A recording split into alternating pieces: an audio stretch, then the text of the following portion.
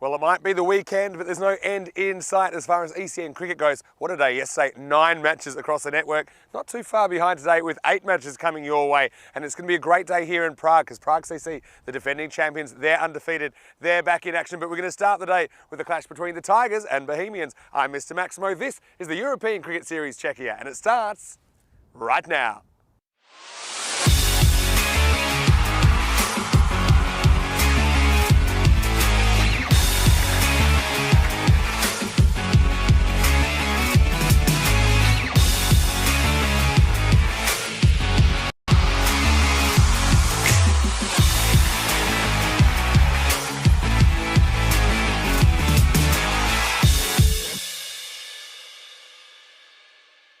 The European Cricket Series is proudly brought to you by HCL Software and Bizzaway. Good morning to you, Dobry Den, wherever you're watching from around the world, and welcome to another huge day in European cricket. It's day 7 here in the European Cricket Series Czechia, and this ground in Prague, we know it's provided a lot of action this week. It also provided a golden ball yesterday, breaking a streak of 286 matches without a golden ball. So I'm expecting a golden day, maybe again, and I've got the golden suit on just in case. So we've got 5 games coming your way today. I mentioned in the introduction that Prague CC, the defending champions, they're undefeated at the moment. They'll be playing a little bit later on, but right now we're going to start the day with match 32, a clash between the Prague Tigers, who are taking on Bohemian. Let's see what happens at the coin toss. Charles Croucher, the sheriff, is over there with the 2 captains. Your call, please. Head, please. Heads is the call. And it's a tail. We're gonna bat first. So the coin falls for the Tigers and they've decided to bat first. I don't mind that at all. I think the Tigers, really improved team. They're a side that have been working their way up the ranks in Czech cricket, and we know that they love to play this short format of the game. I mean, Sahadat Sagor is one guy you always watch out for, but Sajid Mia, he seems in incredible form. He's been bashing the ball all over the place. So the Tigers, well, they kind of went viral for the wrong reasons the other day when they blew a close finish, I suppose. But they've also done some really good things in this series. They haven't played much though. They're 2-2. They still have 10 games ahead of them, and so they've got plenty of time to try and work their way up the ladder. But they're going to run into a Bohemian side that looked good last night. They had 2 wins out of their 2 games. They're 4-2 now. Got to say the form of the captain, Sahil Grover, was pretty impressive as well. We didn't see him behind the stumps last night. I think we'll probably see him wicket keeping once again today. But, you know, Bohemians, they're a side. They've got some very good players as well. And there's just kind of a flatness about them. Not in a bad way, just in that there's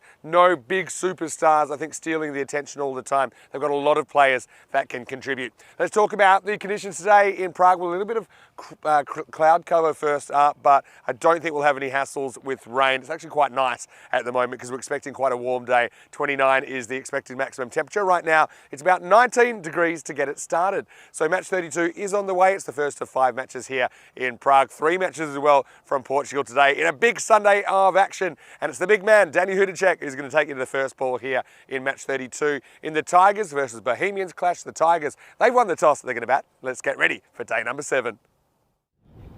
Well, thanks, Vinny, and welcome to everyone to Prague for this European Cricket Series from Czechia. Match between Prague Tigers and Bohemians coming up. But firstly, we're going to have a bit of a recap of what happened yesterday in what was a very good day's cricket.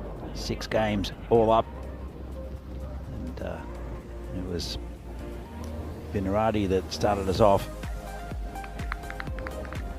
But really good conditions again for cricket today, as we see Vinarati, the very impressive 82 not out from Sean Dalton.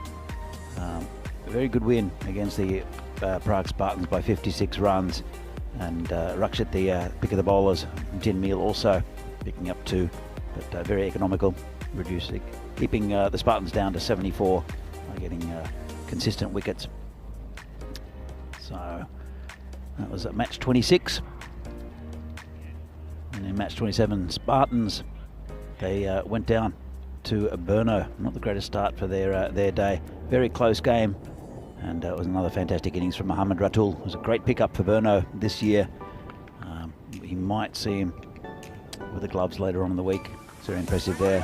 But Diraz Thakur also 42 for Spartans, was the pick of their batsman. And Navid Ahmed again picking up a couple of wickets for Burno. Then we had United against Vinarati. A bit one-sided this one, and United, very, very good team. Piyush Baghel with 56, Pramod Baguli back in the side, good to see, with 30, and really Vinarati not at the races. Then after that, we saw Burno against United. This was the golden ball. Mohammad Ratul again, 91 not out, fantastic batting, good bowling from Amandeep Bindra, Ali Sitar as usual. But went down to the golden ball, which Burno won in spectacular style with the batsman Abhimanyu Singh.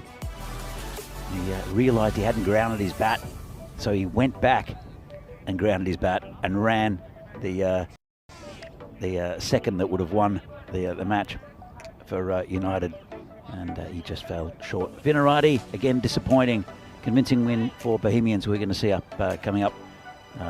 Vinarati again, their main batsman Sid Goud missed out. This one was a diamond duck. It was run out in 2 consecutive games for 0, and that affected the score that Vinarati mounted. Bohemians convincing winners. And the final game, it was Bohemians a big Burno, and a very good game again.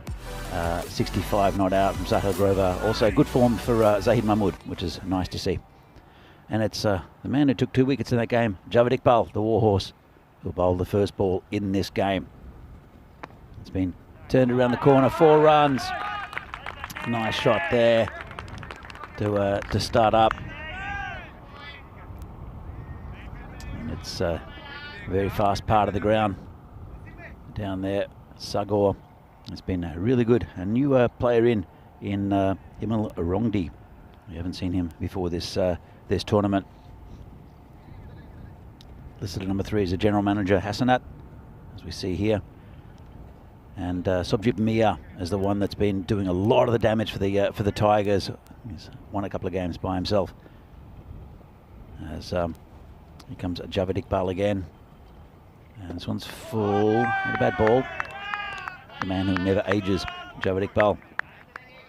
Been a very consistent performer for Bohemians over many years. Played for a couple of different teams. Played for PCC and also for Barbarians at one stage.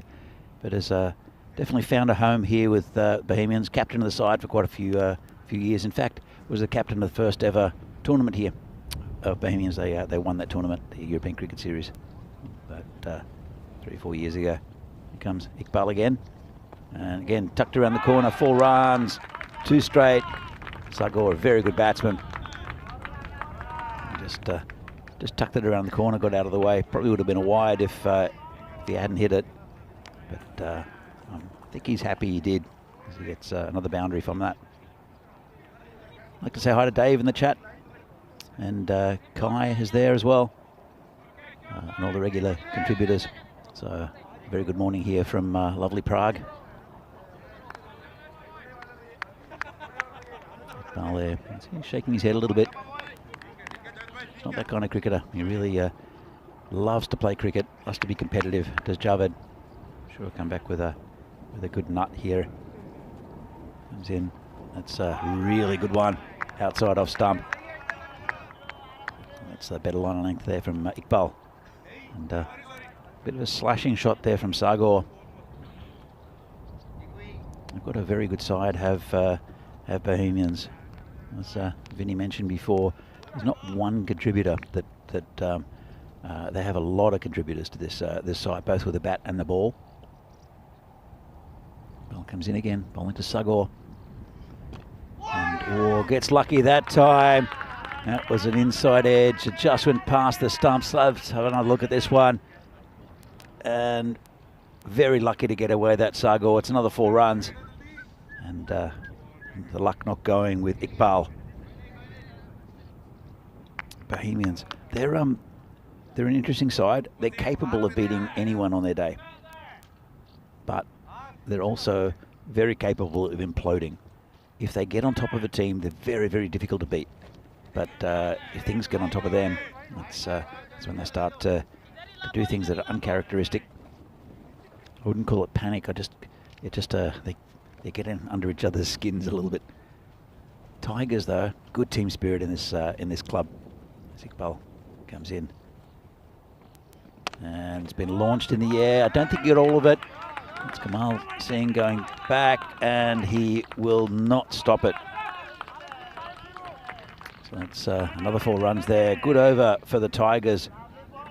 A little bit of luck in it, but in the end, 16 coming from it. And Sagor faced all of those deliveries and scored 4 boundaries. Really good start for Tigers. See the expected scores. Bohemians are firm favourites, and so they should be. Tigers, they've only been in the league for a few years. We saw them first here on ECN with an interesting win, the lowest score defended, I think of 60 odd against the Barbarians. So we're going to see a first sight of Emil Rongdi. He'll be facing a very good bowler in Zishan Azim. Been consistent for the Bohemians. Got a bit of pace about him. Good accuracy as well. Of course, they're still in the power play. Only 2 players back. One on a deep good wicket boundary, one on a third man. And that's nicely played out into the gully area just for a single by Rongdi. Well played. It wasn't a bad ball, right in the block hole. Kroom just said he watched the golden ball. How crazy. Indeed it was. And we've been wanting a golden ball, wanting it to break that 280 odd matches without the golden ball since May 26th. He comes in again. Sagor gets it away. Well, there's a third man there. It went just a few meters to his left, but it shot away. Well hit, just dug out. And no chance for that fielder. 1 bounce over the boundary, and another 4 for Sagor. That's his 5th already. I saw Mohammad Ratul score 17 fours in an innings. Well, Sagor's got 5 already. I think he's wanting to break the record. And if he stays in for any great length in this innings, there's no reason why he can't.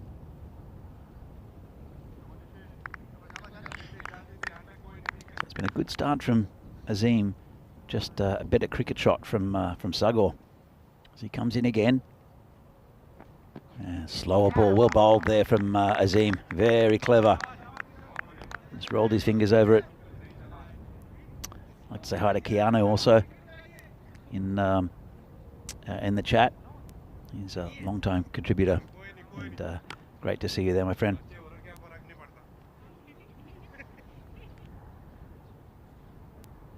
So Azim, it's been a pretty good over so far.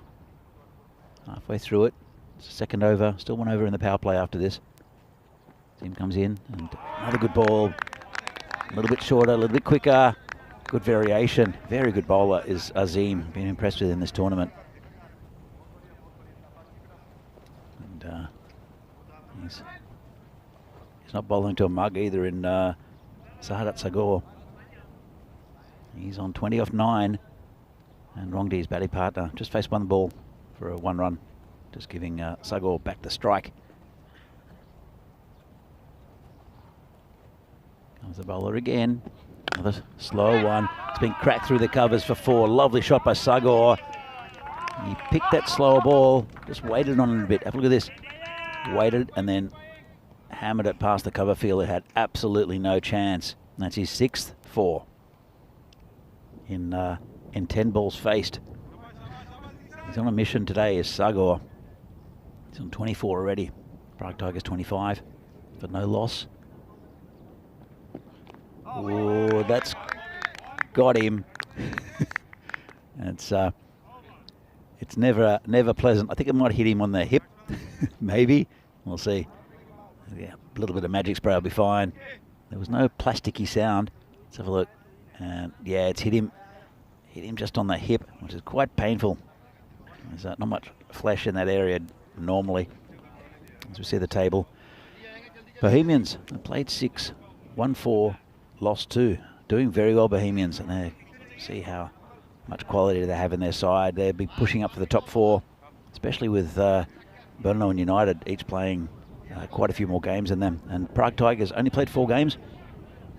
They're 2-2, very plucky team, and they won a thriller against Prague Spartans in a reduced over game a few days ago, and that was a fantastic victory for them against a very good Spartan side.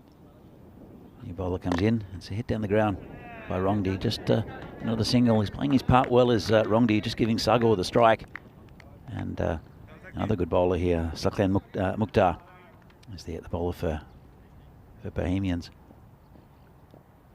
Comes in again. And Sagor goes over the top of cover. And that's another boundary. Well, he's scoring in 4s is Sagor. And the latest victim is Saklan Mukhtar. He's on 28. It's 7 4s. And this could be another one. But it could be caught as well. Oh, he's dropped him. Well, that's pretty vital. I think it's Kamal Singh out there. It was called a no ball, so it wouldn't have counted anyway. So it was high. It'll be a free hit to Rongdi, so I guess the fielder just saved 3 runs. Rongdi hits straight down the ground. It'll be fielded there quite comfortably by Zishan Azim. Mukhtar. Won't want to bowl another full toss. So goes on 29. Oh, well dug out. Good ball. Just a single. Bit of a shy at the stumps. It was an appeal. He did take his time, did Sagor. Be interesting to see the replay of this. So I think he kind of stopped. He was watching the ball. And he put his bat in. Oh, that's close. I think he's just in. But I'd say that would be well judged. Let's have another look. It's hit the stumps there, and his bat is in, so no problem. But that's a lot closer than I think everyone thought.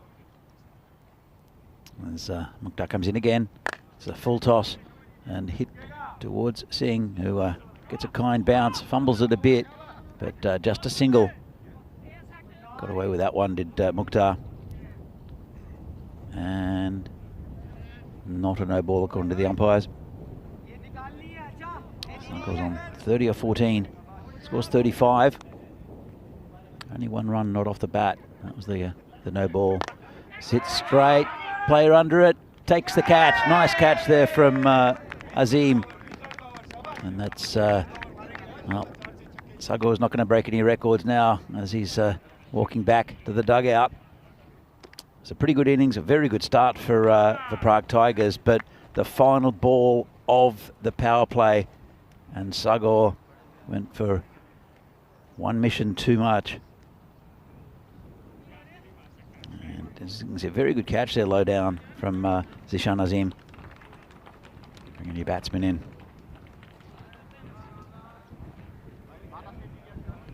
So the Tigers have played the fewest games of anyone in the tournament. I think Barbarians have played 5. This is their 5th game now. Tigers, they're 2-2. As we see, 16 off the first, 9 off the second, 10 off the third. Very good power play. Only lost that 1 wicket. Maybe a little unnecessary from Sagor to play that shot. But he's that kind of batsman. He will try to get as many runs as he can and as quickly as possible. The new bowler is Ravinder Bist. We've seen him go for a few earlier in the tournament. So the bowling to Rongdi, who's just scoring singles as well at the moment. He was really giving Sagor the strike. He's the batsman that's most set. Had a bit of a go at that one. Hit into the covers. No run. I thought there would be a single there. He mishit it a little bit. But then again, we saw Bohemians with 4 run-outs against Vinarati, including some excellent work from the Warhorse, Javad Iqbal, who was involved in 3 of them, including one that was all his own work. Actually, 2 that were all his own work. He he ran down the pitch and beat Sid Gowd to the stumps.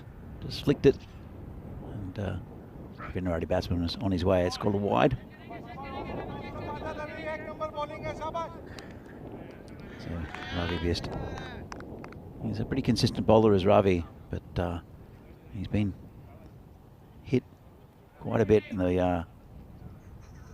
the past. Gone for big overs. I'd like to keep this contained. That's good bowling at the moment. That could be out, you know. He's done a carry. Sahil Grover, I think, has caught the batsman napping. Let's have a look. So he's missed it. He's way out. He's just standing there, puts the bat down, not quick enough. That's out. Well, stumping there for Sahil Grover. Really well done. And just the awareness of the batsman. It is his first dig out there, so maybe he's just not up with things. But Sahil knew that he'd got his man, and that's another wicket down. It's Emil Rongdi who's gone. Wow, that's not a good bit of cricket. But the general manager, Hasanat, so have another look at this. Just a little quick roll at the stumps. Have a look at the batsman. He's in no urgency. I don't even think he realised he was out. The keeper did, though. So Ravi Best comes in again to the new batsman. Hits it down the ground. Here's Amin Hussain. Subject Mia, not seen yet. Yeah, man with a strike now is the general manager, Hasanat. And Vinny, interesting start to this game. Yeah, to say the least. Why people don't get in their crease quicker when they miss the ball, I'll never know. There's nothing that's... You're within your rights to do that as a keeper. There's no issue with that at all. Yeah, yeah. It's just stumping. Yeah. That's all it is. But what it is, it's a little bit casual. Just a nice word for it from Rongdi, who just needed to realise... He needed to just realise that what might happen. And I think he had a little bit of short-term grief about missing the ball, and then yeah, I think without the technology as well, maybe that he gets the benefit of the doubt in that call, I think, in real time. But anyway, I want to say a quick good morning to everyone. Hopefully you're well. And yeah, look at the run rates. You can see 11.6. So, you know, we kind of kept saying around the 120, didn't we? In PCC, probably skewing the figures pretty high earlier in the tournament. Some really big scores. But what we have seen, it's a good kind of 3 points higher than the previous ECS cricket here. You look back to 2020, it was 9.1, 21, 8.4, 8.8 last year. So, yeah, I think it's a lot to do with the time of year we're playing and how fast this outfit is. It's a wild one by Bohemians Best. Think about it too, they should get too easily here, to be honest. I think the conditions help a lot, but it was also the standard of check cricket has improved a lot in the last few years, even from last year. Standard of hitting. Standard of hitting in particular. Yeah. You got more guys hitting sixes. That gives them more confidence that their teammates can hit sixes if the top order batters get out, so they're taking more risks. Yeah, for sure. Well, this pitch also is playing a lot better than I think it has in the past. And well, not that the bowler really minds using the pitch too much. Not the good bits anyway. I saw Kroom, yeah, you know how you were saying that he was talking about the golden ball yesterday. Wasn't that great that we snapped the streak, Danny? And you had the golden touch again. You had two of them in Milan earlier this year. But that's, that was a big moment as well. That's a good ball. It's come around the wicket now as Best. Well, it's one of the all-time great misfields. Because he just thought, that's it, I've done my work. He's just launched it at Sahil Grover at the other end. Yeah, try to make up for it, take the focus off a little bit. Anyway, Tigers, not a bad start. Something for everyone early in day 7. It's 45-2. Yeah, this is... He had time to almost do his hair as he was putting his foot down, thinking, well, that's that. That wasn't that. Anyway, Danny, good to have you with us. And I know you stepped out for last game last night, but yeah, big day ahead. Yeah. Prague CC back, and we'll see if they can continue their unbeaten run. Also, at the end of this over, we've got some hot gossip. Ooh, okay. Okay, so just set yourself. All right. Okay. Something you would have expected probably, but something we haven't seen yet. Okay. Now, we have a bit of a discussion here. Not quite sure what this is about. Maybe there's someone has a slight injury, might want to go off. Javed Iqbal looks like he's struggling with something. He's unbreakable as Javed Iqbal. Yeah, the war horse. There's no way he's going off the field. But yeah, big hello to Dave as well as the 1%. Isn't it good to have the 1% tuning in? Hello to Kai, to Keanu, to Santosh. Hopefully you're well, and always great to have a lot of discussion. Sunday, so it's a nice relaxed day, but we're not taking a break here. We're going to keep bringing you the cricket. 8 matches across 2 venues today on ECN. Yep. Yeah, it's... did you watch the triple header last night, Vinny? Yeah, caught a fair bit of it. A lot of it was while we were playing here, actually. To turn around the corner, and the general manager is in his office. Might be Sunday, but he's putting in some overtime. And yeah, this is Prem Yadav comes on, just goes a little bit too straight, turns around the corner. Once again, this outfield lightning fast. Yeah, it is, isn't it? And that was a nice shot. Just, yeah, as I said, just turned around the corner. And there's 2 good batsmen here in Hassanat and Amin Hussain. And as you mentioned, we have Sobjik Mia to come in to blast runs towards the end of the innings. I'm sure he's going to be next in for Tigers. And it's looking pretty healthy at the moment. They've lost a couple of wickets, especially the important one of Sagor. But the run rate now just under 12 and over. And it's just been on mainly by good batting, a little bit of luck with an inside edge, but apart from that, been some very nice cricket shots. As Hassanat gets him outside off stump, gets a little bit lower bounce there. Yeah, sneaks it through. Yeah, Bohemians, they looked good with the stick yesterday, didn't they? Hit the ball well. Grover in particular, he looked great. Was struggling a little bit with mild illness and a bit of general soreness, so we didn't see him with the gloves in their last game. But he's got him back now, and this next ball is hooked away, and that's going to be another boundary, so super fast again. Hassanat gets 2 boundaries in the over. Yeah, it was a big swing, wasn't it? Dragged it from outside off stump, and it's a good bowler who's doing that too in Zishan Azim. It was impressive in his first over. Varied his pace very well, varied his length. That one, nothing too much wrong with the ball. He just dragged it from outside off stump, and there's not much coverage out there for the bowler. There's a very short, fine leg. Another, it's the deep square leg boundary. That's a good ball. A bit more pace there from Azim. Yeah, it's pretty good pace, isn't it? This pitch, there's something for everyone in it. I kind of like it. At times, I think it's sometimes a bit slow, just compared to some of the pitches around. But it does offer, a little bit of cut. I think the slower balls then become a bit more effective. And you can do that little bit of variable bounce as well. Yeah, you've seen some pitches around Europe with the concrete base, and they're an absolute road. Yeah, absolute road. And that's need a license to drive on them. Really good bowling again from Azim. Again, just a bit more pace outside off stump. Nice lift as well. That's, as I said, that's the difference I think with this pitch this year compared to previous years. The bounce has been very consistent. There's still a little bit of variation, so you get the odd one that keeps a little bit lower. You get a couple that kick. But if you've got a pace bowler, we've said it in the past as well, if you've got a pace bowler, it gets a bit of lift as well.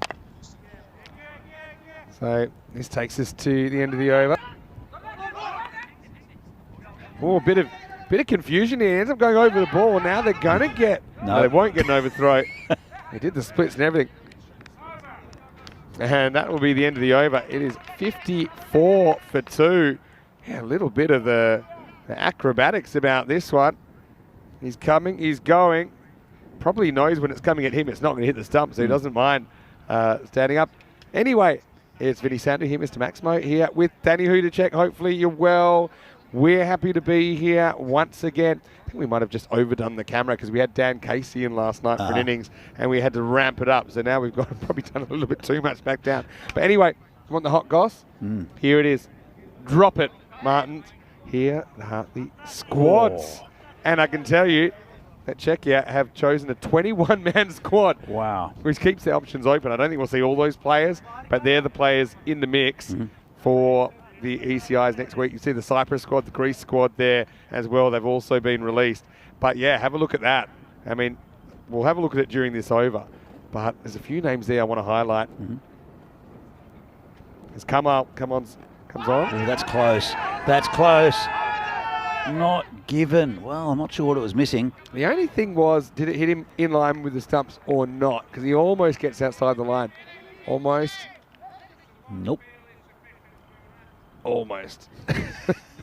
That's that was the element of doubt, though, for the umpire, I think.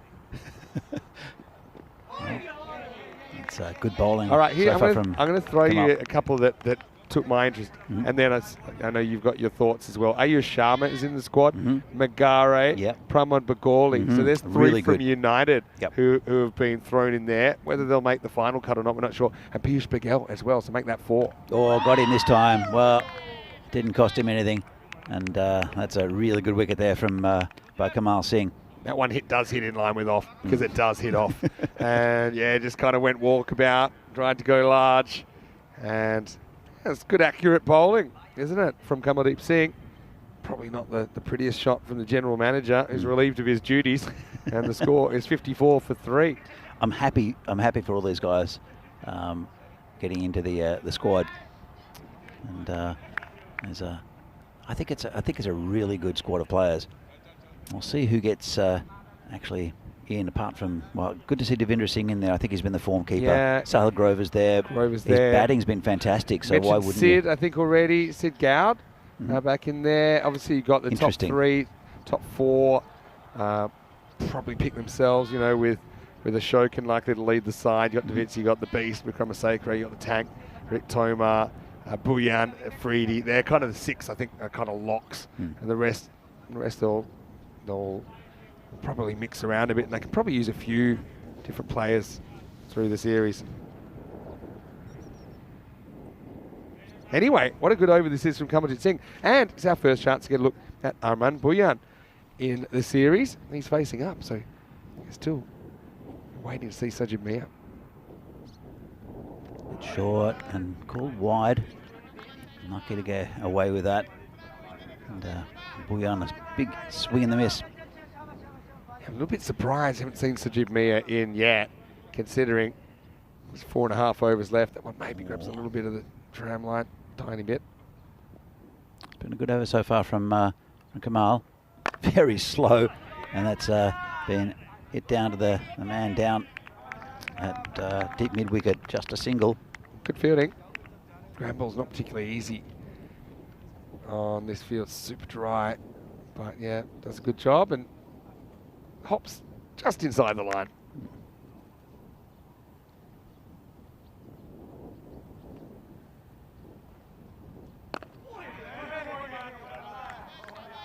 The next one, right back on the money. I like that Kamal, he's not afraid to slow it down. You know, he plays on the batter's pride a little bit. Yeah, absolutely. absolutely. He's smashing him all over the place. He's an interesting bowler as Kamal. So now looks like he's bowling a bit of off spin. Yeah. He's a pretty good leg spinner, especially in indoor cricket where we've got a lot of bounce and turn. Yeah. And then he tried that for a while and lacked a little bit of control, I think. Then he tried medium pace and again didn't do anything spectacular, but I think his off spin is actually pretty good. I think it was a really good over. Oh, very good over. I think the accuracy was fantastic. And it's the end of the 6th, so it's 58 for 3. But yeah, Sajid Mia's still to bat, not batting in the top 5. I can understand, okay, some guys coming in like Bhuyan, want to give him a bat, get him out there. But I'm a little bit surprised with the kind of form that he's in. That the run rate's dropped now to below 10 and over. So, Amir Hussain can bat though. He can. He's got 4 from 4, but he can also hit the ball pretty hard. Maybe that's their thinking, that they've got. Well, give Bhuyan a chance, but Mia's been just absolutely blasting it. Yeah, he really has. Anyway, here's Saklain Mukhtar over number 7. This is driven away. Thinking about 2 here. Fielder didn't exactly rush there. That's Sazib, who could barely walk, to be honest. Sazib Bhuyan last night. But he's taken his place, and He even fielded it like a slip, which was just, he was hiding there. Didn't really want chasing, and then did have to chase a couple of balls. Anyway, this is pitched up, and it could be a catch. It is a catch. What a wonderful piece of fielding. And Mukhtar tossed it up. Hussain took the bait. And yeah, Bohemians, they've taken some great catches in this series. So the Tigers now 59 for 4. Yeah, nice catch out there. Had a lot of work to do.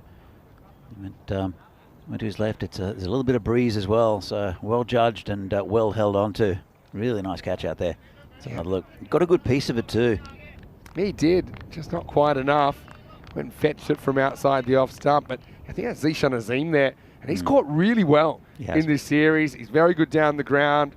Seen him there square of the wicket. But he takes it, dives, protects the ball, and the Tigers lost a 4th wicket, 59 for 4. But yeah, I've been calling for this guy, and now he's going to get his opportunity coming out with around about 3.5 overs to go. Yeah, I mean, we've bigged him up, but I think he's with bigged good himself reason. up there. He's yeah, with good absolutely reason. hammered the ball. And this is a replay of that catch. Yeah. Didn't quite get all of it, but Cyclane, it's been a pretty good spell. It's taken a couple. Spinner's doing the work here. Spinner's being very effective. Anyway, good contest. Mia comes out, slashes straight away, will get 4. So this guy generates so much bat speed. He just basically gives it both barrels. And then you can see that's Kunga at the short-term man position. He just points to the ball retriever where it's gone. He says, you can fetch that one because I'm not going to. That's miles away from me, 4 runs. Am I mistaken, or is Bouillon not bowled yet? Do you think he'll bowl? I don't think he'll bowl unless he has to. Maybe. He looked really rough yesterday. Oh, Dropped. Oh, he dropped a sitter. Bouillon just spoke his name. And, well, injury or no injury, this one really should be taken. It was blasted at him, but he couldn't decide whether he was going fingers up or fingers down. He ends up trying to go fingers up, which means he has to crouch. But it just made it a bit awkward for himself. Well, he couldn't go sideways because of his injury, because I would have. That was absolutely hammered to him. Yeah, true. I think he's in mostly as a bat, Sazib, today. But he's a guy, you know, with the ECIs coming up. Yeah. He'll want to be fit for those, but also he's a guy that, with the schedule here, maybe you leave him out of the squad and keep him for later in the season. If he's not 100%, you don't want him making it any worse. This is hit down the ground by Bouillon. He'll get the single, takes us to the end of the 7th over. 65 for 4. Yeah, I think Sazib Bouillon, well, if he's carrying an injury, there's no point in having him in the check lineup because there's so much talent that needs to prove themselves. He'd want to play, of course. Yeah, and of course they're looking forward to the ECC and probably looking at a few players to consider for that. So, yes, Azib, I'm sure he'd be desperate to play, but I also think you want to manage your resources a little bit with a 21-person squad. Have a look at the ECC, checking out in Group A, and that's an interesting group, isn't it? Absolutely. Spain, the quality side there, and they made it to the finals, to a championship week last year. Isle of Man, France, a really good side, bolstered by a bit of good batting as well. In Greece, we'll see at the end of the week. Yeah, well, you went to see Greece, and Jackie are going head-to-head in a preview of that Group A clash. Wait, this one's in the air. It's not carrying over the boundary. It does carry to the fielder, who can't hold on. That's Ravi Bist. Makes good ground to get there, but just couldn't hold on to it in the end. Kamal Singh creates another chance. Didn't quite get all of it, did Bouillon. Let's see what Mia does to the bowling of Kamal Singh, though. Well, gets it to... Oh, it gets dropped at that fly slip area. Kunga, he's there exactly for that. And really couldn't have hoped for an easier chance. And that's 2 drop catches in the over. Kunga, who we saw, was a bit hit and miss with the gloves last night with his keeping. That time didn't have the assistance of the gloves, but regardless, it went down. And Kamal continues to cause issues. That was a slightly mishit there by Mia, but 2 catches dropped in the over. He's already taken 1 wicket as Kamal Singh. It's been a good spell.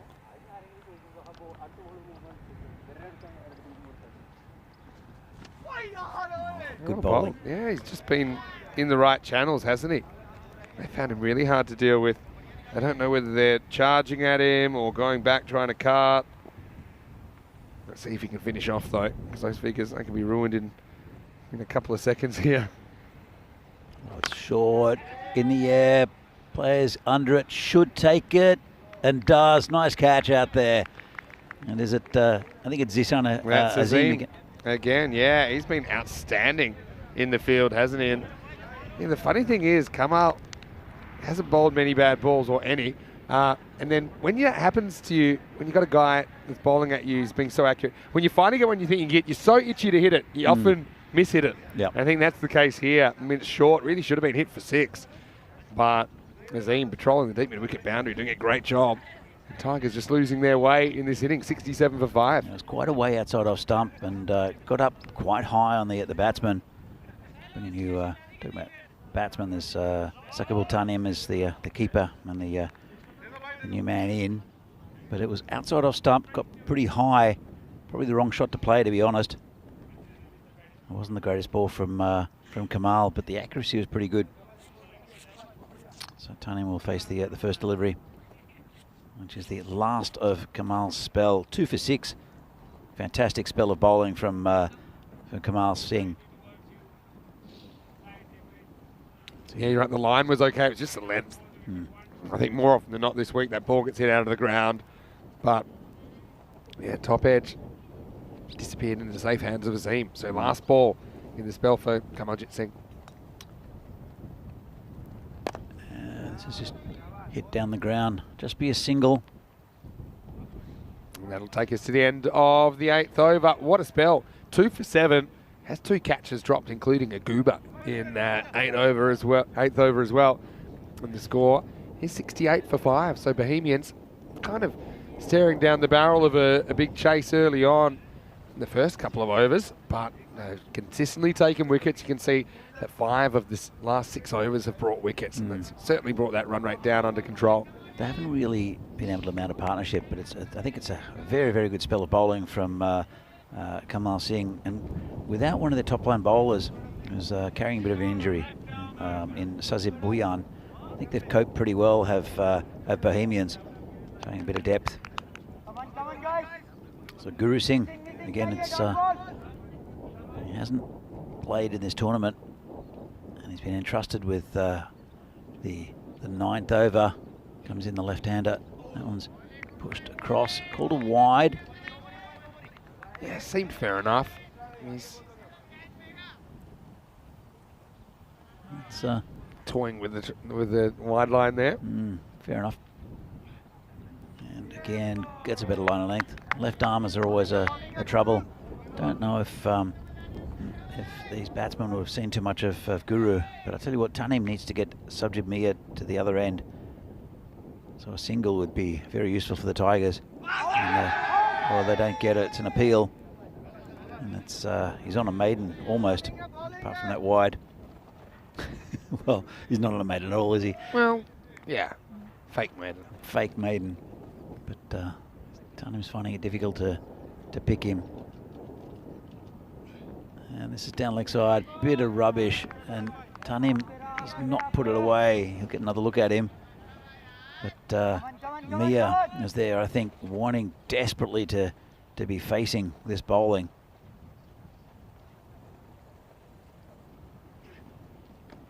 And, well, that's a nice run in the end.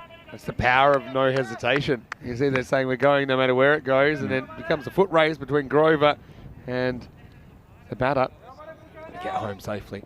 Subjib Mia, I think, is a little bit frustrated. Sometimes draws a false shot. And it does. Could skate. Oh, it goes past one fielder, but not a second.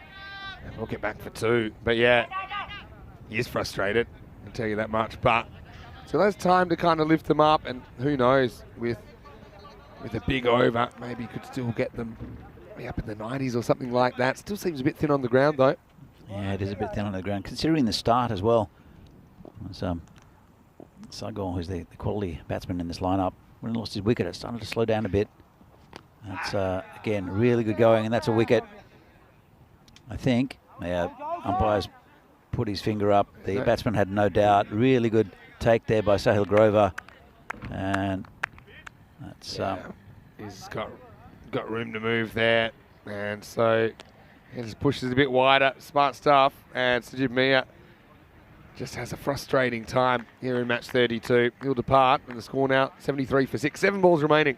Yeah, Tigers, they've lost away a bit.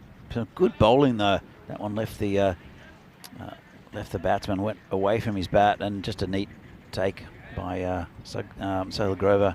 Yeah, just never got settled in that innings, did he? Sajid Mia, for a guy that can hit the ball really hard. And also I think they bowled reasonably well to him. Drew him into the shot, kind of went premeditated down the pitch. Bowler says, okay, I'll bowl it around you, so if you miss it, it's not going to hit your body or anything like that. I've got a stumping opportunity. So last ball of the ninth coming up. Mohiuddin is the new batter. So, got to go back to his mark there at the bowler. It's been an impressive over from Guru Singh.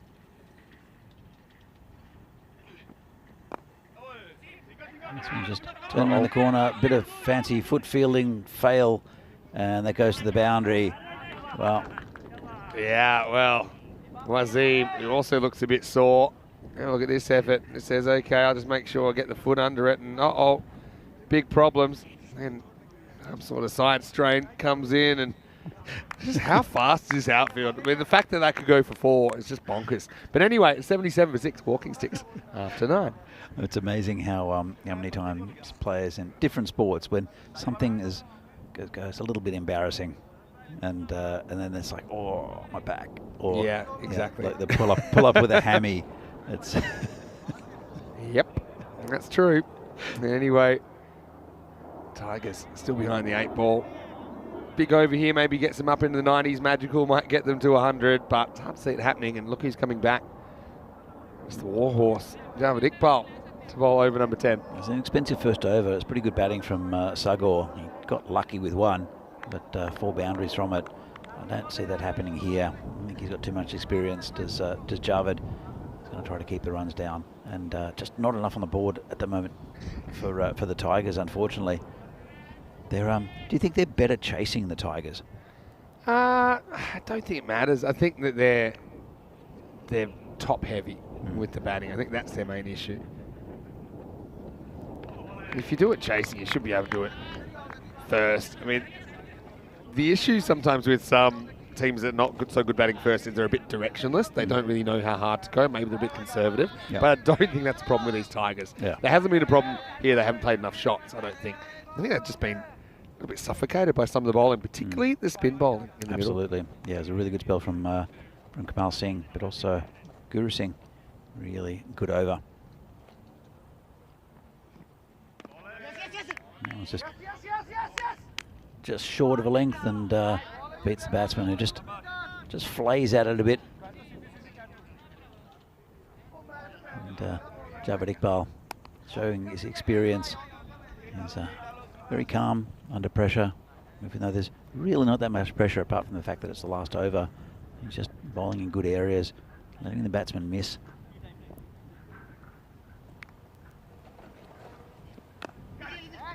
We get something on that this time, but still, Iqbal giving nothing away really. They've got .1 in the last. I think it's a meagre total. If I were Bohemians, I would rest Sajid Bhuyan, because he's important for this tournament for Bohemians, and if they do go on to win this game, they're in a very good position to get into that final 4. So yeah, I agree, 100%. You only use him if you really need him. You shouldn't. 3 to come then. Mohiuddin. He just goes on the hit. There's a bit of traffic, but they will scramble through for a single. Yeah, it's good for Iqbal. You saw yesterday he affected 3 run-outs effectively in the Vinarati innings, and that time he knew that it doesn't really matter if they get a wicket or not. He just picked up the ball and walked back to his mark. So again, good sign of experience instead of flaying it at the stumps. He loves this cricket, Javed. He's just one of those guys. He loves being out there, loves the game. He's a good leader for Bohemians as well. 2 to come here. Yeah, worked away, and this time it's going to bounce off the fine leg. Now it's going to roll, and it's going to be stopped by another foot that came out of nowhere. I think they'll get back for 2, but yeah, Bohemians. They have had a few sins in the field, I think. And who knows? That one bounces off the shin. Almost still goes for 4. Pretty good anticipation, actually, down there to keep it in. The Women's World Cup football is being played at the moment. It's almost like it was a Bohemians Tigers. Yeah. Bit of a higher football standard, game. I think, over there. Anyway, this is going to be the last ball. They're going to run it out here. Go for 2. And throw isn't collected cleanly. So, brilliant last over for Iqbal and the Tigers. They're tamed a little bit in this 10 overs after a bright start. They're only able to manage 83 for 6 in the first innings of the day here on day 7. Well, they've set a target, and in past years it would have been a pretty good target, or competitive one at least. But with this ground so quick, I think Bohemians should make short work of it. But you never know which Bohemians turn up. They were fantastic in the field, mostly held their catches. And the Tigers, after a really bright start, as you said, Vinny, faded towards the end. Yeah, they did, but a different story early. I mean, the Tigers, how often do they come out of the cage swinging? And it's been the story of their ECS performance so far, really. We know that a lot's up to the top order. The Bohemians, they're a team that look full of confidence to me as well. I mentioned at the start of the day, they've got a lot of guys that can perform for them. I mean, they even survived without Sazib Bouillon at the bowling crease. We saw some really good spin options from then. But early on, it was all systems go for the Tigers. And yeah, you just tell Bohemians they need to do something a bit different to peg and bat. But I think the introduction of the slow bowling had the desired effect. Absolutely. And I mean, they're down a bowler in Bouillon. And also Farhad is not in the side today, as we see the removal of Tanim, who was a little bit unaware of what was going on. But as I said, as we said before, with Sagor gone, no one really taking control of the innings. Hassanat's a good bat. Sojib Mir as well, one who loves to hit the ball hard. But there was some good bowling, especially from that man, Kamal Singh. And good catching. I think Zishan Azim took 3. So a very good fielding effort from Azim. 3 catches, I should say. But that's when Sazib dropped it. It didn't cost him too much. There was another drop catch. But this one was out in the outfield and well caught by Azim. So, yeah, Kamal, the pick of the bowl was definitely Guru, though, the left armour, as you can see there. Really nice stumping, but a good piece of bowling. It's on a bit of a fancy foot fielding fail from Wazim Sadar. Pat on the back for the Tigers batsmen as they come off the field. But probably pretty meagre total. Look at the top. Sagor 30 or 15. No one really, everyone contributing a little bit. Hassanat with 11 off 11. And everyone getting a score, but not enough. 9 wides, 10 extras altogether. Helped the score a little bit. 83 for 6. Just probably not enough against a very good Bohemian side. Look at the bowling figures. Iqbal went for 16 off his first, but then held it together. It was good second over. Zishan Azim bowled very well without reward. Mukhtar with 2. Ravi Bist with 1 off his 1 over. But Kamaldeep Singh there, 2 for 7 in this format or any format is very good going. And also really good bowling from Guru Singh. So, at the halfway mark in this match 32 on the European Cricket Series in Czechia, Bohemians need 84 to win. Tigers will want to defend it. They'll need early wickets and they'll need consistent wickets. And we're back for the remainder of this game in a few minutes' time. See you then.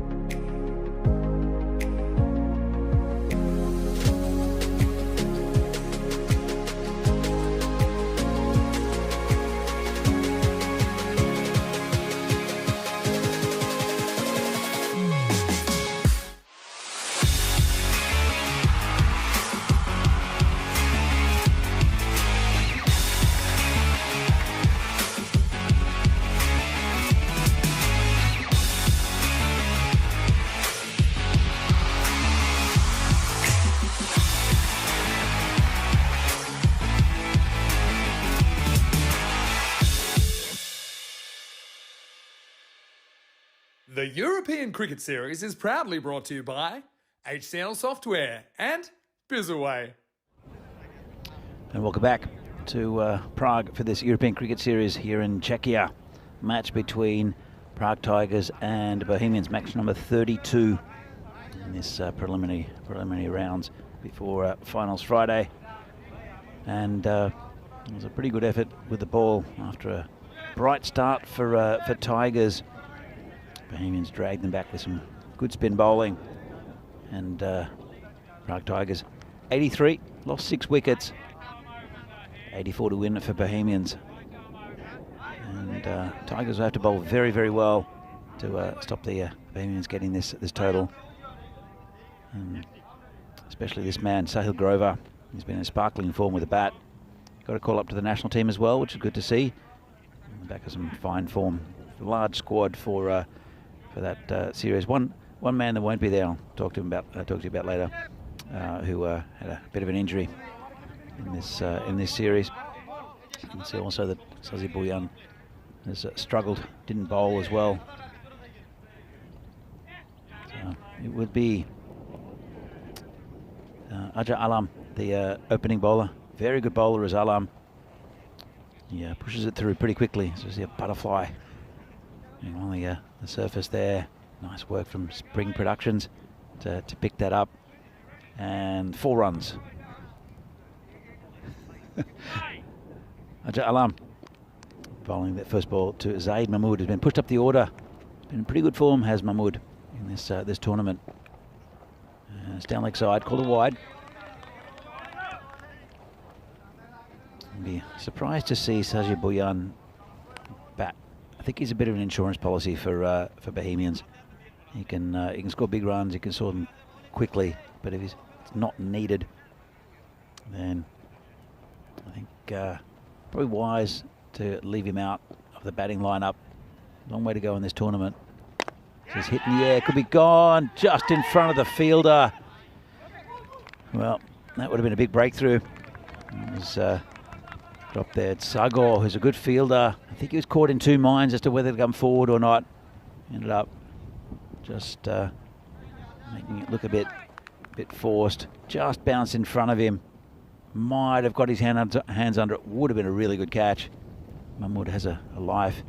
And again, really good bowling there from Alam.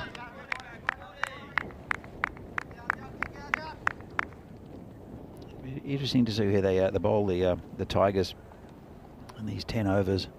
Alam no doubt will bowl 2. Probably just 1 up top and then keep him for 1 towards the end, or if they need a breakthrough they can bring him back. They'll need wickets here. As he bowls again to Zahir Mahmood. Hits straight down the ground. There's a man back there. Should be just a single, and it is. Well cut off. Good placement from the field placement from the skipper, who is Amin Hussain for the Tigers.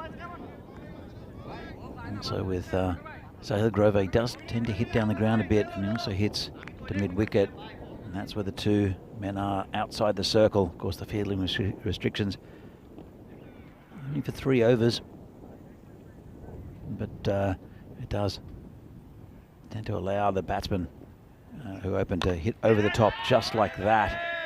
That whole area is very open. There's no third man, and that's a boundary there for Sahil Grover. Right at the toe of the bat, swung hard at it. Probably not the intended direction, but definitely the intended result. And Grover, he's so important for this Bohemians side. He's taken over the captaincy for this tournament. He's also the wicketkeeper and opening batsman. Some might say it's too much responsibility. But he's taken it on very well, has Grover. Comes Alam again. And slower ball, driven down the ground, just be a single. And picked up by the general manager, Hassanat. And we'll bring Zaid Mahmood back on strike for the final ball of this over. The opening one, 7 from it so far. It's been a pretty good one from Alam. But they'll really have to bowl well, the Tigers. Zaid Mahmood, as I said, he's found a bit of form in this tournament. Sahil Grover been the best of the Bohemians batsmen as well. So he comes in again. And good ball that side off stump. Bit of pace there from Alam. And ended a very good over for the Tigers. And 7 with no loss. So a target of 84. And 5 matches since the Golden Ball. Can't believe it's been 5 matches already. So we'll see how it goes with the rest of the tournament. We might see a couple of other Golden Balls here as well. It's a really, really close race. And a lot of very equally matched teams. Let's see, last one, Brno versus United in match 29. So a really good finish as well. And if you haven't seen it, it's worthwhile having a look at that Golden Ball. And also that final over as well, where United were so close to winning. They were so far away from winning at the start of that 10th over. And Ayush Sharma, actually, this one's hit over the top of cover, and that's another 4 runs. Ayush Sharma, who's also made the squad, very large squad that the Czechs have picked for the ECIs coming up, and he's deservedly made that side. So the new bowler is Prem Yadav. This one's just hit into the covers, no run. So, Vinny, what do you make to the start from both these teams in the second innings? Yeah, Bohemians, understandably and as we expected, playing their shots, and Grover is in great form. Exhibit A, that one, as he just flicks it submissively off his pads for 4. And Prem Yadav, and this ball is probably hitting the stumps, but Grover looks really, really in touch at the moment, doesn't he?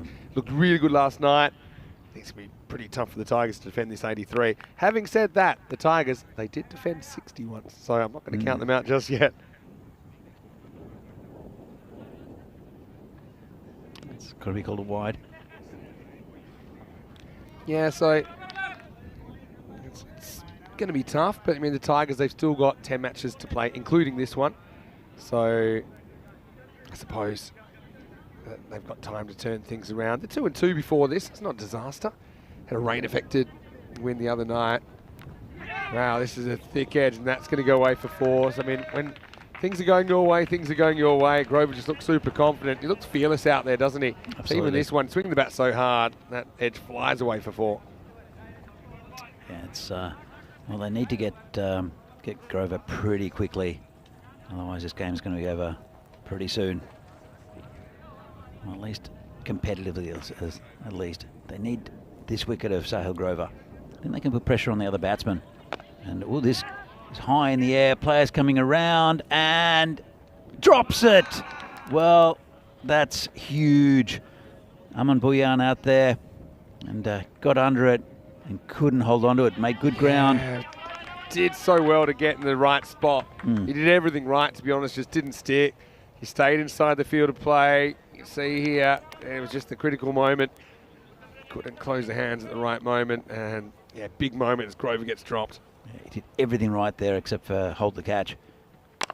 And this one's cut to point for no run. Into the over. So Yadav could have had Grover, but he didn't. And after 2, the score is 21 without loss. So the Tigers mentioned that they're still kind of starting their journey. We have this situation where you've got Brno. They've already played 11 of their 14 matches. Tigers have only played 4. It's partly because Brno, they kind of clump their matches together because of the travel. Sure. Brno's at about 2.5 hours out of Prague. But Bohemians, they've got a bit of catching up to do as well. And I'm really looking forward to their clash with Prague CC, which is the next match we're going to see after this. But right now, they've got some work to do to chase these runs down. And Prague Tigers, well, they're going to have to take a steady stream of wickets, I think, to have any sort of hope. Absolutely. I've heard rumours about the PCC lineup, actually, Vinny. Yeah, I actually have seen it, believe it or not. But first, let's just go back and remember the Prague Tigers when they stole this record on the first ever day of ECN cricket that they played against the Barbarians. They scored 60 and defended it. So I suppose if they can defend 60, they can defend 80-something. Having said that, 21 on the board already. 63 still to get, so never say never. Still feel bad for the Stockholm Tigers there, because that record of Men in Blue stood for like a year and 3 months, and then Stockholm Tigers beat it, and they only had the record for 2 weeks, because then the Prague Tigers stole off them. Now another thick edge. The way that Grover's going, probably would have a third man almost as a catching position as well as a defending position, because a lot of balls are flying in this direction. And we'll just mark that one down now. 4 more runs to Bohemians. Well, but yeah. They've put someone there now. Yeah, well, there you go. That ball chasing. I think it's warranted. And, well, 1 ball went in, 2 balls come back. So a bit of multi-ball mode activated here. Hey, Prague CC lineup. What? Tell me your rumours. Tell me your whispers you've heard. They've got 6 from 6. They basically need 1 win to reach the finals. As this is hit through mid-wicket, that's a nice shot there from Grover. I've heard that they're resting a few players. They're bringing a few in. So I've heard there's no Lala, but there's no Beast. I've heard there's no Arun. And they're bringing Sharan Ramakrishnan in, and Kushal Mendon is in. So it'll be interesting to see. I mean, they're replacing with quality. So I mean, they've got such depth. I mean, they've got more depth than any other club. I think they could easily field 2 teams in this competition if they had to. Pretty much everything you said then was right. I don't know about Ramakrishnan being in the lineup for the next game, though. That's the only one. I think he's here. Well, that's what I've heard. That was from Phil G. So it maybe the information I've got from him is a little dodgy. But no, it's okay. That's all. That's on the grapevine. Let me have a look. Yeah, don't see Ramakrishnan in the lineup. But, yeah, you're right. No Lala, no Ashokan, no Wickramasekara. I'm just wondering, maybe it was something to do. He's talking about resting. Well, I know it was the Beast's birthday a couple of days ago. And perhaps they're still resting from the celebrations. Well, he does like his whiskey. I know that. He does like his whiskey, Sidesh. Yeah. I'm sure he'll be watching, but wishing him happy birthday.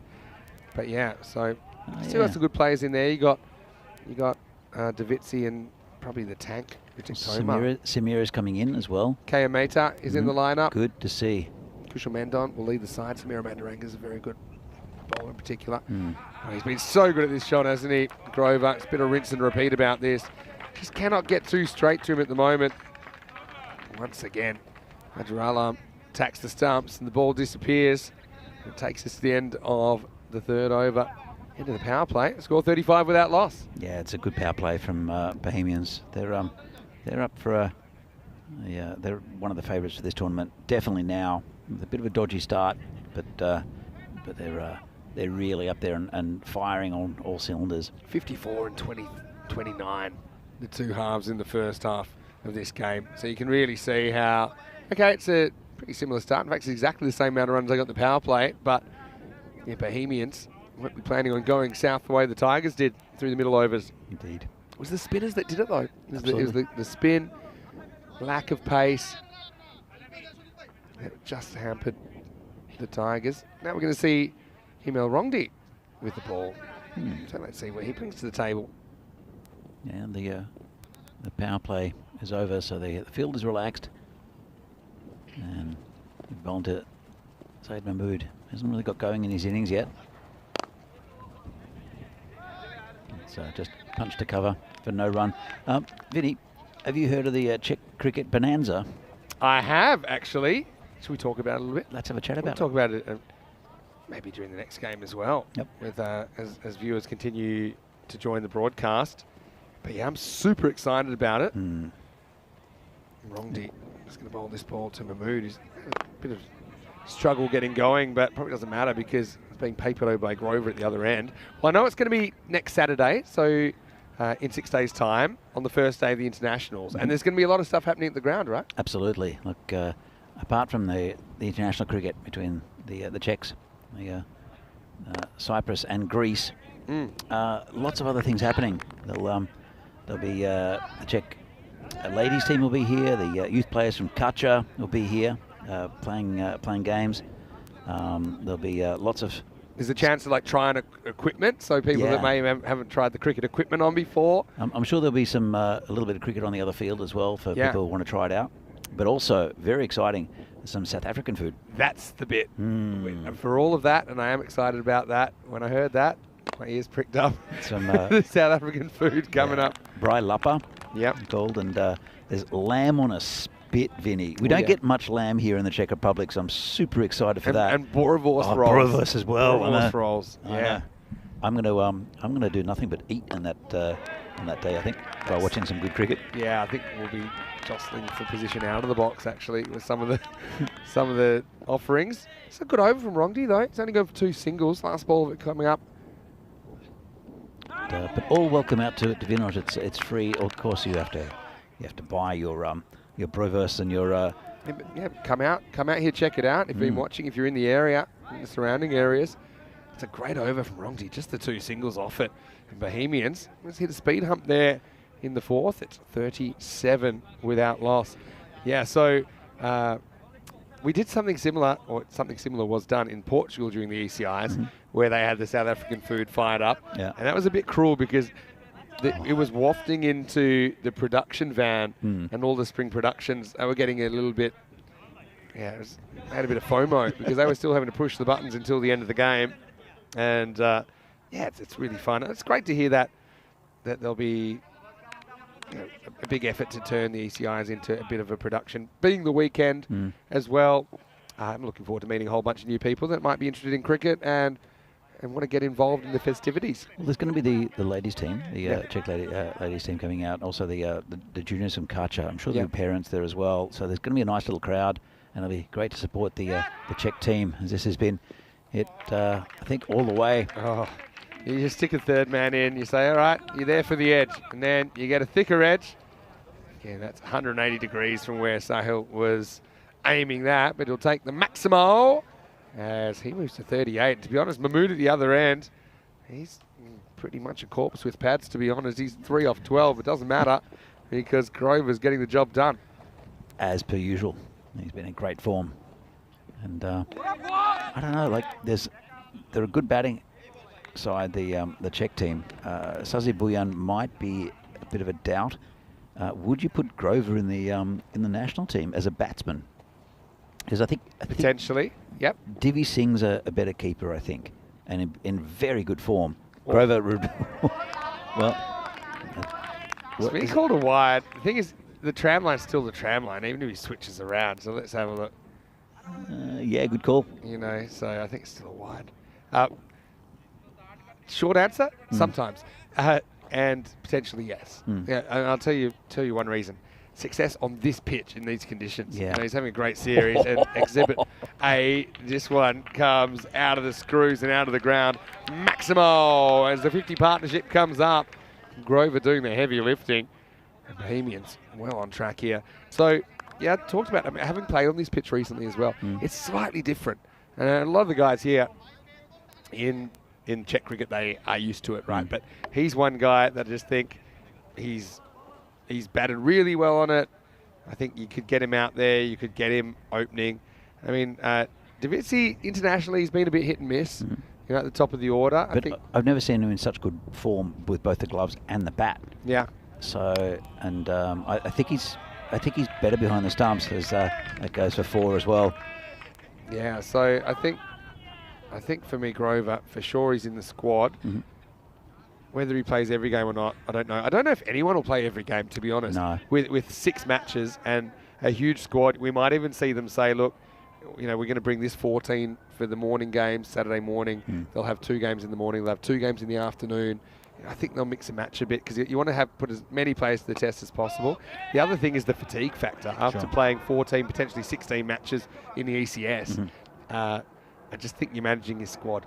And so, yeah, I'm looking forward to seeing it. But, yeah, for sure, Sahil, in this form, he gets a gig. But who knows? He's hitting him great now. Let's see how he's hitting him in a week's time leading into the series. That's true. So hit straight down the ground. And, well, does well, the fielder. That's Sojib Mia out there. Takes it into the over as well. And it's 55 without loss after 5. Yeah, so triple header in Portugal last night. Triple header again tonight. And then we'll go back to 2 matches a day. But we'll see Gamblers as well as the Porto Wanderers and Marlow on show tonight. Yeah, so Marlow, they've won a lot of trophies there in Portugal. The only trophy that Marlow didn't win was the night series last year. And we're up to kind of like 4 or 5 championships we've had in Portugal, day and night series. So Gamblers were the team that made sure that Marlow didn't win the trophy last year in the night series. So they'll face off tonight. And also the Porto Wanderers, who've got some pretty good players. They borrowed pretty heavily from Oerash, which is Conrad Greenshield's club. This is hit super hard, and it's just going to blast through Sagor.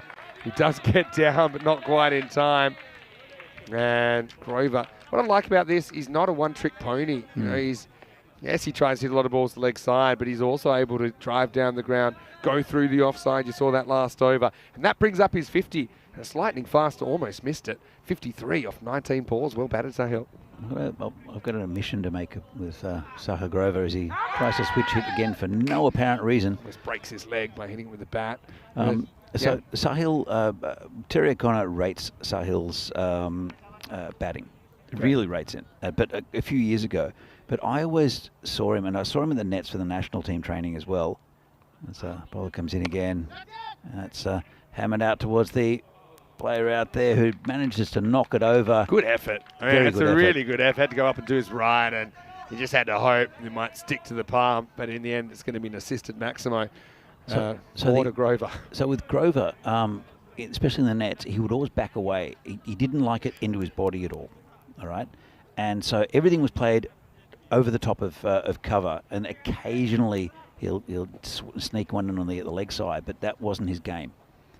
And as it says, just clamp down on. But he's improved, and I'm not sure if it's just the confidence of playing shots on the leg side, whether they were there before, and sometimes batsmen forget to play certain shots or take it out of their game because it causes them issues. But he's now a lot. He's still a little bit unorthodox, is Sahil in some ways, but he's super effective on both sides of the ground now. Yeah, and he's been very good at getting inside the line of the ball and opening up that leg side. Yep. He's one guy. He's found the pace of the pitch. You know, he's found the pace of the pitch. It does hold up a little bit. Well, that's what I think with these international games coming up next weekend, is that the Greek and the Cypriot teams might find it a little bit strange to start off with, and they'll take some time to catch up. I think so. So I think the Czechs will have definitely the advantage. As we see the scorecard here, it's a bit lopsided. 66-run partnership, 60 of those to Grahil Sova. Grahil Sova. Grahil Sova. Sahil Grover. Another same spoonerism as yesterday, actually. But I tell you what, Grover has just been moosing in the last 24 hours. He wasn't even feeling that well last night, believe it or not. Had some bit of an issue, just with a slight, I suppose, discomfort or illness. He's been doing a lot of work. Nothing dramatic, but I mean, he's the keeper, so he's got no respite. Tell you what, Rohit Kunga's keeping was exciting last night. Was it? 8 buys within about 2 minutes, and everyone was nervous for him. Took 1 or 2 in the guts as well. But then, to be fair to Rohit, he did finish a very good run out, and then he took a brilliant catch over his head later in the innings. So I do think that they're happy to have Grover available to do the wicket-keeping, though. Here's Mahmood. He's just settling in for a nice net himself. He's 3 off 15 now. There's a few comments in the chat, probably rightly so, saying you'd probably normally get retired on that. But they're saying, no, that's fine. You're involved in an opening partnership. Go home and tell the family, yeah, put on 67 for the first wicket. Batter through the innings. He's going to increase his score by 33% as he knocks this down the ground for 1. Oh, lucky Grover hasn't lost his wicket, because he wouldn't rely on Zaid Mahmood in this mood. Kroom just read my mind. I just saw that he'd written that same comment. Anyway, this could be trouble because it's up in the air and it should be gone. It's Rongdi, and he takes the catch. So Grover does go now within fair range of the target now. And Sagor comes on and picks up the wicket. Grover bats beautifully once again. Continues his good form, but he has to fall for 61, and Bohemians lose their first, 68 for 1. How vital was that the drop catch from Aman Bhuyan in the early on in Grover's innings? Oh, there's a bit of handbags. Grover's having a bit of a chat. Well, Pete's very experienced, knows these guys all really well. But yeah, Sagor might have given him a bit as he's gone off. Eventually, just a little bit of assistance from Pete. Says, "Okay, Sahil, you go that way." It's I'm sure the tournament referee will have a chat to both players. Yeah. All right, it's come back and ding, ding, ding. Yeah, Pete's very quick saying, "Come on, gentlemen." It's probably a bit of frustration from the Tigers as well. They've been put away. And Grover's saying, "Well, he said this and he said this, and that's why I had to come back and confront him." So Sagor adding a bit of spice to the contest. And kind of ruins the little moment where Grover gets to walk off the field for 61. Anyway, so see Bullion does bat 3 here for Bohemians, and the first one's going to sneak down the leg side. He's not a huge fan of running at the moment, and he will not have to, because that's going to be 5 wide. So Sagor, unfortunately, he's all bark, no bite there as he gets the wicket, but the very next ball he wastes 5. So any hope of a dramatic turnaround probably put to bed with that minimo. Well, that's it, is that, I mean, with Grover, we mentioned how vital he is to this lineup, and with Bullion struggling with an injury, and Zaid Mahmood reluctant to score runs, it was a good opportunity in a way for the Tigers. If they'd taken that catch, and this is going to be dropped, but saved the runs, kind of a good effort, I guess. He always got that. I thought he was no hope. I thought it was lifting him over the top. But have a look. He puts the hands up, just kind of, keeps it in play at least. And they will get a 1. Bullion struggles with the running at the moment because of his injury. That was a good effort, though. I don't think you really criticised the fielder there at all. Then our last ball in the over. And Pete Vincent having another little word with Sagor. And this maybe just checking. There is one to come. There is. And Mahmood, 4 of 16 to face it. And look at dot ball. What is Zahud? I mean, obviously he's giving Sajib the strike, but yeah, this is a very strange innings from Zaid Mahmood. Situationally, it's not a bad play, I suppose. I mean, Sazib's out there to face. You're probably not looking at making him run a single because they don't really want him running at the moment. So, yeah, it doesn't look great in the scoreboard, 4 of 17, but maybe it's what his team needs towards the end of this innings. Anyway, let's have a look. And Prague CC mentioned a slightly different looking lineup. In fact, we'll see 6 players for the first time in the series in match 33. That's coming up in around about 35 minutes' time. You've got Davitsi and the tank, Riddick Tomer at the top of the order, Mendon, the captain at 3, and Bharadwaj. Bharadwaj behind the stumps for them. Bohemians, well, they'll be hoping to just keep on doing what they're doing. 6 new additions to the side. This is hit over the top, and I think it's 1 bounce. Yeah, I think it's 4 as well. Checking out the replay. Right, yeah, this is why they wanted Bullion on strike, because that's what he's there to do. And starts with 4. So, I mean, that's why, the ultimate team man, Zahid Mahmood, at the other end, he blocked out the last ball so that Bullion could face. He's a smasher. He's hold up the bowler. Oh, that's filthy. Having said that, I mean, Mahmood probably would appreciate a couple of these, because that's one that he might have finished off. Anyway, that's it. Game, set, match, and 7.2 overs required for Bohemians to get these runs, and really not that competitive in the end, although there was a bit of competitive spirit shown at the end, and we'll see if there's any repercussions there. But ultimately, it's an easy win for Bohemians. The final score, Bohemian Cricket Club, 84 off 7.2, defeating the Prague Tigers, 83. Yeah, it was a convincing victory by the... still something going on, having a bit of a chat. I think a pat on the back for Sagor. But convincing victory for Bohemians, and it was that man again, Sahil Grover, who got a life early, but really after that it was almost chanceless until he was dismissed, smashing into all parts. And I think this might have been the catch. In fact, it wasn't. It was just another 4. Yeah, but cricket is a confidence game, though, isn't it? And yeah, this is the one you're talking about. Aman Bullion not able to hold on. But from there, it was all guns blazing. And you kind of make your own luck to an extent as well with when you're swinging the bat that hard. Grover, basically, like he was batting with a cardboard cutout, really, because so he didn't really have to do that much. So yeah, I'm not super critical of of his contribution because he stayed there and he, by not getting out, I suppose he allowed Sahil to express himself. They're well ahead of the rate. So in those circumstances, you can handle it. But anyway, we saw Grover finally go for 61 late in the piece, but then, yeah, it was handbags at 6 paces, wasn't it? But yeah, hopefully there's nothing more to that. Everyone shakes hands, gets on with it. We'll have to see if there's any repercussions. Hopefully not. Maybe just some stern warnings. But yeah, Bouillard, he came out, and we know that he's not fully fit, but that last one was a gift. He put it away. Game, set, match, and this one was put to bed. And so, yeah, Bohemians, easy win, continue there.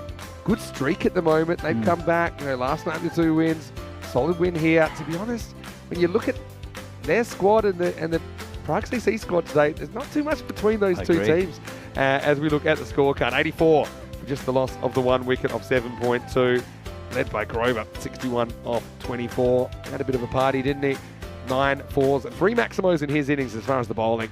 Not too much joy though. I think Rondi, he was a good pickup for the Tigers. None for 13 off his 2 overs. The wicket went to Sahadat Sagor, who certainly had plenty to say, and Grover had plenty to say back.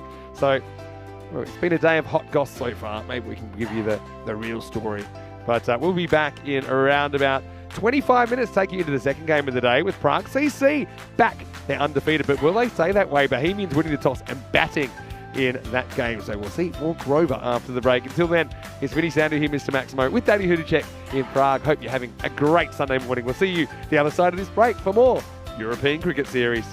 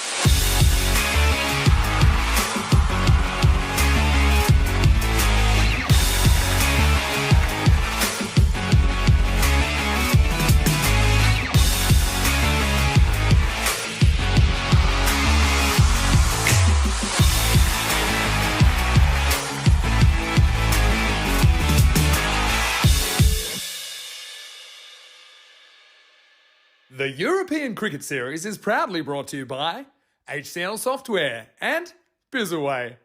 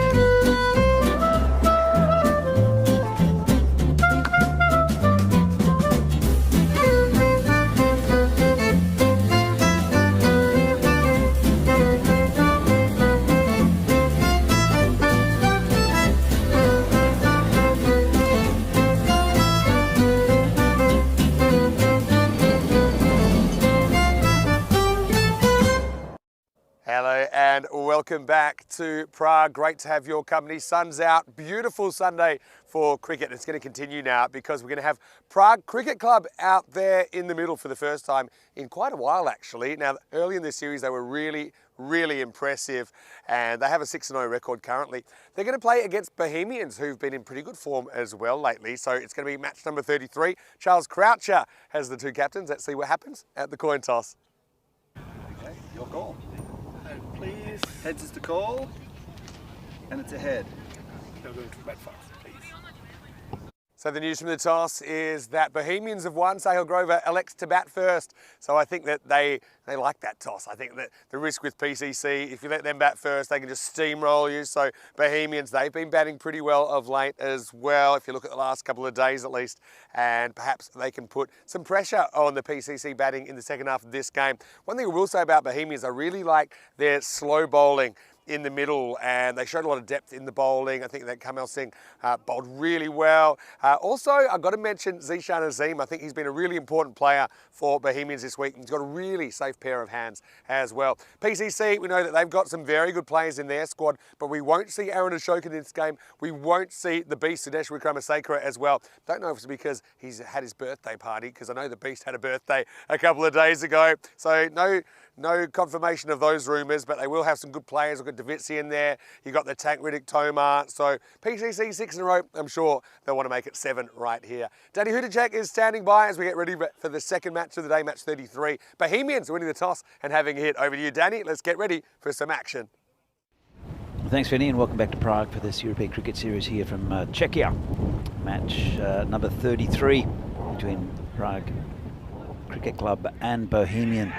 And I think on paper at least two pretty evenly matched sides.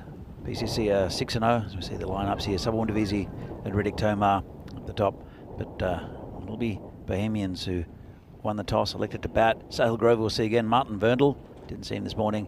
He's in the sides. Aid Mahmood and Sazib Bhuyan will do most of the heavy lifting with the bat. Bhuyan though with an injury. And a few good ins for PCC. Samira Watanabe he's back in. Kushal Mendon also a very good captain and good with the bat and the ball. Smit Patel's in. Kayur Mehta haven't seen yet. Ajit Singh is in. And also Kunal Barvaj. He had good raps on him. Speaking of one of the PCC players, I think on the first day, might have been Rohit Deshmoni actually, and he mentioned that two players in particular to look out for, it might not have seen, are Aditya Kutawala and also Kunal Bardwaj. And we've seen Aditya and he's been fantastic. No Aditya today, I'm sure he'll come back towards the end of the week. But interesting to see what Kunal does with the bat. He'll be behind the stumps with the gloves. And it will be Samira Mataranga to open. Well, the wind's picked up, the stumps have fallen over again out of absolutely nowhere. It's been a little breezy, but not too persistent. He normally gets a lot of outswing to Samira, but it looks like the wind is going against the outswing, so it might help him, keep him in line. He's been a good bowler for PCC for many years, and also for the Czech national team. And as I mentioned, Kushal Mendon, he'll be important with the bat and the ball. He was the top wicket taker in the down in the Valletta Cup when the Czechs won it a few years ago. Kyle Gillam was scaring them from one end, and Kushu just kept on picking up wickets from the other. So he's a handy player. But 2 men back. The power play, we have third man, which is I think wise because it'll go outside off. As Samira starts, and it's tucked around the corner. No run. Bowling to Sahil Grover, who's been in great form. Zahid Mahmood is the batsman at the opposite end. Let's see what kind of innings Zahid has. It's a test match cricket from him in the last game, but pretty much did what he should have done. Just keep things out, keep things simple, get the strike over. Mandaranga bowls to Grover again, tucked around the corner again, same result, and it's picked up by the fielder there, just a backward square leg. The other man out is Smit Patel, who's pretty much, he's on long on. He's got a good pair of hands. He's very quick along the ground. Is Smit Patel. Good start here from Madaranga. Comes in bowling to Grover. And this one's been poked. Just that third man region just for a single. Gets the Bohemians innings off the mark. Zahid Mahmood will get the batsman facing. With Samira, he was part of the national team setup. Played the Continental Cup in Romania, where the Czechs lost the final to Austria a few years ago. The bowls to Zahid Mahmood. And a good ball. Got a lot of lift there. Bowls with good pace, normally with a lot of outswing, but again, I think the wind's going against him a little bit. He's listed as coming in at number 4 in the batting lineup for PCC. In the national team, Ed Knowles would walk in to any dressing room or anything anywhere we were set, and he said, "Okay, batting lineup, Samira at number 11," and that was the first thing he did every time. So you can swing the bat a bit, so Samira, and that's gone, I think. Well, he's walked the batsman. Nice catch by Kunal behind the stumps, and that's the first wicket down, and it's Zahid Mahmood. In fact, it's not.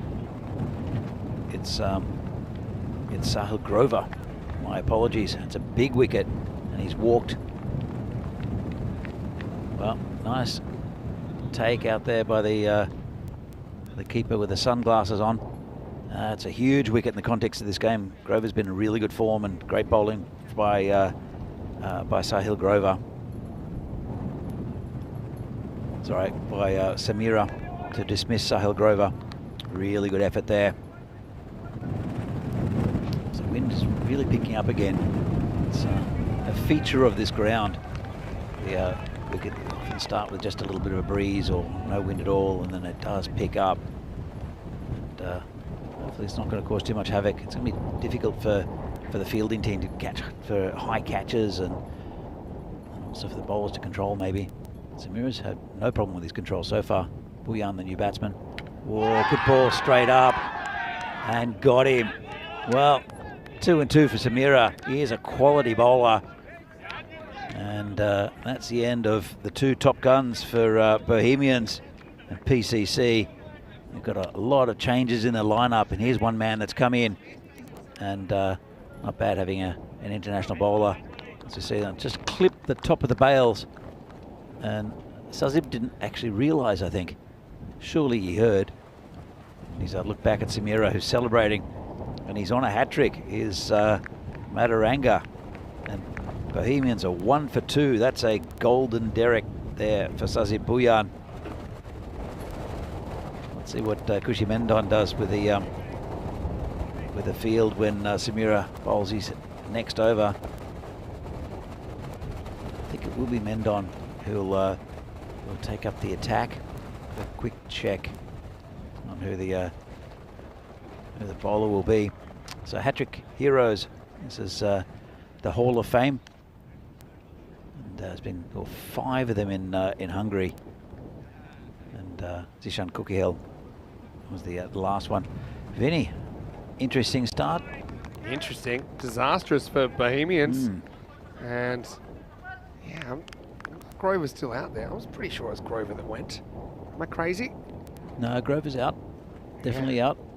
That's, I agree. Martin Verndl's a new batsman. Suzy Bouillan's gone. Grover's gone. Yeah, I think I saw what you saw. Yeah, it fooled me. Grover's a dead man walking on the score graphics, but I can tell you that Mataranga is on a hat trick. When we see him next, we'll try and bear that in mind. What a great start for PCC. Different looking side for them, 6 changes.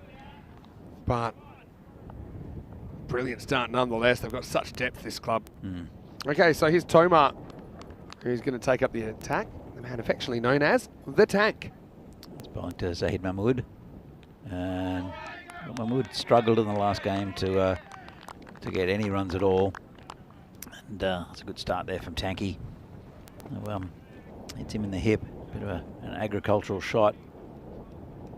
I think he's trying to find the ball at the moment, is Zahid Mahmood. As I mentioned, the graphics are slightly wrong. Verndl is at the other end, the left-hander, who's due some runs, actually. This one's just bottom edge, and another dot ball from Tomar. But disastrous start for Bohemians. The two batsmen who are most likely to score runs for them are now sitting down and watching. Yeah, that's exactly right. So yeah, Tomar, he's off to the races, isn't he? He's got a flying start with 2 wickets in the wickets column already. It's 3. Well, that's Zahid, who tried to use his feet, who hit it straight to Rohit Deshmoini, who makes no mistake, and this could be a very quick game here. We're wondering, with PCC, they made 6 changes for this game. Brought in some players who haven't had a chance to perform, and of course it's a weekend, so availability could be an issue, but also given players a good rest, because I know they'll be needed towards the finals. And well, they've taken 3 wickets. There's only 1 run on the board, and Bohemians are in all sorts of trouble. Yeah, they sure are. Their batting's been so reliable over the last couple of days, but different story here. He couldn't have picked the fielder out any better. Nicely held there by Rohit. Yeah, he's got good hands, Rohit. We saw him take one of the catches of the tournament a few years ago. Who ran across and dived full length to his right to take a spectacular catch. I think it was in the Czech Super Series in the very first broadcast here. And I'm sure Rohit will have a bowl as well. He's a very cagey bowler. But at the moment, it's Riddick Tomar who's taken that wicket. The current run rate is 0.67. Well, we've got Aaron Ashokin is cheering the boys on from Munich. Just saw him appear in the chat. Hello, Aaron. Hopefully you're well. And I was wondering, is there a possibility that maybe the Beast's birthday party got out of hand, forcing a few changes in the side? I know that Sudesh, he had a birthday on, I think it was Friday. So happy birthday to the Beast. By the way, I forgot to say hi to Shobit Bhatia, who's at the Down Under. He's preparing our lunches. Hello, Shobit. So he's doing a very important job for the good of cricket, as we do like the pies from the Down Under. We do. Yeah, I was there the other night with Shobit as well. We were watching some of the action from Portugal. You can watch all kinds of sports down there. I was there last night with a good friend of mine, Eric Walker, who has been a big part of Czech cricket over the few years. He's the token West Indian in the league. From Guyana, so it was nice to catch up with Eric. Yeah, I've met Eric before actually. He's a lovely guy. He is. So many great characters around here. But 1 for 3. That's a real disastrous start, isn't it? Yeah, it's it couldn't have been much worse, really. As we see these are the lineups. 21. That's a lot. I honestly think they'll probably end up going with about 15 or 16, and they'll probably make a cut, I think, towards the end of this ECS, based on ECS performances. But you can see Czechia keeping their options open. I really hope they try a couple of these players. Like Vaishak Jaganivasan has had a pretty good tournament so far, and it's it's a bit of a who's who of Czech cricket, to be honest. It's good to see players being given a chance. Murali van Drasty, the leg spinner. Tree is back in. Ayush Sharma is a good inclusion, I think, as well. Talked about the Czechia team a little bit, the squad, but Cyprus, they've got some players to watch. Watch out for Rajvinder Brai, really smashes the ball. The other name I really like in the Greek team, actually, is Georgios Galanis. He's a teenage leg spinner, played all his cricket in Greece. Yeah. And he's a bit of a talent. This is almost a fourth wicket instead, and we'll get through for a single. They haven't quite evened up the score yet, though. Georgios Galanis, I remember meeting him at the ECS in Greece back in 2021. And I assumed he must have grown up in England or something like that. I mean, he was 16 then. He was a very accomplished leg spinner. And I said, how'd you learn your cricket? I'm from my dad. I'm like, so I think his dad must have grown up in England or something. And who did your dad play for? And he said, yeah, he played for Athens.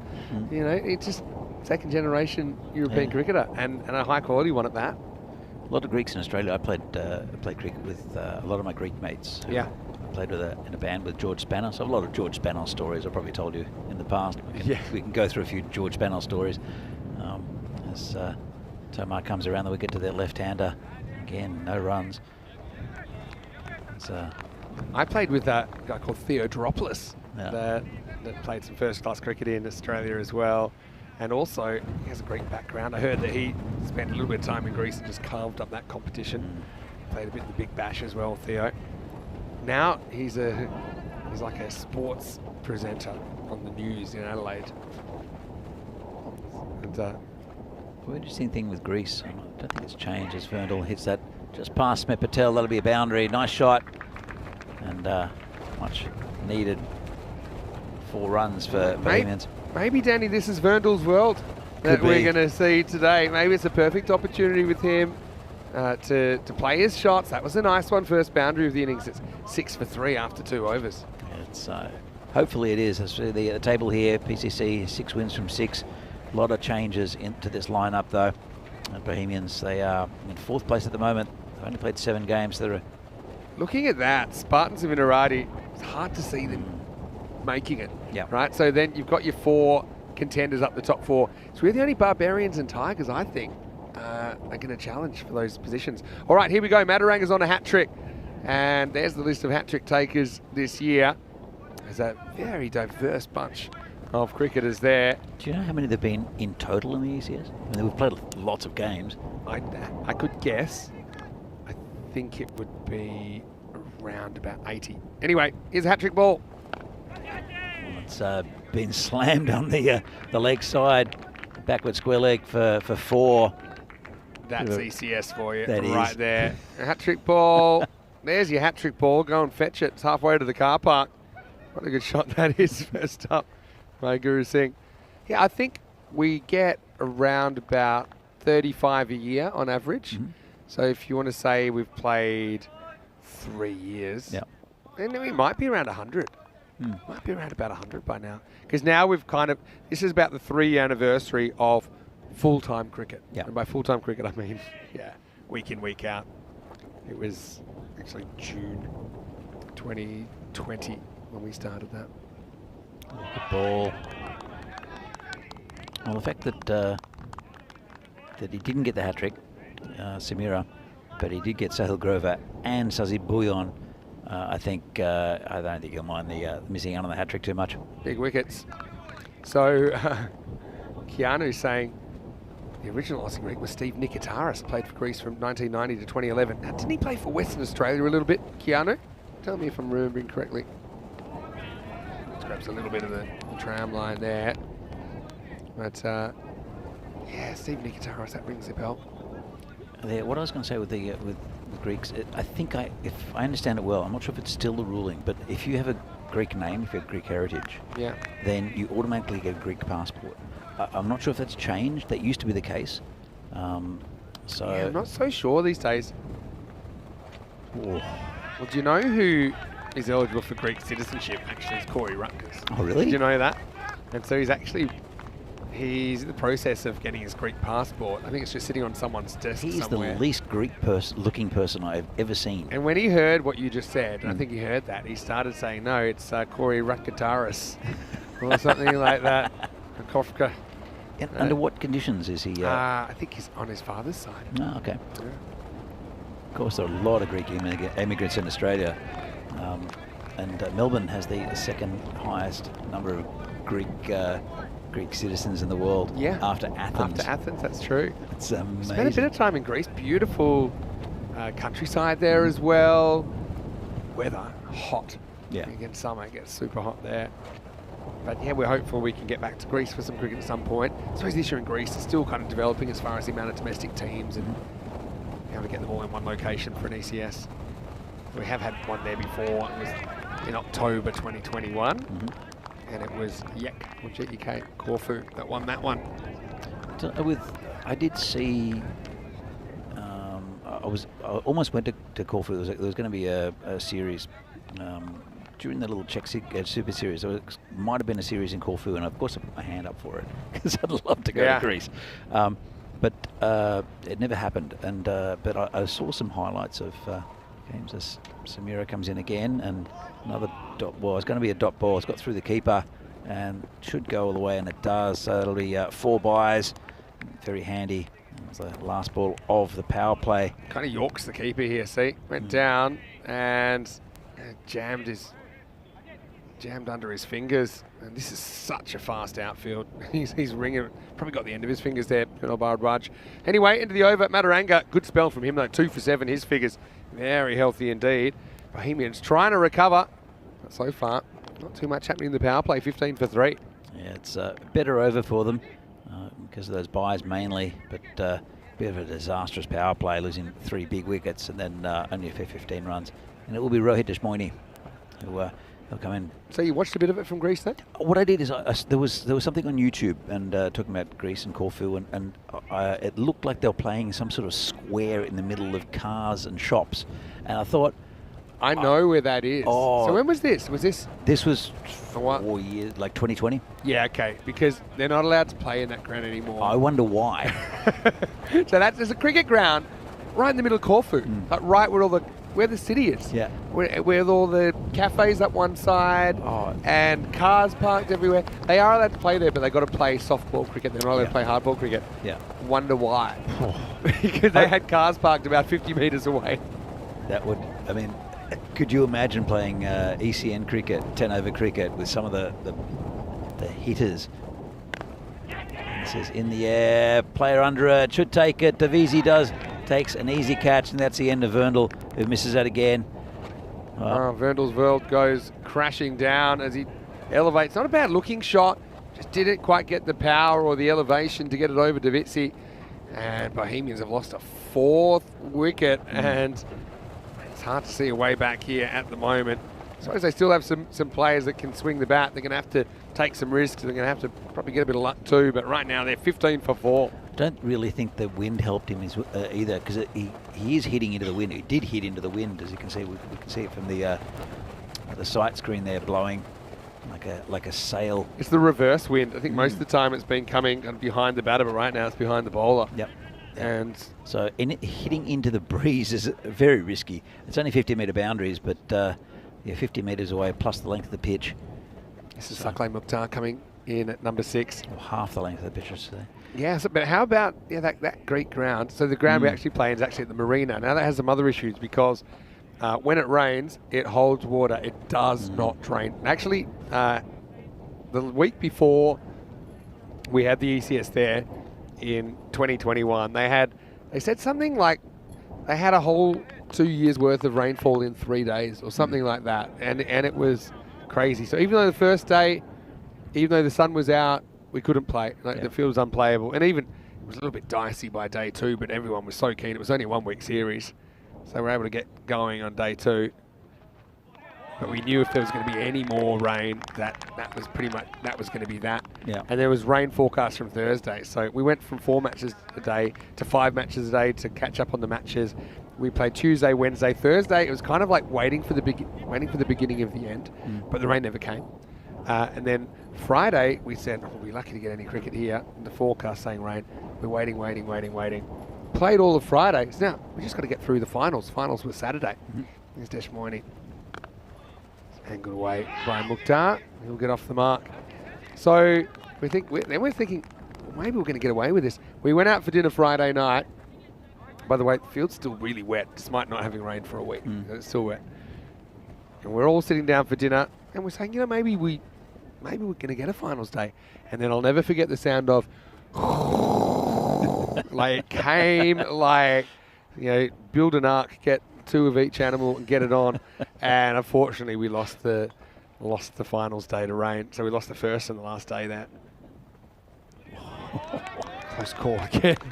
But yeah, we still went to the ground on Saturday morning, even though we had a fair idea there'd be no cricket, and it was literally underwater. You almost needed a boat to get in. So that's the only issue with that ground. But when it's dry, it's a beautiful ground. I've been seeing a little bit of cricket from there recently as well. In Athens, the teams based there, they have to pretty much play on football grounds.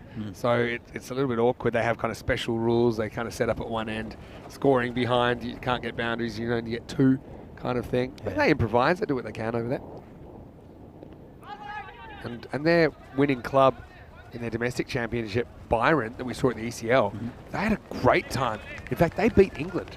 They beat Hornchurch, on the second day of the ECL. So there's some very talented cricketers there, and I'm sure we'll see a couple of them, or more than a couple of them in the ECIs this weekend. I'm definitely looking forward to that.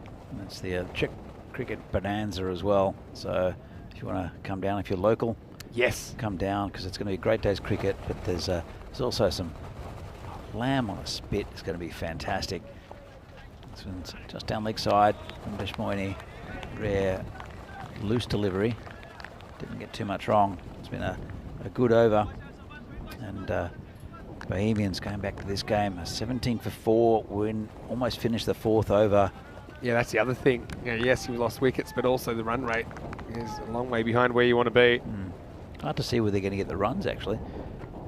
Guru Singh is there. It's Saklan Mukhtar, the batsman, facing his 1 off 2. Well, he's still 1, but off 3 this time, and he won't go any further as Deshmoini gets another wicket.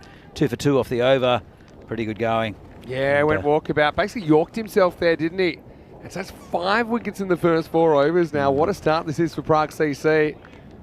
Bohemians, that sort of team though. They can, on their day, they can beat PCC, even with their full lineup. They're just something about them. Well, they beat PCC in the first game of the ECS last year, if you remember, and then they ended up losing to them in the final. So right now, it's just one of those innings where nothing's going right, and that gives a false impression of how good the run rate is, because the scale there's only 5. So, losing 5 wickets in the first 4 overs. The only over that didn't have a wicket was the 3rd from Mataranga. Yeah, I mean, you referred to it earlier in the week, tongue-in-cheek as the evil empire. There's a certain aura about PCC, though. There's no doubt about it. I mean, here we are. They've made 6 changes, at least 6 changes, and basically still putting out a team that's basically pummeling one of the form teams in the competition, Bohemians. But having said that, I mean, a bit like Burno last night, they had a big winning run, they had a stumble. There's going to be times where it just doesn't happen for you in a 14-game series. Here's Davisi, who's going to bowl over number 5. He's another very handy all-rounder. Yeah, we'll see them playing for the Czech national team. Interesting to see if he opens, though. He normally does open, but he'll be put in anywhere in the batting lineup.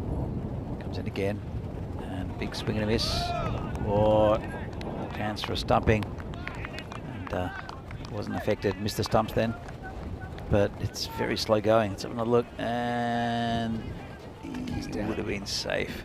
There are a lot of things in cricket that are hard, but getting back in your crease when the keeper's back is not one of them. A little dodgy inside edge will get him a run. Out to Kushi Mendon, who managed to fumble it. Only had the 2 4s in this innings so far, no 6s. Only had 19 runs, Vinny. So yeah, it's and 4 of those were 4 byes. Yeah, actually, I didn't count the 4 byes, so maybe we'll count that as 3 4s. Where can they get to from here? They need someone to come out and just have a heater. Maybe it can be Azim. I was bigging him up in the intro. I like what he's about. Good pair of hands. Does a good job no matter what he's doing. He's pretty careful. This is kind of the Sophie's choice you got here, is you be careful, eat up a couple of balls, try and stop the rot, or do you throw caution to the wind, knowing that you kind of need to score to even be competitive. You kind of need 12 plus and over, probably more than 12, to make a decent score. That's a good ball. Really good ball. For a guy that normally kind of shapes the ball in, this one seemed to go the other way. Let's have a look on the replay. Yeah, maybe not, mate, but just the extra bounce and skid from Sabawan. Yeah. Saba's one of those bowlers, like Riddick Tomar, is that they don't do too much with it quite often, but with this breeze blowing across, it's angling in, bowls a decent pace. At international level, though, I think he can be a little bit straight, but at this level, he's a very good bowler. So end of the over, and the score is 19 for 5. And it gives us a chance to welcome you into the commentary box. Vinny Sander here, Mr. Maximo, on a beautiful Sunday here in Prague. Got Danny Hudacek. He's a local here. Been here for around about 15 years or so now, haven't you, Danny? And yeah, you must be really proud of what Czech cricket's become. Absolutely. Obviously, more teams, more competition, and more big hitting. I think more big hitting than we've ever seen in ECS here so far. Yeah, I mean, we've seen some of the big hitters from the past, like the Beast and also Sabawan, but there's a lot more in the league, and it's just showing the standard is improving here in Czech cricket, which is a fantastic thing to see. One thing I will say, we haven't seen a lot of big hitting in the first 5 overs of this game, though, although Bohemians will be trying. There's the first ball of the 6th over. It's dragged away. Rohit Deshmoini is bowling his second, and wasn't his first over a good one. He picked up 2 wickets. He's been a good bowler from, actually, I think Rohit's been in the country longer than I have. I think one of the first games I played, I remember facing Rohit. And so, yeah, he also played with the Czech national team for a little while, did Rohit. Just a good, consistent cricketer, both with the bat and the ball. It's hit just over the top. Davisi will pick it up and just be another single. Got a good arm, Davisi. He's thrown it over the keeper. He's just demonstrating how strong he is.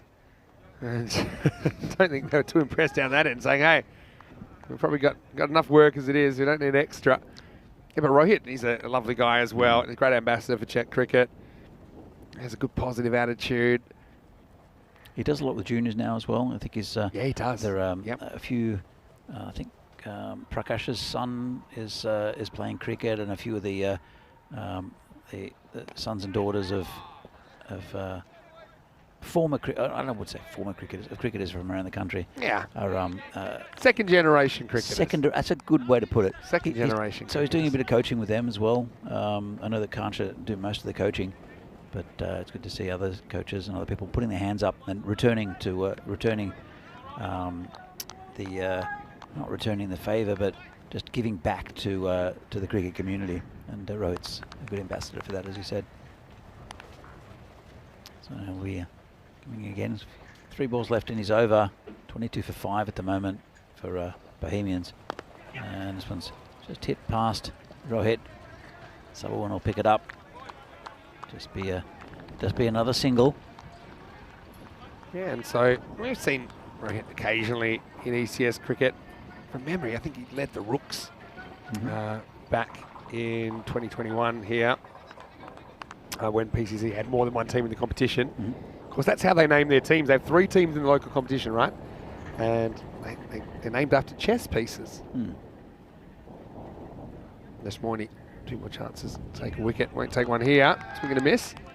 Yes, they have the PCC Kings, who we've seen at the ECL before, and the PCC Rooks and the PCC Knights and PCC Rooks. Am I right? I think so, yeah. And I think the Knights are the second team, the Rooks are the third, or am I getting mixed up?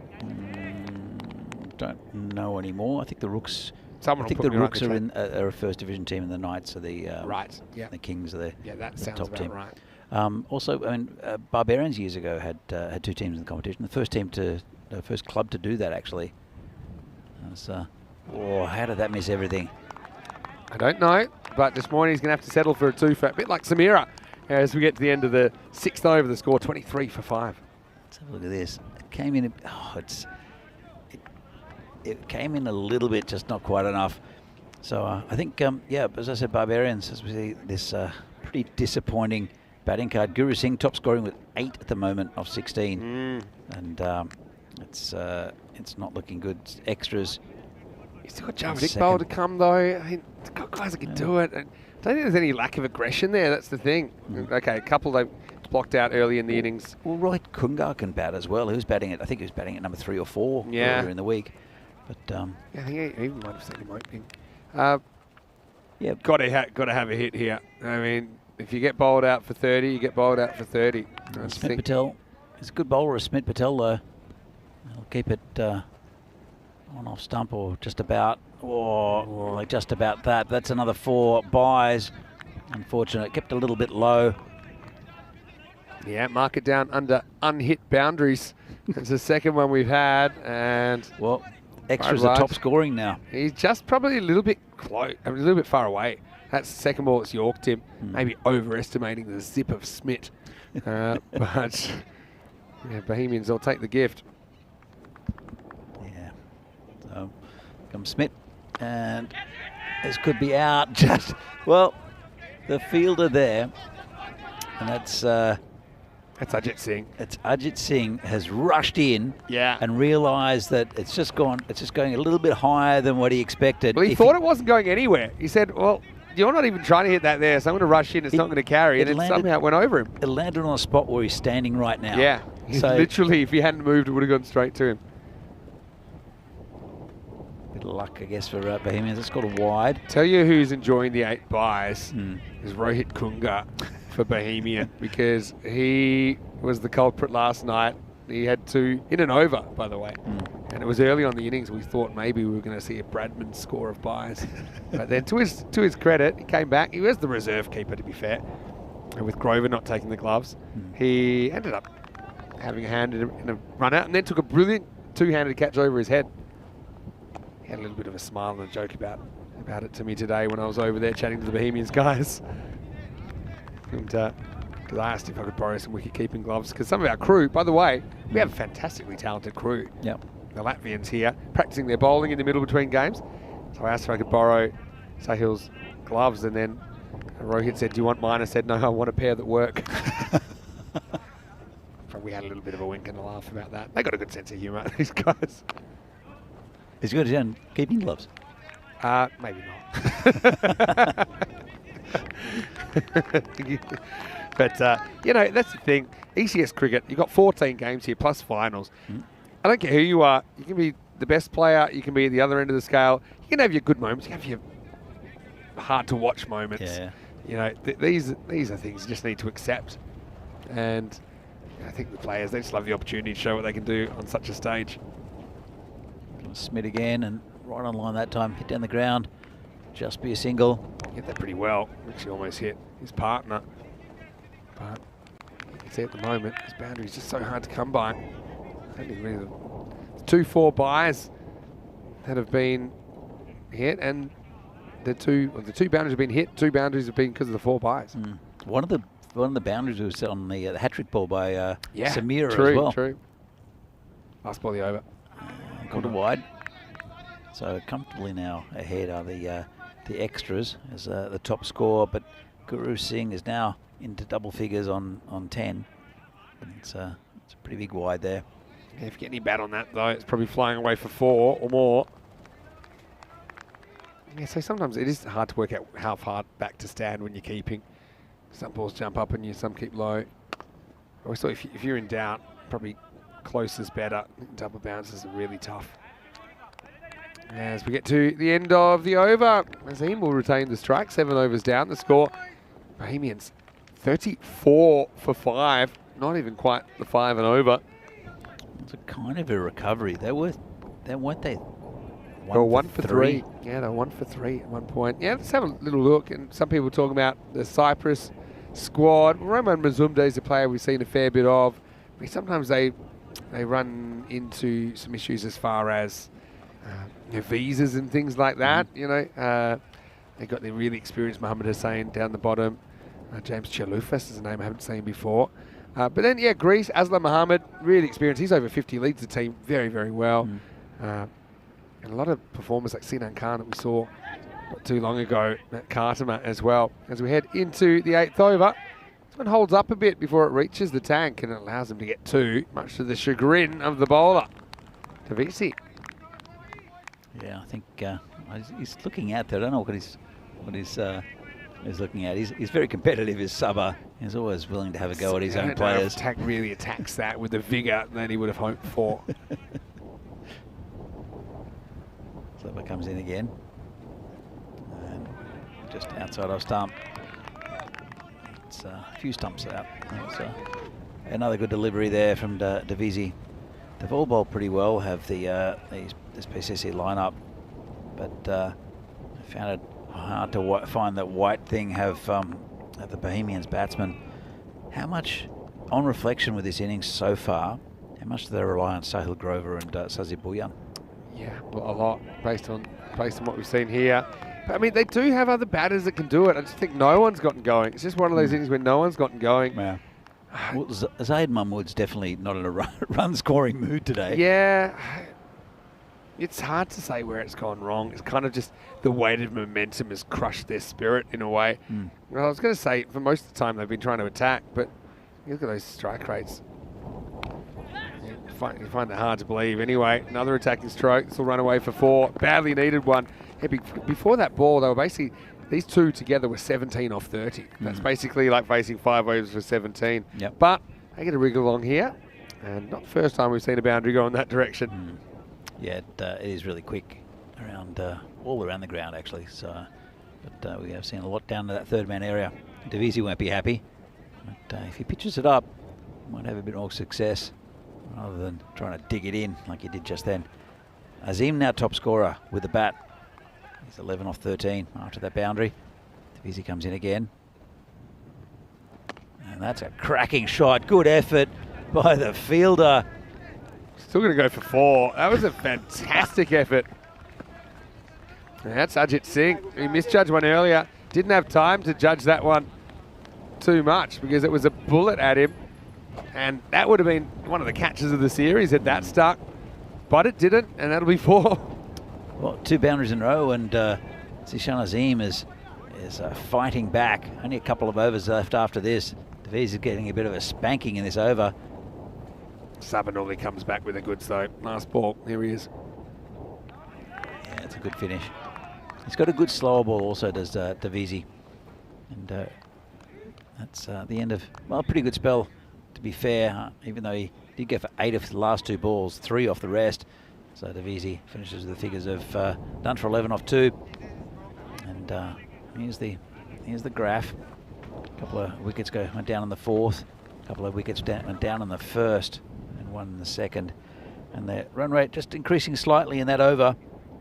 Yeah, now I suppose it's a bit too early to talk about playing for run rate, but just don't see any way back from Bohemians in this game. So whatever they can scrape to here, whether it's 60 or something like that, you just got to try and make the game last as long as possible. And I have a sneaking suspicion we might see Davisi out there with the tank opening the batting. Also, I suppose for PCC, it gives them an opportunity to change that, considering where they are in the competition. So maybe for them, with their winning record, they're probably not as concerned about net run rate. So maybe it's an opportunity to give guys a bat that wouldn't normally bat if they're only chasing about 60.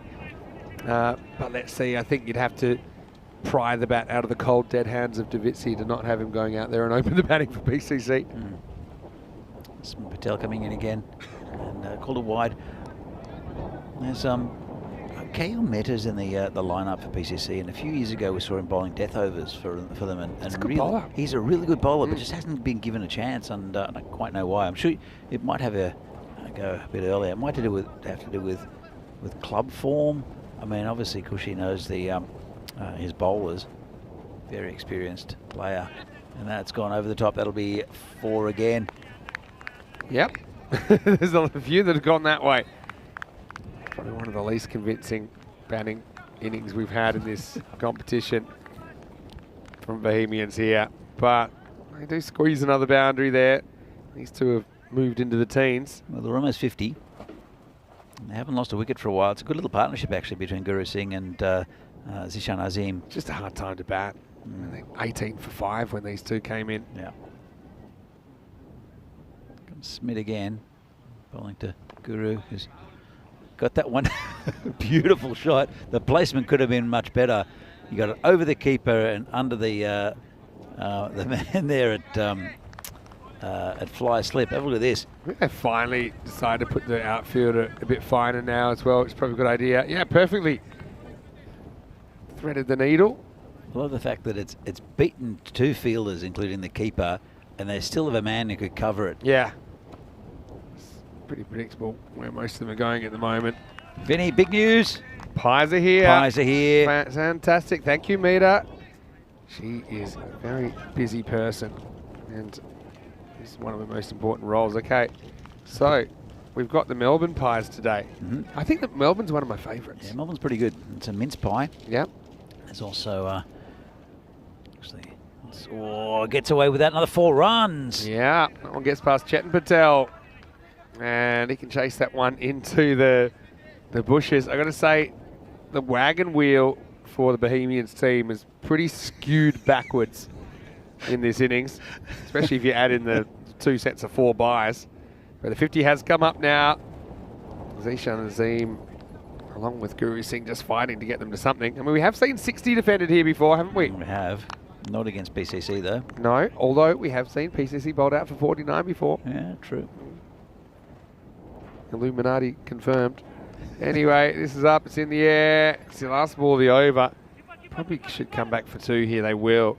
So Smith Patel can't grab a wicket, but he goes for 19, which isn't too bad. At the end of 9 overs, it's 56 for 5. Yeah. It's well, 1 over left. Didn't think they'd get to 60, but it looks like they will. Now, news from England is that it looks like it's raining there. Oh, that's a shame. Australia need to save the game. That's a shame. 5 wickets. I know that Australians and the Australian cricket team would love to have taken it to a 5th test and still they have the Ashes in the balance. But we've been spanked. Australia has been absolutely spanked by England in this test. So I think Lions a big loss for Australia, but still, I think they've got away with one. Well, it's not over yet. England beaten by its own weather. I think there's a comment in the chat. Yeah, well, they chose to stay in that country. I often think they must look back and say, we chose the wrong one. Should have left all the convicts there and moved.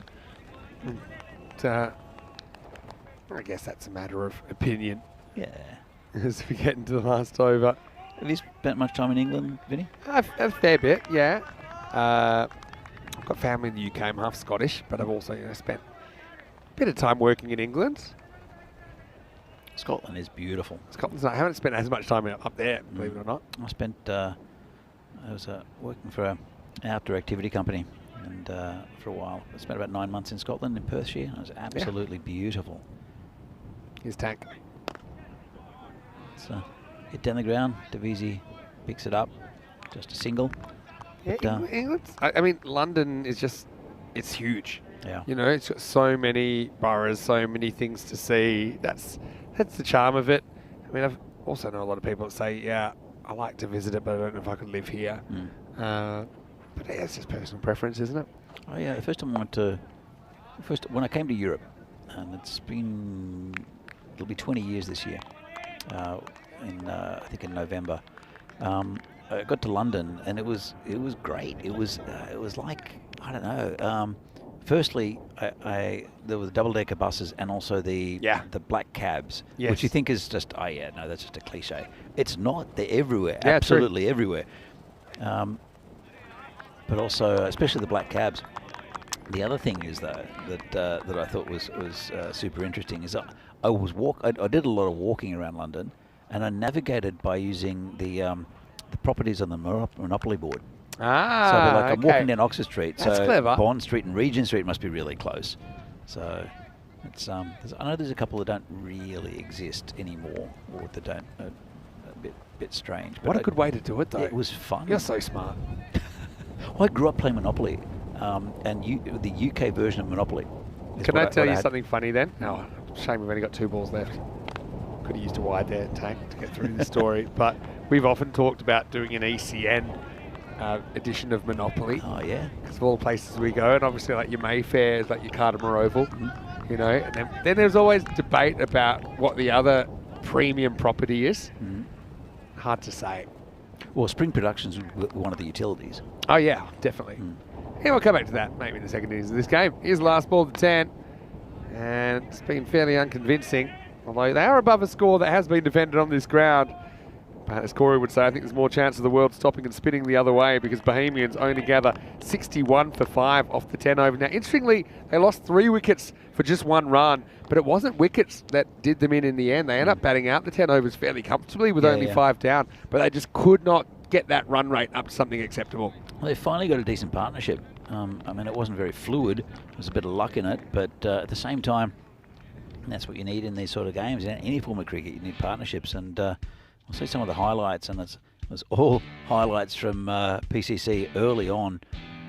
As we see Samira, the big wicket there of Sahil Grover, and it's made them very happy. But the very next ball, this one just clipped the top of the bails of Sazi Bhuyan, and they can't quite believe it. Samira, who's on a hat-trick, and this one was smashed straight to Rohit Deshmoini there by Zahid Mahmood, and then they still didn't get away with too much. A couple of 4s. That was the hat-trick ball from Samira, and then 4 byes that went through the keeper.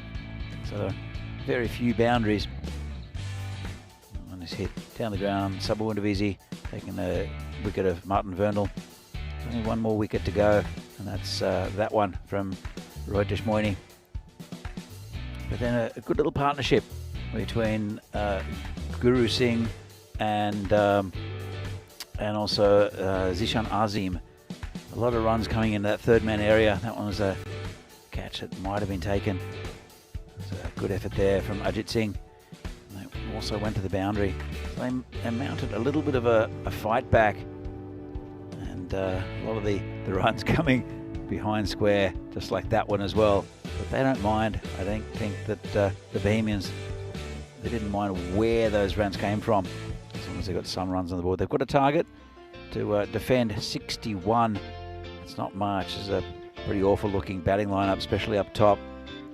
And with Guru Singh 18 of 24 and Azim with 23 of 21. As I said, good little partnership, got them to a target, 14 extras as well.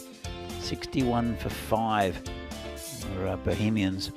Don't think it's going to be enough against a very changed lineup for the for PCC, but still with a lot of quality. See the bowling, very economical. In fact, no bowlers going over 10. Maduranga with 2 for 6. Deshmoini with the same figures. Riddick Tomar with a wicket as well. So there were 5 wides and 8 byes went through the keeper. Kunal is filling in a little bit for Aditya, who's not in the lineup today. I'm sure we'll see him back. So in match 33 from the European Cricket Series here in Czechia, match between PCC and Bohemians. It's not a very tight affair at the moment, and PCC, I'm sure they'll have an attack and early on, probably open with Davisi and Tomar, but they've got a pretty good batting lineup, even though they've got some of their big guns out. And we'll be back in a few minutes' time to see if Bohemians can defend their meagre total of 61, or if PCC can get the 62 they need to win this game and go 7-0 in the tournament. See you soon.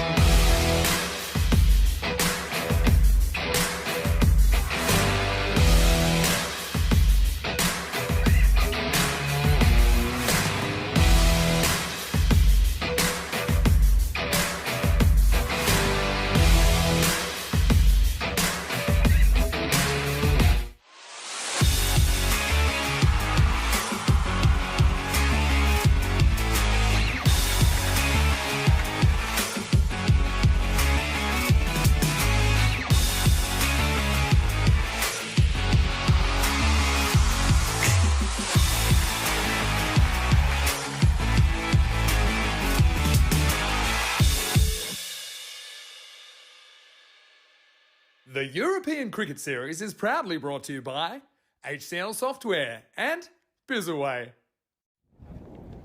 Good afternoon and welcome back to Prague for the second innings of this game between PCC and Bohemians. And it was all PCC in that first innings. Had Bohemians all sorts of trouble at 1 for 3. It's a pretty meagre power play as well, and then the score reflects that. 61 is what they achieved, the Bohemians. 62 to win for PCC. They should do it fairly easily. Obviously, we have a look at what kind of batting lineup they put together. They shuffled their pack today, brought in some new players.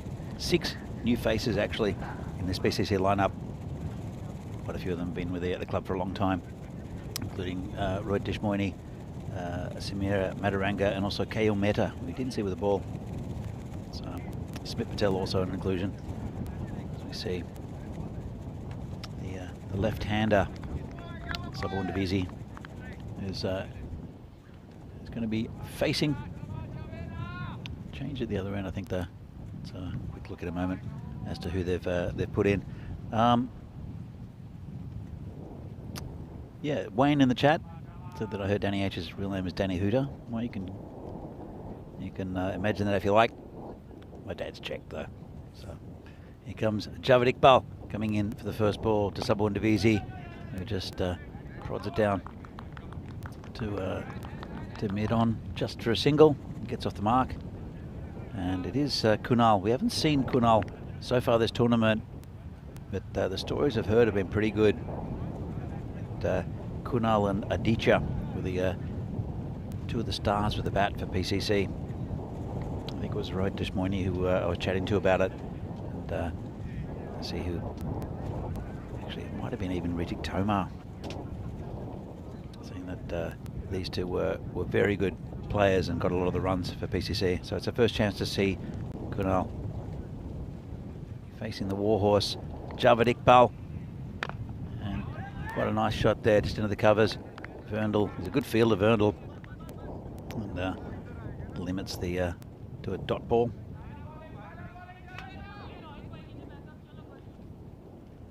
So Iqbal, as I mentioned all week, he's been a very good club man for Bohemians. He's been captain. Actually, he's a very good captain, is Javed Iqbal. Marshals his troops well. And he's a good bowler as well, has been for many years. It's a little bit shorter. Just played down by Barwaj.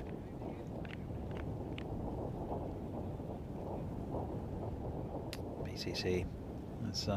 They're such an important club to the Czech Republic. They were the first club here in the Czech Republic when there was basically one side.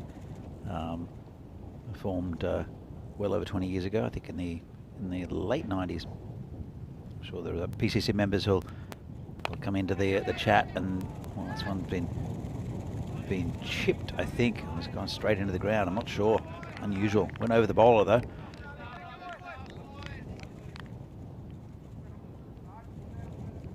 But PCC were founding members of the league. Bohemians split from them, and then there's been quite a few teams after that. Barbarians formed from ex-Bohemians, I think. Javed comes in again. Or was that Vinaradi? That's called a wide. Vinaradi, I think, from ex-Bohemians, and I think Barbarians were formed by 2 men, Jeff and Steve, who thought it'd be best to have the motto of the team being it's a drinking part, not the cricket. Was the motto of the Barbarians. Changed a little bit now as Iqbal comes in again. Probably the Kunal, nice shot over the top. And there's a man out there, Sazi Buyan, who for some reason is fielding on the boundary. He's got a carrying an injury as well, but that's 4 runs. So it was the Barbarians were when they were newly founded, and struggle for players.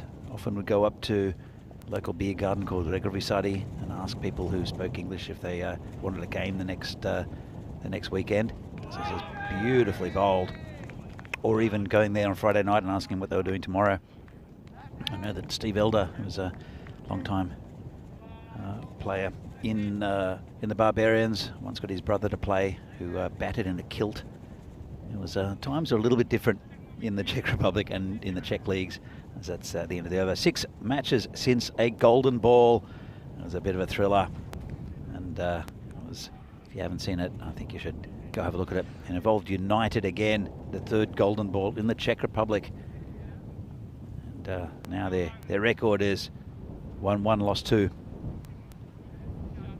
So it'll be very impressive Zishan Azim to continue the bowling for Bohemians. 6 off the first over, and just that boundary from Kunal, and a single run to Divisi. He'll be facing here, and swing and a miss. It's got through the keeper, and that's for, in fact, it's an edge. So let's have another look at this.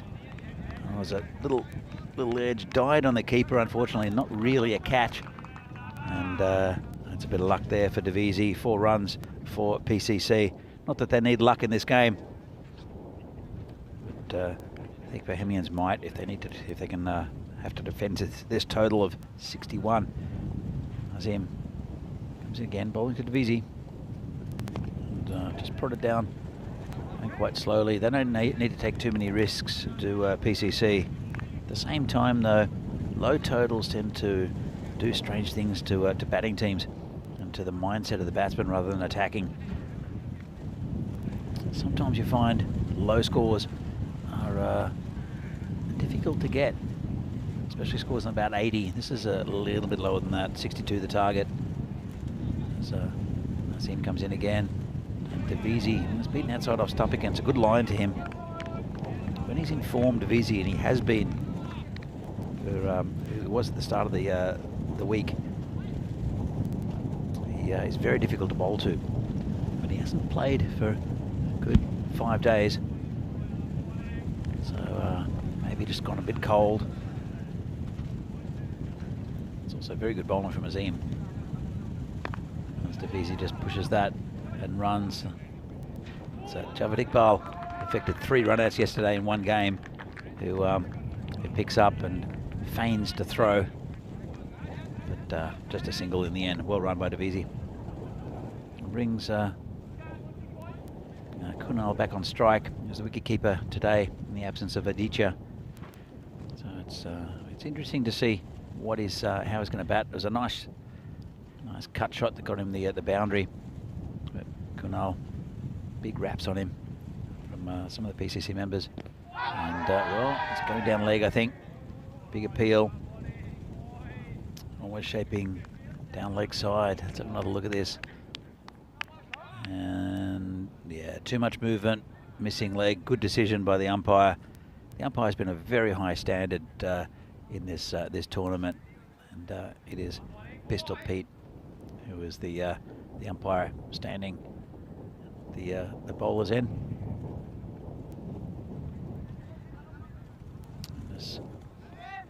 The bowler adjusts his field a bit. Interesting, because Bardwaj hasn't hit anything in the legs on the leg side direction.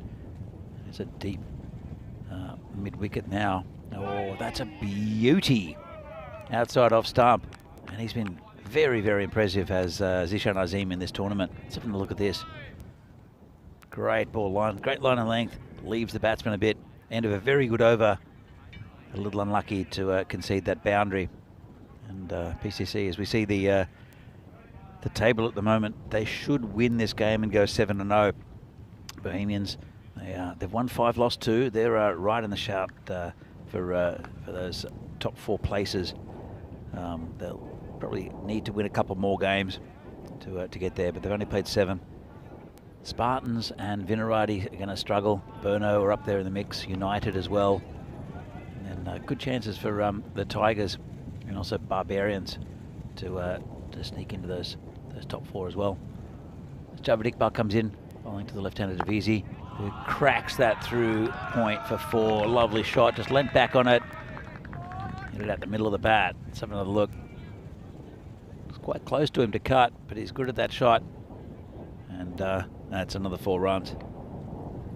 Nothing much wrong with the ball. It's pretty tight. Just made something out of it to Devisi. You don't want to bowl short to Devisi either. It's got a very good pull and hook shot. Dangerous to bowl to him. Let's just play down the ground. Just be a single. Good pick up and throw there. So that man Azim again. They're cruising at the moment. Not the greatest power play. Only 16 runs from 2.2 overs at the moment, PCC, but they don't really need to take any risks. Bring the right-handed Bardwaj back on strike. Ball's been pretty economical, even with that boundary. Bardwaj just tries to turn around the corner, gets it a bit straight, just be a single again. Bringing Devisi back on strike. Looking forward to that international tournament, the ECIs, starting next Saturday and Sunday. I know we've had all the teams released. 21-man squad for the Czech Republic, so you don't have to travel. You can try a few players. It's a bit of a free hit, in a sense, for all those teams. It's a good tournament. There's a trophy on the line.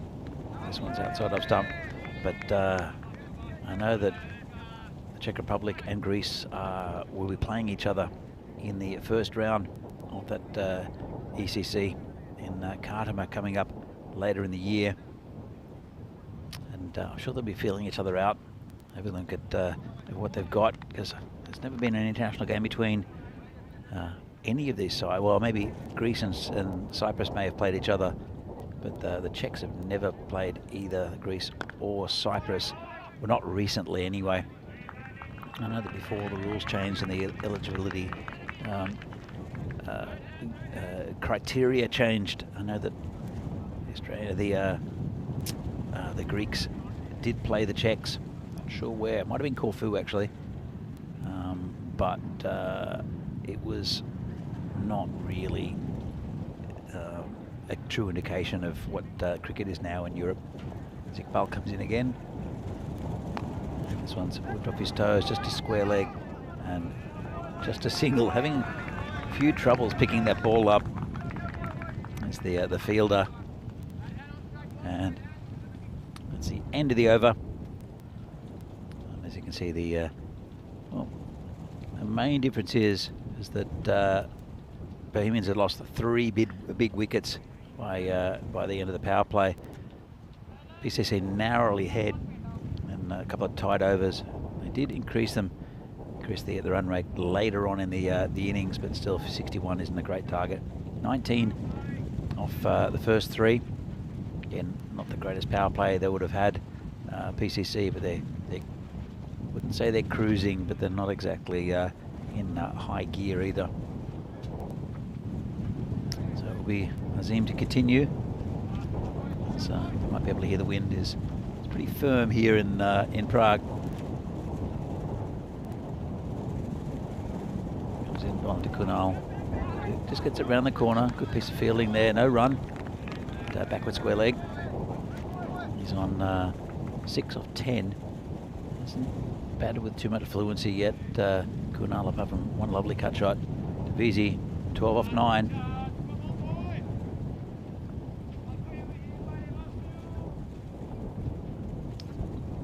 They're not taking too many risks, are these PCC batsmen. They've got a pretty long batting list as well. Riddick Tomar still there. Kushal Mendon also very good experienced batsman. Here comes Azim again. He's hit over the top and over the fielder and 6. Well, I was just saying that they haven't really taken too many chances. When there was a little bit in the slot by Azim, lifted over the top for 6 by Kunal. He was hitting against the wind as well. So it was a nice shot. Very wristy as well. There's a big gap at square leg on the leg side. between. In fact, he's just angled it that way. The leg side. There's a big gap between the man at deep fine leg, and there's also a deep mid wicket. And if he can turn it around the corner, the right-hander, that's plenty of runs. And plug the gap a little bit now for the left-hander. They've put a point and a slip in, but he is very strong through that area as in comes in again, and that's the area he's looking for. Davisi couldn't quite get it, called it wide.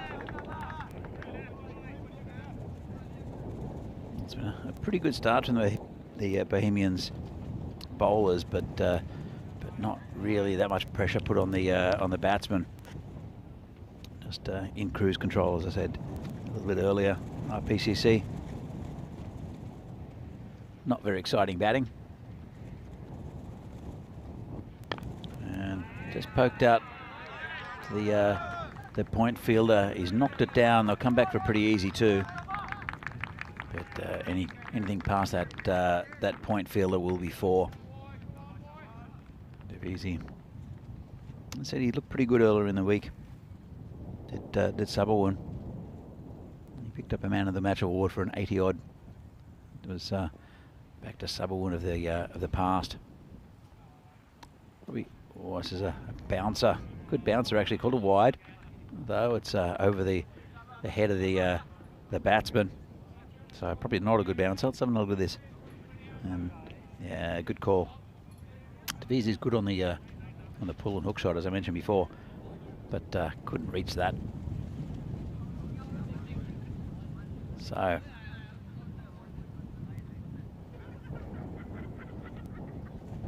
comes Azim. He's got a couple of balls left in his spell. As I said, he's been very impressive this tournament. Just nicely played through the covers. Just a single.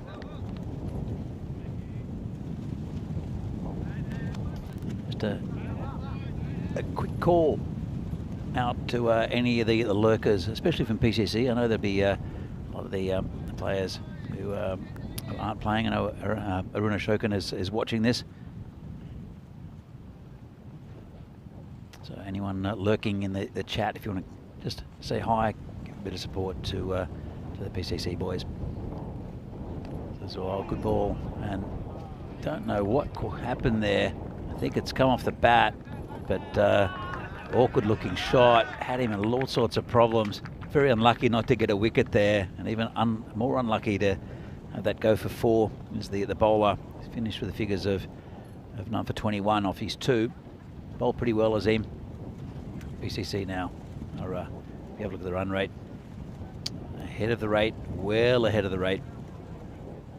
Even though Bohemians did bring it back a little bit in the last few overs.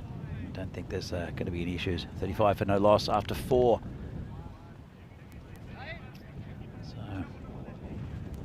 So this ground is playing a lot faster than it has been in previous years. It's due to a real lack of rain here in the Czech Republic, and also a bit of a heat wave going through Europe. I know that if you're listening from Europe, you understand what I mean. Apparently there are fires in Greece, wildfires in Greece, and I smelt a bit of smoke in the air this morning, probably coming from somewhere up near the Czech Republic. And fires in Czech Switzerland a couple of years back. So things are changing climatically in Europe quite dramatically. Good if you like Australian weather. There's a nice shot out there for 2 in the covers. Didn't try to hit it too hard. Partnership is now 37, and as is the score. Both contributed 17 to that.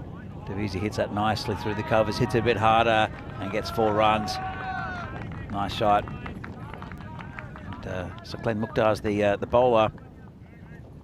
Davisi has found that same area twice. This one just hit a little bit harder.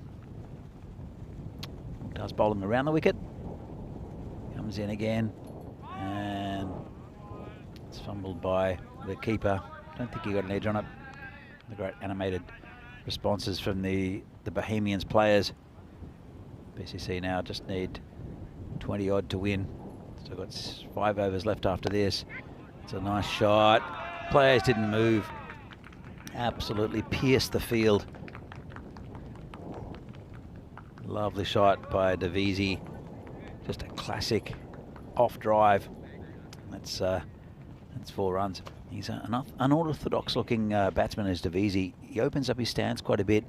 He also, this one hits over the top again. Another 6 runs there. He's taking Mukhtar apart. I think he wants to go and have lunch to Subberwin. He's not hitting the ball with, he's not trying to hit the ball too hard. Just good timing there. Let's have another look. So he uses his crease very well, does Subberwin. He sometimes moves forward, sometimes moves back, and just changes the length of the delivery and really plays with the bowler's mind. And when he's batting like this, it's very difficult to bowl to. I haven't seen him rock back in his crease in this innings too much. But he waits until the bowler bowls and he takes a step backwards, like a lot of good batsmen do, so he can get under the ball and often hits it to the leg side. But a lot of the balls he faces, he's very front on. As I see what's happening from actually pretty soon, in the next couple of hours, there is more cricket from Portugal. Rico Fool out there with 3 games tonight. Gamblers versus Porto Wanderers, then Marlow against Porto Wanderers, and then Gamblers against Marlow. That'll be a big clash in match 14 in that tournament. Brought to you by the European Cricket Network. It's a night series, well, sort of. It's a last game or so is at night, but it's always a spectacle. It's fantastic to see. Here comes Sazib Bhuyan. Well, might get a wicket and put down there by Zahid Mahmood. Stuck a hand out, just reached it. Wasn't a great ball. Kunal got under it, and the fielder just stuck a hand out, but couldn't quite get there. Bhuyan now bowling to his national teammate Subberwin Davisi. Bowls are wide. Interesting that Sazib's getting a bowl, really. They're still fighting our Bohemians, but they're going at 10 and over after that great over against Saklai Mukhtar, expensive one. Sort of taken apart a little bit by Davisi. Just poked down to 3rd man for a single. This game is petering out a little bit. Bhuyan has he's got a slight injury. You saw that yesterday, and he didn't bowl in the game previously to this. So it's interesting that his skipper was asking him to bowl. He needs to be right for the finals, and that's full toss. Came forward a little bit, did Kunal, and he's whipped that away over the boundary for 6, and only a couple of runs needed now. Sazib just gets that one a bit wrong, a bit full. I think he might have seen the batsman coming forward trying to bowl a Yorker length delivery. Didn't work. So you can see he's struggling a little bit, Sazib, as well. So only 2 runs needed. And it's just been prodded back down the pitch. So Davisi on 32 from 18. As we see the next game, it'll be PCC again against Prague Tigers. It'll be an interesting game as well. It's coming up after this game. I know this one's going to finish pretty soon, so I think it might be a little bit of a break between the games as Sazib bowls are wide. And so scores are tied. Golden ball maybe. Doubt it. Comes Bhuyan. Just clamped down. Good ball that. Right in the block hole. So hi to Liam Day in the chat as well.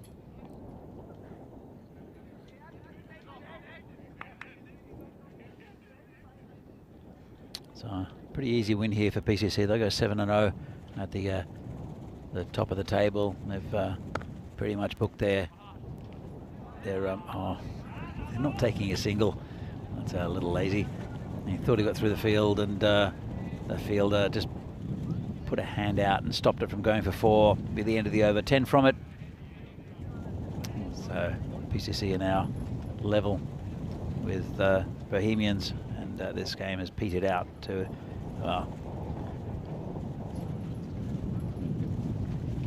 so we're gonna see who, I think it might be Kamal Singh who'll come in for the last over. But Prague Tigers, they PCC have won the toss, elected to bowl. Interesting. So they're trying to get the Tigers early, but they were a bit disappointing this morning, the Tigers, and I think Sagor up top of the that batting order will try to get some good runs early against the PCC bowlers. It is Kamal Singh. Let's see how many balls he has to deliver in this over before it's all over. Comes in bowling to Davisi, who hits it past him. They'll just jog a single, and that'll be that. So PCC with a very, very easy win, comfortable win against Bohemians, who struggled after a disastrous start where they lost 3 wickets for 1 run, and the majority of their batting lineup, the stars, were gone, and back and watching them scrape 61. PCC did it pretty easily, just over 6 overs, without really breaking a sweat. They'll congratulate each other. Let's have a look at some of the highlights of the innings. So Javed Iqbal was the bowler. Nice shot over the top by Kunal. Just going to see a bit of stroke making. That was a little under edge. It didn't quite carry to the keeper. Went for 4 from Davisi, and a nice cut shot there. But most of the action you'll find is the batting. Nice shot by Kunal. Beautiful bowling there from Azim. Unlucky not to get a wicket. Then it was off the bowling of Saklain Mukhtar that the run rate really accelerated, and it was Davisi who did the damage. And the result never in doubt after that. This is one that the fielder, I think it's Sahib Mahmood, put a hand out to try to grab a late catch. But that was the end of the game. Now look at the batting. It's just the 2 batsmen needed for PCC. So Davisi ended up on 33 off 19, and Kunal Bardwai. We only just Bardwai's just seen him today for the first time. Looks pretty impressive. Another batsman in this lineup for PCC. He's ended up on 24 off 18, 5 wides as well. Bowling figures. There's a good couple of overs from Iqbal. Azim bowled pretty well. No wickets taken. Saklain expensive, as was Buyan. So 62 for no loss. It's a pretty convincing victory for PCC. Looking dominant again, but it was their bowlers that did all the damage. With Samira Medaranga with 2 for 6. Rohit Deshmani also 2 for 6, and Riddick Tomar 1 for 10, all off 2 overs. Tishan Azim and Guru Singh added most of the runs for Bohemians.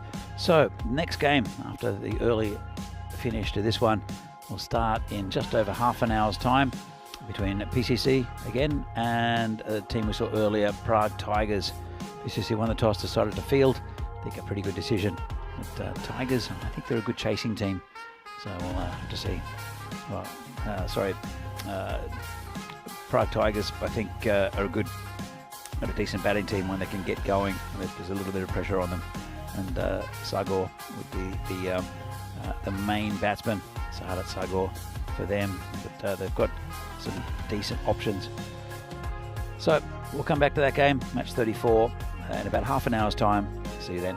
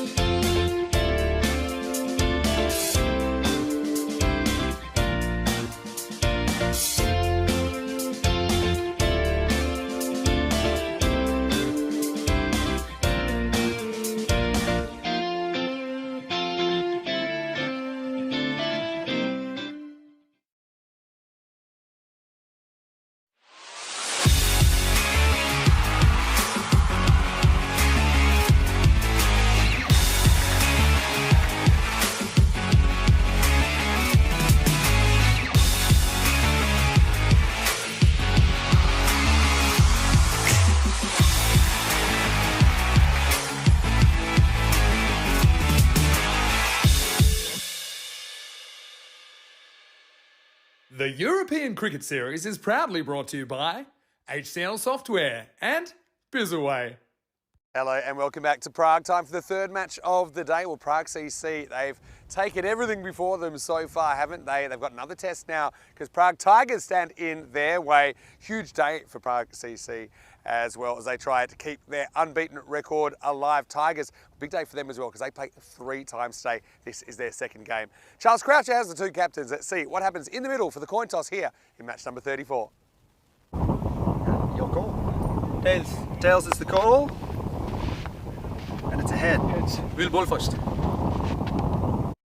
So Prague CC win the toss. Their captain, Kushal Mendon, has decided he wants to bowl first. Or maybe it has something to do with how well they did earlier when they were forced to bowl first against Bohemians. They took 3 early wickets for just 1 run, and from there it didn't get much better for Bohemians. Got to say, great to see Samira Madaranga back amongst the wickets. I think he's a very talented bowler. And Rohit Deshmoini, well, he's a guy, he never seems to age. He was very useful with the ball as well, picking up a couple of his own. So Tigers, they'll be stung by the loss this morning. They're 2 and 3 now. They do seem like one of the teams that could make the run into the 4, but they better make it soon because you know, it's going to be really tough, I think, with the level of competition here in Prague to do that. Anyway, let's get ready for the first ball. The news from the toss is that Prague CC, they've won the toss. They've sent in the Tigers. They're going tiger hunting. Here's a man that will take you to the first ball. Danny Hudacek, let's get ready for the third match of the day. Thanks, Vinny, and welcome back to Prague for this European Cricket Series Czechia. Match number 34 between Prague Cricket Club and Prague Tigers. As we see the lineups here. And PCC won the toss, elected to bowl. It'll be important for the Tigers to get a good start with Sahadat Sagor up the top. Himel Rongdi has come into the team today. And Hassanat and Sojib Mia, who can hit the ball a long way. But for PCC, they've got a pretty potent bowling attack. And Samira Watanabe is back again from his first game of the season with a couple of quick wickets, destroyed the top order of Bohemians. Also Rohit Deshmoini bowling well on the previous game will feature for this PCC side, who made 6 changes today to the side that went 6-0 earlier in the week. They've got a lot of depth have this club, and brought in quite a bit of experience, mainly with Madaranga, also Rohit Deshmoini and Kushal Mendon, the skipper, former national team player and vice captain of the national team at one stage, who leads his troops very well. The Kunal Bardwaj, who's the keeper. You saw him bat just before, where he and Sabu Ndavisi managed to quite comfortably get the target of 62 they needed to win against Bohemians. So Tigers, they won't be afraid of this PCC side at all. They'll take it to them, especially this man, Sahadat Sagor, who want to get a good start and also want to bat throughout the innings. And if he does, the Tigers will end up on a pretty good score because they're a fighting team, the Tigers. So it will be Samira Madaranga who'll open the bowling. Comes in. Yeah, first ball, it's a full toss. Hit pretty firmly to Ndavisi, who has a shot at the stumps. It's well backed up eventually, except they will come through for a second. Wasn't far away from a run out first ball, and that would have been a bit of a disaster there for Sagor. In fact, it's not. It's Sagor is the non-striker's end. It's Ajar Alam. He's a very talented cricketer, really good with the ball, has Alam been throughout this tournament. And turned around the corner, be another run. And you can hear the Tigers in the background. They're cheering every single run the Tigers get. PCC obviously the favourites for this game, even though they are missing a lot of their stars, including the beast, Suresh Wickramasekaran, also the national team captain and PCC captain in Arunachal. No Lala and no Aditya in the lineup. Comes Madaranga again. And call it wide.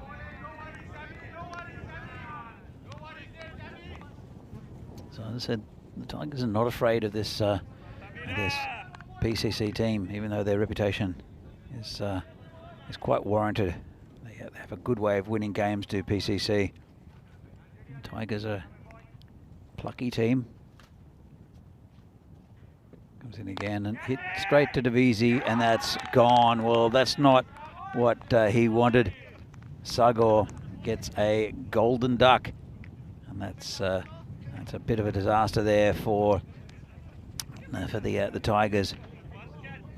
Just hit it straight at Davisi, hit it pretty well, but he was never going to drop that catch. That's a big loss there for the Tigers early on, with their main batsman Sahadat Sagor gone without scoring. He'll be escorted there by the Golden Derek. Seen a few of those. Spoke to Rakshit from Vinarati, and he asked me if anyone scored more golden ducks than him in this tournament, and I hadn't realised, but he scored 4 golden ducks so far for Vinarati, and it's a bit of an indication of how their week has gone. So Mataranga picks up another wicket. He's been bowling pretty well, mainly with pretty good control. Normally gets a bit of outswing and gets a bit of lift as well. Also decent pace. Comes in again. This one's down leg side, no swing there.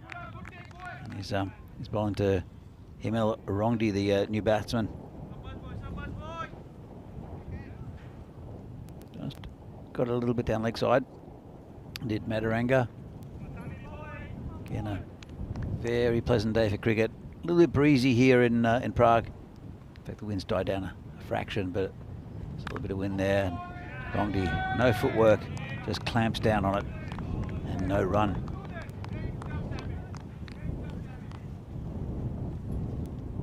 As Dave said in the chat, oh, Saga is Sagon. Yes, he is. Another Golden Derek in this tournament.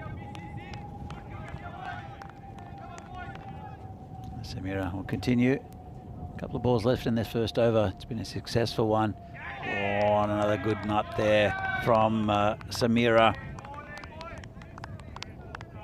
Bowling very well. Be interesting to see what they do with a final selection, actually, because no doubt that PCC will be there in the final 4 for finals Friday. Samira is bowling very, very well. I think they're a little bit light on their bowling, PCC, especially compared to their batting team. A couple of all-rounders in there. In fact, there's of the top 6 batsmen for a PCC, I think Aditya, the keeper, is the only one who doesn't bowl. So picking genuine bowlers hasn't been a priority for PCC. 64 days to go for this European Cricket Championship, starting on September 25th. 31 nations. There'll be 1 European champion. It's like the Euros of cricket. And there are 6 teams of 5 nations. They'll be going up to play the Netherlands. The winners of each group play the Netherlands, the winners of last year's tournament, in the championship week. As we have Riddick Tomar taking up the attack. We're bowling to Alam, who leaves it down leg side, and I'll take another one. It's 2 wides. It's Samuel Alam, actually.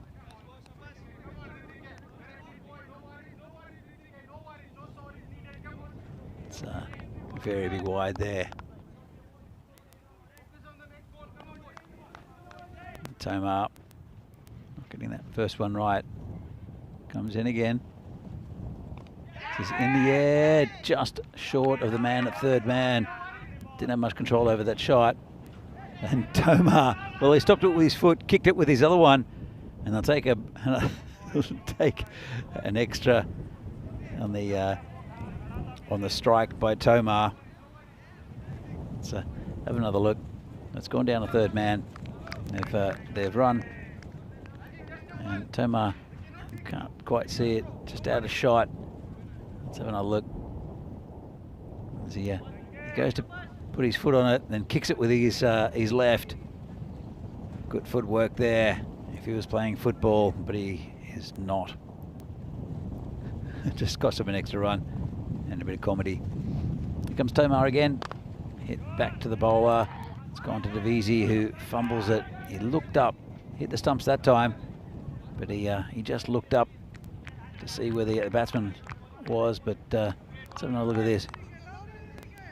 And just fumbled it a bit. Good throw. But should have concentrated on picking the ball up. Dave, the pies were good. That was the Melbourne today, which are the mince pies from the Down Under. So we have the whole 2 weeks. We have lunch from the fabulous Down Under. The umpire fixes the stumps. So there's a little bit of wind. It's going across from the left to right as you see it on screen. Probably help Tomar a little bit with a bit of in swing. And this is high in the air. It's going back. Smith Patel can't get back far enough. And that's 6 runs. Nice shot there from Samuel Alam. Hit it, I guess, slightly with the breeze. It's pushing across and got enough of it. It's a big 6 there for the Tigers. Keep the run rate going. Yeah, 16 for 1. Halfway through the second over. So it says being hit. A bit of confusion with the batsman. And he's back home, no problem. But Rongdi took him a little bit of time to get going. Tomar normally plays with a bit of smile on his face. He's not real happy with what's happened in this over so far. 12 from it. And Tigers are 17 for 1. It is a big wicket though, out of Sahadat Sadagor. Alarm's on 10. Rongdi now on 3. He's facing the tank. And then again. And flick just past Madaranga towards the boundary.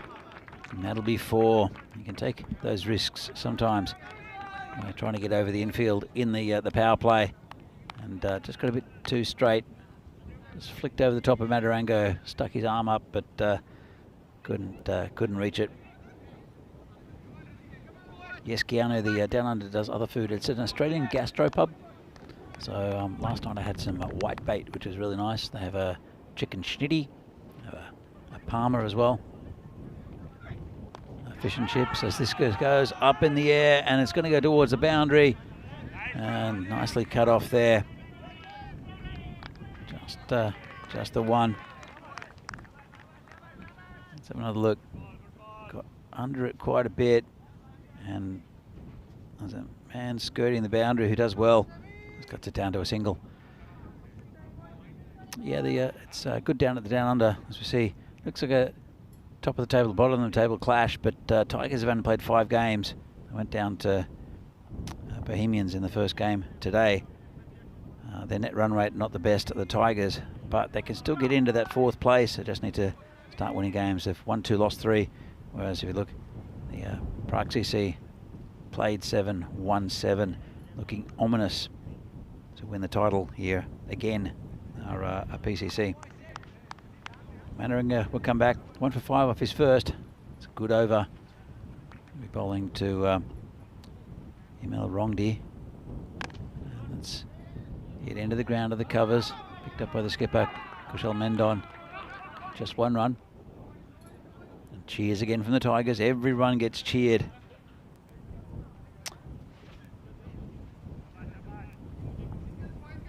So, Madaranga bowled beautifully against the Bohemians. Went through the top order in 2 balls. Bowling here to Samuel Alam. Comes in again. This is lifted over the top. Lovely shot. 1 bounce over the boundary. Smith Patel has been moved into the circle. And gives the batsman the opportunity just to lift it over him and get get another boundary. He's looking pretty good. Is Alam. Samuel Alam, that is. Haja Alam is the bowler, who we'll see no doubt opening for the attack for the Tigers in the next innings. But they're a sort of fighting team of the Tigers, and this one's a bit short. Just knocked down past the gully fielder. Third man will pick it up and just put it in. Good effort from the fielder, who's he stayed down actually. Hope he's okay. Let's have a look at this. He might have hit his head. Bit of concern. He hasn't moved, and asking for someone to come in. He's holding the back of his head.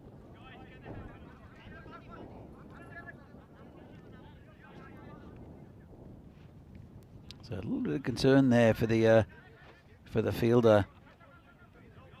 Put some water out, no magic spray on this occasion. He might have just knocked his head. Should go off really. He's up and having a drink now. It was a good effort to try to cut off that ball. There was a man behind though. It is Ajit Singh. He's good in that area. Seems okay. Just maybe the wind knocked out of him. Yeah, I think he might have got a knock to the head. Charles Croucher there having a chat. He's a long-time member of the PCC side as well. Is Charles Croucher not playing at the moment because of all his officiating duties, and he will come off the field. I think that's a good move just to get him have a rest. Well, he's insisting on staying on, but I think he should. If he's taking a bit of a head knock, I probably think he should take a bit of a rest. They do have a 12th man here. They do PCC. And Sudhir Gladson, I think, will probably come on. I know they've got a couple of players around. So Charles Croucher there. He's doing the right thing, I think. The tournament referee. The player gets a bit of a knock like that. He didn't move. He was holding his head. And there is a new player who'll come on just to relieve him. Don't know if it's a concussion, but Charles Croucher, I think, has done the right thing. Player safety is so important here. Don't want to see anyone get injured. Samira will continue. Rongdi is their batsman after that little break. Bit short and hit in the air. Just get a single. Mistimed it quite badly. Well, or quite well. If he got more of it, might have been a catch. Rongdi moves on to 10. But it's Samuel Alam who's looking pretty good. 15 off 6. A couple of balls left in Madaranga spell. It's been a good one. Successful as well with the wicket of the very good Sadat Sagor, sorry. And they snuck another leg by just then. Got past the keeper. There's a man at a sort of it's a strange catching position. We've seen it a lot in this tournament actually. Been a couple of catches there. It's a sort of a fly slip. It's not too far back either. Madaranga comes in again. And a bit shorter, good lift, and no runs from the last ball. And after the power play, Prague Tigers are 30 for 1. So welcome back, Vinny, to the commentary. Marshmallow. Yeah, it's nice to be back. Beautiful afternoon for cricket, Sunday afternoon here in Prague. A bit of everything so far. Run out opportunity early. A couple of big hits from the Tigers. So Prague CC getting a bit back for the first time today, really. And yeah, hopefully there's nothing too wrong with Ajit Singh, who looked like he might have knocked the ground with his head. Is that what happened there? I think so. He was holding the back of his head, but he didn't land on the back of his head. So it might have been just the wind knocked out of him. He didn't move for quite a while. Yeah. But he wasn't knocked out, if that makes sense. I'll check him out, and hopefully he can return sooner rather than later. It's a good move, actually, asking him to leave the field. I think that's exactly what Charles Croucher has done. just to make sure he's okay, just to get him sit down for a while. So anyway, the new bowler will be Rohit Deshmoini, who bowled very well in the previous game against Bohemians, and he'll be bowling to Samuel Alam, who's been really good so far, hitting the ball pretty well. Rongdi with pretty good support, run a ball 10. I'm sure he'll accelerate eventually, but not a bad start from the Tigers, going 10 and over. Sidia Gladson's come on as the 12th man. See him there in the foreground. Anyway, here we go with over number 4. And Deshmoini is on. He bowled well earlier, didn't he? Picked up a couple of wickets. And I like the length he's bowled. He's gone full. He's tried to draw them forward, tried to draw them into an error. And I think this will be a good contest. Field's gone back as well because we're out of the power play. Yeah, look at Deshmoini. He's not very complicated as a bowler. He comes wide of the crease, angles it in, sometimes swings it in, and is right at the pegs. So he normally gets it right. Can go a bit leg side sometimes, but not often. Just exactly like that. Really well bowled. So he's always bowls pretty full, right at the pegs, and gets a few wickets in the leagues just from a batsman just missing the ball. Yeah, that was right on the money, full and straight. It's always a good time to bowl there. I don't think we've really seen enough well-executed Yorkers in this series, and as we head into the weekend, or next weekend, when the internationals start, I think it's really important to find guys that can jam the ball up into the block hole. We have seen some from the left-handers, though. That's true. Yeah, left-handers seem to be doing it with a bit of in-swing as well. Rongdi faces up. He charges wildly. Oh, another one there. Didn't exactly rush back, did he there, Rongdi? But he's a long way down. And then it's almost like batters wait to see if the keeper's actually throwing before heading back. They should probably just head back straight away. Yeah, that'd be... I think he was all right, but let's have a look. Yeah. Just. Comes Deshmoini again. Drags this leg side, so 5 outfielders in play now. That's the tank, Riddick Toma. Nice pick up from the keeper. Wasn't the greatest throw from the tank, but Kunal Bharadwaj doing the job for PCC today. They'll have a few interested spectators. I think you said, let's have a bit of a lurker call out for all the PCC community watching. Well, getting in the live chat, ECN European Cricket Network. Arun's there. Hope Ajit's okay. Let's hope so as well, Arun. Hello, Arun. Looking forward to seeing you soon. Oh, this is sliding into the pads. Maybe a leg bye. Maybe got a bit of bat. No, leg bye is the signal. So Deshmoini keeping things pretty quiet here in the 4th. Yeah, he's a good bowler. Has been for a long time, has Rohit. And it depends on the batsman he's bowling to. Some of them take a liking to his bowling, but because he does put them in similar areas, put everything in similar areas. But consistency can be predictability. That's true. If somebody is fancying what you're offering. Last ball over here. He drives this down the ground, but you can set a field to this to an extent, right? Because he's getting it up there. They found it hard to elevate. They got long on, long off in place in the deep wicket. And that's a brilliant over from Rohit. He only concedes 3. And the Tigers, after 4 overs, they're 34 for 1. Yeah, really good over there from Deshmoini. As we see the graph here. Doesn't really tell us that much. Just that the second over was okay. But, current run rate 8.5. It's not bad at this stage. I can accelerate from here. I've only lost 1 wicket though. It's a pretty big one, but they've got a lot of batting talent. Still, the Tigers has Smith Patel is going to be the new bowler. He'll put it just outside off stump. Gets good lift. Also, he can bowl a good Yorker against Smith, but often tries to bounce batsmen out, and that's normally where he gets smacked over the boundary. Well, short and cut away. So he said he can be a bit short on occasion. This has been his issue today as well. I think maybe giving a bit too much width for this length. It's actually a pretty good shot though. Batter just throws his hands at it. Rongdi, who's impressed me with some of his stroke play today. Sometimes has probably ventured a bit too far into the cavalier, but you could see from that shot that he's got a good eye and he hit that one well behind point. Yeah, nice shot. comes in again. This one keeps down a bit and doesn't get past the keeper. Yeah, Kais Hussain echoing the thoughts of quite a lot of the viewers, I think, saying Sajid Mir has got to come in earlier because he's been hitting the ball so well. Yeah, we saw him batting. It was low, 5 or 6 earlier. Crazy. And I just think with the guys in form, get him up there. He steps away slightly. Uh-oh, it's more trouble for Bardwaj behind the stumps. That's another set of 4 byes. Just keeps low bounces in front of him. And yeah, you can see, kind of went with the hands. I suppose if you're reading that, maybe you can move your feet a little bit to the left and try and block it with your body a bit more, which can be a painful but effective way of doing it. Nonetheless, he didn't, and there's 4 more to the Tigers.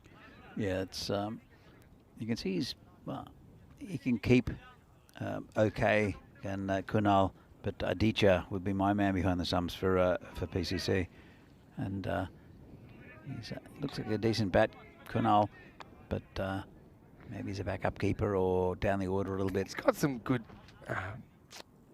good basics. Yeah, he's not a bad keeper. I think it's just it's a little bit of positioning. So sometimes he's found himself, I think, a bit too far back, which you might think, okay, that's buying me extra time.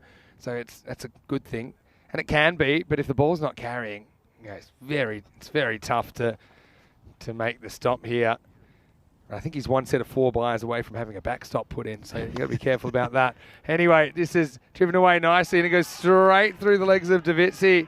Has no easy stops, and that's 2 balls that have gone to the boundary straight through PCC players this over. Yeah, well struck though, to be fair. Again, trying to read the last bounce. Davitsi couldn't react, and the Tigers will take the runs. Yeah, they'll be happy with that. 8 off the last 2 balls. And this one's hit straight down the ground. Should be covered. This morning he comes around. Just be a single. Yeah, so they're fighting, aren't they, Tigers? Maybe they can turn it into something more as we get to the end of the 5th over. And it's 47 for 1. I want to say a very, very warm welcome to you wherever you're watching from around the world. It's Vinny Sander here, Mr. Maximo. Here with Danny Hudacek. I want to say a big thank you to Sahadat Sagor from the Tigers. A bit early for food chat, but he's given us some of these, and he said that they're kind of Bangladeshi influence. They're mango cream biscuits. Okay, so we are going to, I'm going to try them, probably try one right now. We're going to share them with the crew as well, but big thank you to the Tigers. And, well, so far, so good for the Tigers, I suppose, and I look forward to having these. Danny, a bit early for food chat? You don't mind, do you? I'd love a coffee with go with that as well. You know what? You're right. But anyway, I'm going to get stuck into this, and Davitsi, after going fetching that one, he's going to bowl the next over number 6. Bit short. Hit Mendon, no run. Lucky to get away with that. There's no one to the right or left of Kushal Mendon. So Vinny struggles with the packet. Yeah, with my wicketkeeper fingers, you know, I've got a pair of scissors around the house, you know, just for things like this, because my fingers don't bend the way that normal people's fingers do. Anyway, here's Subber. Bit too close to cut. There you go, Danny. One for you, one for me. Thank you. I suppose we should stagger eating these. Someone has to call the game. Yeah, you go first. I'll go first. I'll be back by the end of the over. Oh, they're nice. They're kind of, the filling's not too sticky. Mango cream. Did I get gypped on the filling here? I don't have a lot of filling in mine. What do you expect? Come back to you. It's looks pretty good. As this one goes down towards the boundary, and got a dodgy inside edge. Did Rongdi, who's moved up to 25. Let's have a look at this. Not much luck for the bowler. Good placement. I don't even think it was an edge. I think it was the full face of the bat. But it's the quickest part of the ground down there. Alam hasn't had much of the strike recently. Rongdi, 25 or 23. Alam is 16 off 9. Just over halfway through the innings. 51 for 1. The Tigers.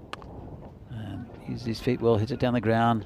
Should be a pretty easy pickup for Smith Patel down there. Who's now at long off. 50's up for the Tigers. I'm back with my review as well of the mango cream biscuits. I'm going to say quite refreshing, just a little bit fruity. So kind of sweet, but not overpowering. Okay. I'm going to say would eat again. Oh. Thanks very much, Sagor. Well, I'm going to leave you to enjoy. I want to see how much filling you got, though. You jealous? I feel like you got a bit more filling than me. That's okay. Enjoy. Bon appetit. Or double hit, as we'd say in Czech. 49, this partnership now.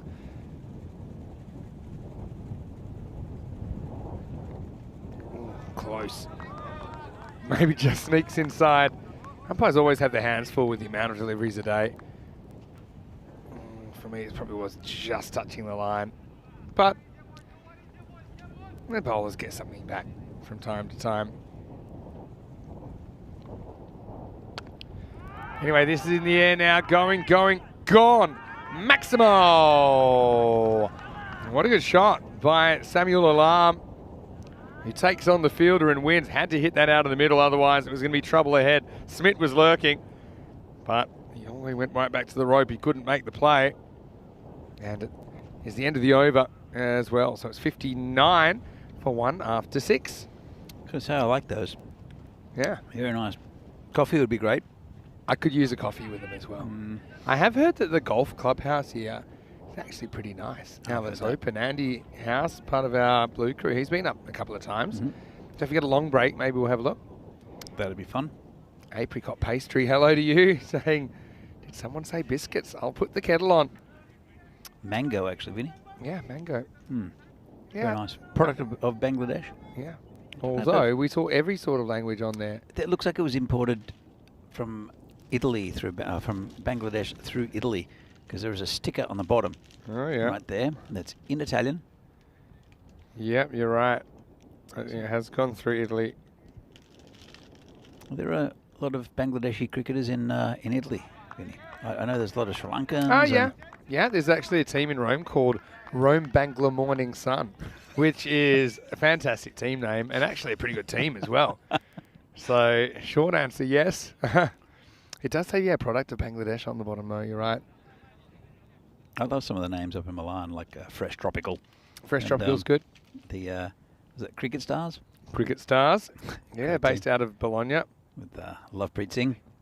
Oh, gone. That's one hill too far for Rongdi. Good ball there by Tomar. Just pitched it up and Yorker length. Yeah, it was well bowled, full and straight. We've said it time and time again. And this field, you can't afford to give the batters too much length, especially when you get late in the innings. And that's the case, and we've seen it a few times as well, where I think the batter kind of yorks himself by coming out of the crease. And see if he'd stayed back, it probably was a bit more drivable. But maybe not a bad wicket to lose, because this guy, we've been calling for him, so Jamia, he's going to come out at number 4 with a score at 59 for 2. We've been bigging him up, but he did struggle a little bit this morning. He had a bit of a shock this morning, but that's going to happen. I mean, recent form's good form, and yesterday he had a very good day. Yeah, Cricket Stars, were you aware of what happened to them during the Super Series last year in Italy? No. So, this is an unusual one. So, last year how it worked, and it was for ECL qualification as well. So, we went around Italy as we did. I know we've commentated in Italy before, and the winners of each week went to the Super Series in Rome, and the top 5 teams in Italy were there, and the winner of that goes to the ECL. And Cricket Stars, well, they won their week, and so in Bologna actually, and so they were one of the 5 teams. So Tuesday morning's coming around. I think it was their first games. If not, they might have played day 1, but day 2 rolls around. That was the first ball, pretty spicy one from Tomar. Worked away by Sajumia for 1, but overnight, Monday night, Tuesday morning, the Cricket Stars, who were staying at a hotel in Rome, with all their kit and all that in their bus was broken into and all their stuff was stolen, including their clothes, their shoes, their cricket gear. And so actually, they were meant to play a double header on Tuesday morning, and it had to be postponed because they had no stuff. And they would, police reports and all this. Up in the air, I think this probably falls safely. It does. So, just a single. I know there's a few people wanting an update on Ajit, but we don't have an update just yet, but I promise at halftime I'll seek it out and see how he's going. Yeah, so how about this? And there's all sorts of things going on, trying to secure new gear, and what an inconvenience. I mean, it's awful, really. then Wednesday afternoon, we usually schedule one of their games for the last game of the day. So it went from 4 to 5 games. This is right off the end of the bat. But we'll get a single. Bit of confusion raised. Takes it around the field. In fact, they'll get 2 now. Maybe more. No, 2 and that's it. But they had their stuff back. And what had happened is one of the locals had said, well, you know what? I know the kinds of people that do this kind of thing. And they went and negotiated with the thieves and paid and negotiated a sum to get their stuff back. Wow. To buy their own stuff back. And I mean, it wasn't as much as they were asking in the first place. It's probably a pretty good deal because I don't think there's too much money available for black market cricket gear in Rome. Well, that's why I think the thieves overestimated the market value pretty, early on when they were asking me how much back. But all's well that ends well, and they did get everything back except for a couple of pairs of the nicer trainers. Oh, yeah. So, yeah. Real life through the lens of ECN. Oh, that's not a bad shot. It'll be a tough stop. Watch the spin. Yeah. I saw that coming a mile away. That's Stephen Anastheswaran, who's going to go down. Oh, we know it's Raj, of course. But have a look at this one. Look at the spin. Going, and he's gone. Doesn't have a shot at it. He's got dodgy knees, does Raj as well, which cut his national team career short a little bit. And so his sideways movement isn't the greatest. 64 days to go for the Euros of Cricket, the European Cricket Championship. Counting down. I mean, we started the count at 100. It was just a few weeks ago. Already down to 64. Cyprus, who are here this weekend or next weekend, I suppose. They're in Group E. And that's such an interesting group. I think Cyprus, Switzerland, Romania, Malta. They're all pretty even. Switzerland, maybe from what we saw last week, maybe top of that pack. Yeah. Because we saw Switzerland, Romania, and Malta all in the Valletta Cup. Cyprus, though, we'll get a look at them and we can grade them. And England, of course, they will be favourites for that group based on their past performances. But let's see what kind of a team England bring and if they can get on the pace straight away. Because last year they lost their first 4 matches. If they lose their first 4 matches this time, it's adios. Anyway. They normally come in a talented young squad to England, and so do Ireland. Was it Ireland that was there last year? Scotland. Yeah. All come with talented squads, and you can see the Netherlands also take this very seriously, and they won that tournament. Any of the Netherlands team from that are going to the World Cup? Quite a few. Oh, well, we don't know yet because they haven't named the squad. But a lot of them played in the qualifiers in Zimbabwe, such as Ryan Klein, Clayton Floyd, who was the first ever T10 Centurion, and he was part of the winning squad last year. Sakib Zulfikar, the leg spinner, is bowling really well. Others, Arian Dutt's probably another one to mention. But, yeah, so the big question will be, those guys from the Netherlands team that basically got them through, there are guys that were playing county cricket that were not released to play that qualifying tournament. So they're going to come back. And the question is, how many will they take to India? Who holds their spot? Do they give preference to guys that have been playing county cricket, or do they kind of go with the guys that got them there through the qualifiers? And more bad news behind the stumps, because this is one, to be fair, it's a rare bad ball from Rohit, long way down. And the funny thing is that probably would have gone straight to Chetan Patel at leg slip. Instead, he's chasing into the bushes, 5 wides. Yeah, Chetan Patel there. He's not bothered to put a number on this morning. He's listed as X on our team sheet. Yeah. So Rohit will continue. We do have some high numbers, PCC. And I actually wonder, is there any sort of significance to these numbers? Because, some of the newer players to the club, so like Davitsi, like the Tank, Tomar, they're right up in the hundreds, they're high. So, I know some clubs, they kind of have their, your cap number, which is, the order which you played for the club. They'll try and replicate that as your shirt number. But when you get in the hundreds, it can get out of hand. Indeed. Here's Deshmoini. Better ball. Oh, that's proper grubber. But it's not handled by the keeper. Chetan helps him out that time. This is where if you've got a keeper that's comfortable up to the stumps on a pitch that's a bit up and down, then you're just not having to deal with bad bounces. Okay, yes, it's awkward, but it's not rolling to you. You maybe have to take it shin high or something like that. Well, I haven't seen too many bad bounces, but especially with Bowlers it. This is in the air. Players coming around. Tomar drops it, kicks it. Well, he's used his feet quite a bit. Well, if that was rugby union, that'd be an excellent little play on, and then you can jump on it for the try. But yeah, Tank actually thought he might pull this off. You know, wasn't really out in the middle of the bat. Kept himself in play. But yeah, this wasn't going to go for 4 until he booted it. That's the second time he's done that. I think in this innings, there was a return that he managed to. He tried to stop it with his foot and knocked it under his other foot and kicked it about 20 metres. Yeah. So, lovely. The batsman moving all around his crease, trying to put off Deshmoini. Is in the air and dropped. No. Well, I was going to say it probably put the batter off more than the bowler, but maybe put the fielder off. He's almost stepping on this fielder's toes as the bowler came in to bowl. But yeah, ends up in a fairly orthodox position. He's a bit late on it, but yeah, that was a soda. And I think it's Kayameta. Can't hold on to that one. So 2 drop catches in the over. Yeah, should have been taken. Rohit's hair is getting greyer by the ball at the moment. All right, another one. Who wants it? No, he's no. Oh, maybe. Great catch by Rohit Deshmoini. He was spinning like a disco ball, but when it came down to it, he was in the right place at the right time. And we might have to go back and amend the audio that had me halfway through saying no chance, because when you start turning around like this, I thought it's very hard to lose it, but he didn't. And he says if there's a job worth doing, you do it yourself. As he finally takes the wicket, Prague Tigers 79 for 3. Yeah, after 2 drop catches in the over, he's got pretty good safe hands, has Rohit. He deserved that wicket. And 79 for 3, it's not too bad. A couple of overs left. Hitting around the 100 mark, 110 maybe, Vinny, do you think? Yeah, if they're lucky. You know, I just think at the moment, nothing too fluent about this innings.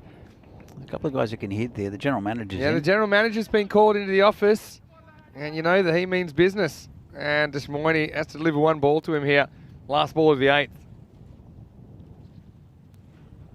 And there's a huge swing and a miss. That will take us to the end of 8. And Deshmoini finishes with pretty good figures of 1 for 15. Could have been better though. 8 overs down, 79 for 3. Yeah, it's see Hasnat there. A little late on the stroke. Brings Subjit Mia to face, and Mia, we've seen him really hit the ball hard. Not quite in this innings yet. We see the graph here. Again, it's plateaued. We had its highlight in the 2nd over, and then sort of remained fairly even. It'd be Smith Patel to bowl to Subjit Mia. And Smith wouldn't want to drop too short. Wouldn't want to get too full either. This one's been hit through the offside. Just be a single. Had a question as well, a comment saying that maybe Netherlands should do selection trials, but I suppose the thing is when you're playing that much cricket and you're playing a lot of high level cricket professionally, yeah, they don't have trials per se. Well, dial B for backstop, because I said if there's one more that goes through, then he might end up with one. Again, it's just a ball. It keeps a bit low. Doesn't get, you know, let me give you a little tip. And it's not a fun thing to do, but you got to try and line it in your middle of your body with the line of the ball. Sure. And then you can maybe block it like a baseball catch, or maybe get some of your body in the way. It's not fun, but you will stop them sometimes. It's strange, this pitch, because there's a few bowlers, including Smith Patel, and Rohit has just gone through the fielder, and he saved it. Come back for 2. But there's quite a few that have kept low today, and have really rolled through. And I mean, it's like an arch bridge. Is the keeper Kunal with his legs, and quite a few have passed under it. Yeah, a lot of them actually, if you look at it, they're not really going through his legs, they're going to the side. So that's kind of my observation there. Anyway, this is up, it's in the air, another catching opportunity. This time it's taken. Well judged out there. And the general manager just stops by for a brief supervisory visit. Sabu and Davitsi that takes the catch out at deep mid-wicket. And the Tigers lose a 4th. Just cannot accelerate here. And most of the runs they're scoring, they're not even hitting. But the score 86 for 4. He's pretty good under the high ball is Saba. And good wicket there to Smith. We'll bring Amin Hussain, the skipper, out to the centre. And Sabri Mia, he's the man at the other end who's most likely to score. Amin Hussain, though, can launch a few. Smith bowling to it, though. Going back to what I was saying, after that swing and miss. So, score not advancing past 86. Yeah, the Netherlands team, I assume it'll be picked more on who's been scoring runs in high-level competitions or taking wickets in high-level competitions like the county game, the qualifiers. They may have something, it's probably not a bad idea, like a big squad camp where they trim it down. But yeah, this is a pretty good shot. Cracked through the covers, and that's a brilliant way to get off the mark. I'm Hussain, the captain. Yeah, look at that. Just keeps his shape, cracks that into the gap, lets the field do the rest. 4 runs, nice batting. Yeah, very nice batting. Have you spoken to Rob Kemming recently about the Netherlands? I haven't. Oh, I've been texting him now and then. We tend to talk about all kinds of things. He's actually talking to me about the Ashes more than anything. And 90 for 4 after 9. But I know he's thrilled with the effort of the Netherlands team. And the fact that they're through top 10 in one-day cricket in the world. Incredible. Checking out the 21 extras there. Don't look too pretty for Prague CC fans. But we have got the game under control. Single wickets for Mataranga, Toma, Deshmorny and Smith Patel. Davitsi is going to come back to bowl his last over and the last over of the innings. Yeah, they should be around about the 100, 105 mark. Let's see how it starts. Starts pretty well for Davitsi. The wind starting to get blustery again. It's at our backs. So it's going to be hard to hit down the ground. Of course, Rob was manager of the Netherlands team for a long time, including some of their successes, such as beating England at Lords. And yeah, a fair few other memorable victories where Netherlands were underdogs. All right, has a go at this, and despite the Tortuga, it's knocked down. That's great fielding out there by Raj. And then rockets in a throw. Good stuff. It's got a good arm, Raj. You wouldn't want to run on it. So it's a pretty good shot. Got quite a bit of it. And yeah, put a big mitt up and stop that from going to the boundary. Still got 2 from it though. Well, just get a single, Vinny. Might have been a single. I think it's, how early did Mia take off then? Now he's looking for 2. I don't know what. Now they actually could have got 1 as soon as they gave up on it. Yeah, let's have a look. As for me, and they're off. Yeah. In the end, actually, he almost ran himself into trouble. But Davitsi, that's one of those ones that, even if you're not planning it, you almost have time to go to say, you know what, you're out, I'm getting you. You know, I've seen that happen a couple of times. Yeah, gave himself plenty of space and actually made it so he couldn't reach the ball. Let's have a look at Hussain.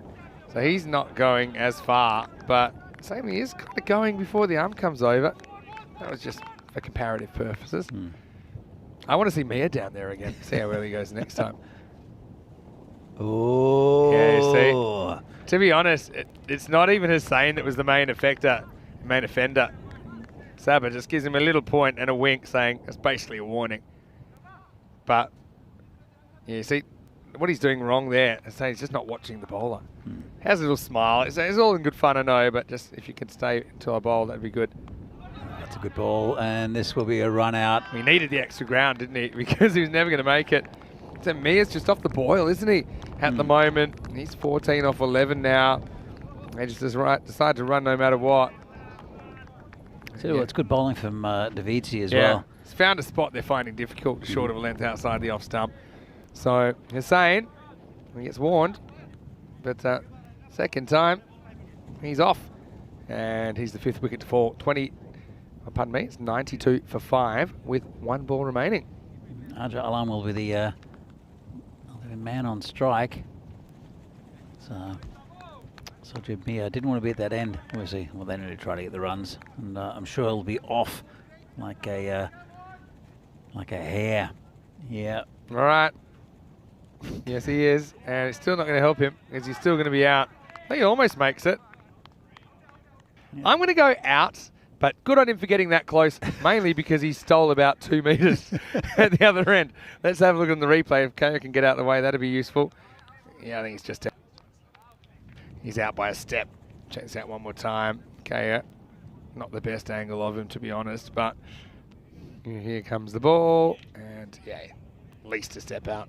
So, they can finish 92 for 6. What a great last over from Divisi, with only 2 runs off it, a couple of run-outs at the end, and the Tigers more or less tamed here. Well, they did hit a few shots in anger. I think Prague CC, once again, they'll be pretty comfortable chasing double digits. I think at early wickets, the Tigers, they have a bit of a chance against a batting attack that's not quite as strong as normal. You see the Sagor there, hitting one straight to the fielder. And we saw a couple of nice shots there. One launched just over Smith Patel for 6. And, good little innings from Samuel Alam in the middle overs. Really got the score going. But there were a few buys as well. We'll have a look at the extras in a moment. But the Tigers, they were trying to play their shots. There's one of the buys. They did miss quite a few balls, but never wanting for trying. It was just the fact that they couldn't get the execution quite right at times. This one was over the top, a nice 6. But there was pretty good tight bowling and a good wicket there for Riddick Tomar. It's the general manager who had to go. In fact, it was Rongdi who had to go. And that was the right turn at Albuquerque for Raj out there on the boundary. But, this was Rohit's catch, who zoned in on it and took a lovely one after having 2 catches dropped off the 2 previous deliveries. And there's more through the keeper. And a bit of a shocker. The ball did keep down a little bit for him. This is Saba with a nice catch on the boundary. But all in all, he's one of the run-outs in the final over.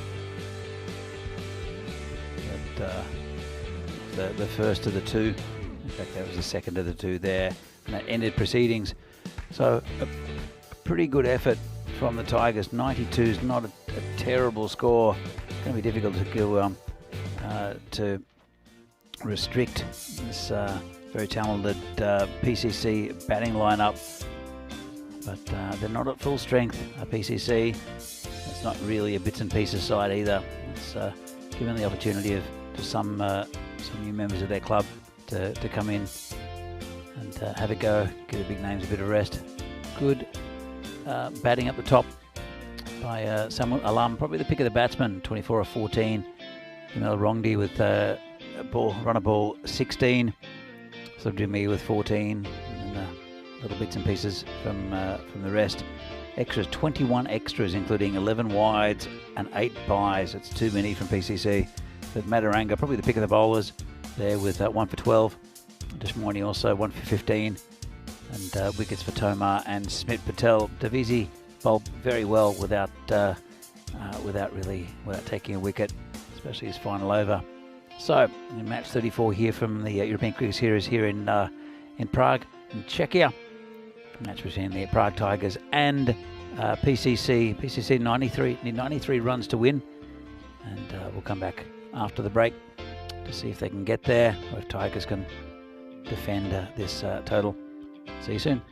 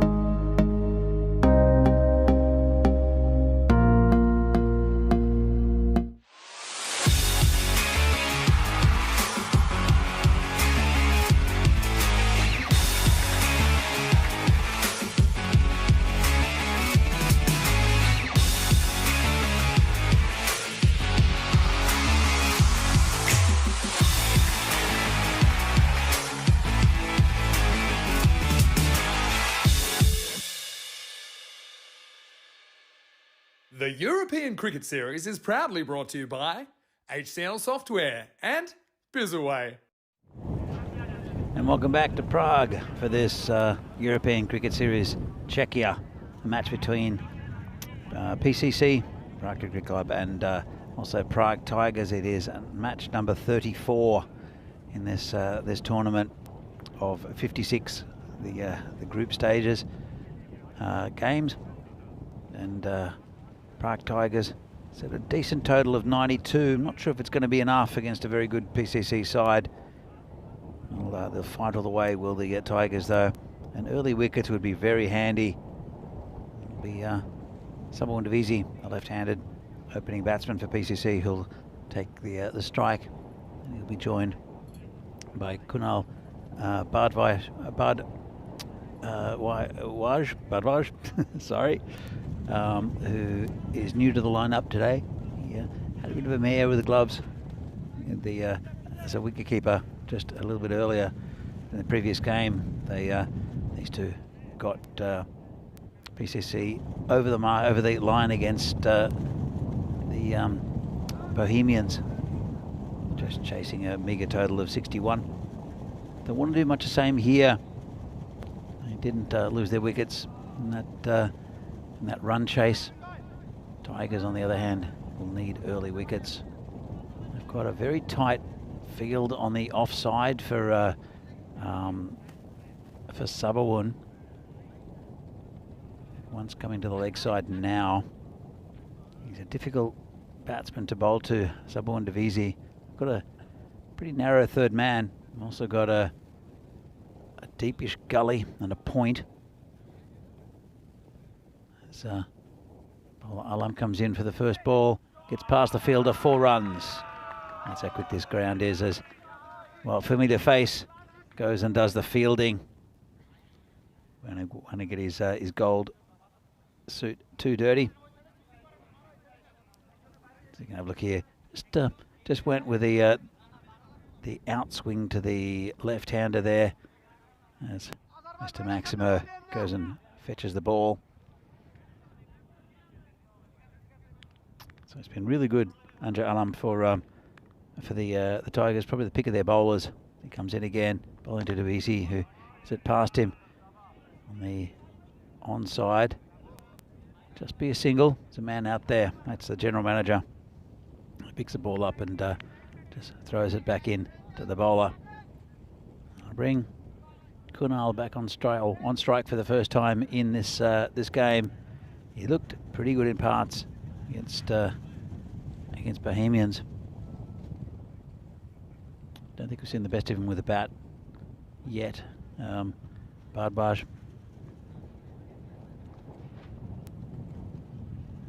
So it's a right-hander, left-hander combination, which often causes issues for bowlers. I'm sure Alam will adjust quite well, and he does.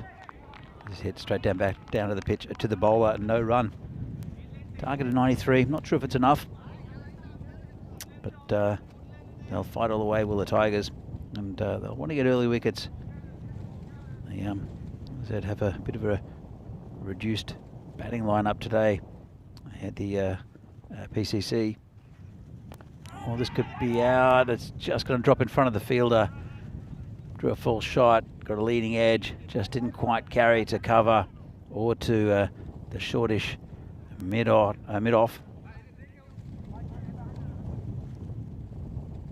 Good ball though. And Seth Bardvaj hasn't really been very fluent with his innings. Played some decent shots in the previous game, but no, as I said, no real fluency with what he was doing. I think maybe still getting used to the pitch and coming into the tournament. PCC haven't played since Tuesday afternoon, I think.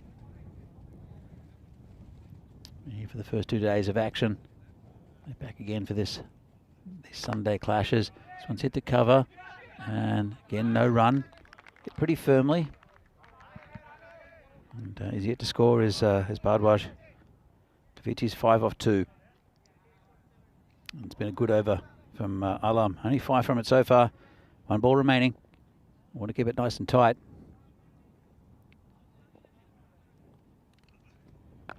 And he does. The wind's died down again. It's getting a bit steamy here as well, quite warm. And after the first over, the PCC are 5 for no loss. 7 matches into Golden Ball. We saw one yesterday featuring United again, and they went down. It was a great finish, and it was made possible on the back of 4 big sixes in the previous over. Got to a Golden Ball, and they couldn't quite go on with it United, but it was under interesting circumstances as well, with the batsman trying to reach his ground. Realised he didn't. He was short of the run, so went back, which cost him just enough time to be able to be safe at the keeper's end. Even though there was a fumble by the keeper, the run out was affected. All right, new bowler. Here's Prem Yadav. He's also had a pretty good tournament so far. Bowling to Subhawan Divisi. It's all gone pretty quiet, tense. Hit straight back to the bowler, who wasn't ready for it. That was hammered back. Saved 3 runs. He's rubbing his hip. Let's have another look at this. And difficult one. He got him, did Divisi. Should be okay. Painful, but as I said, he saved 3 runs. Prem Yadav would have been a miracle catch. That was absolutely smashed back at him at an awkward height as well.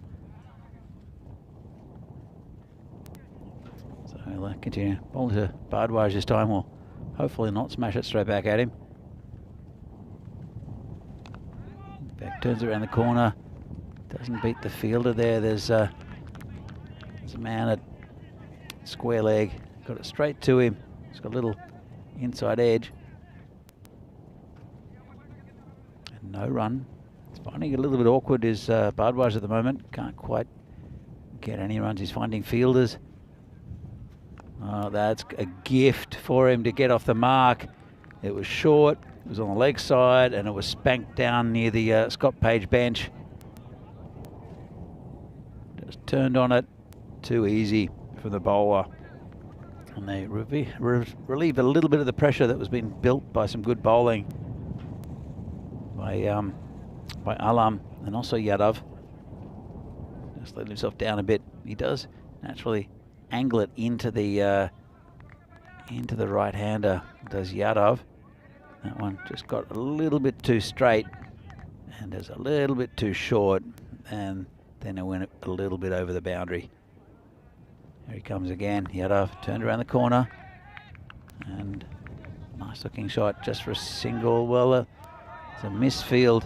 They weren't aware. They weren't looking for the second one. Were these two? Divisi, I think, wants to have a go at Yadav's bowling.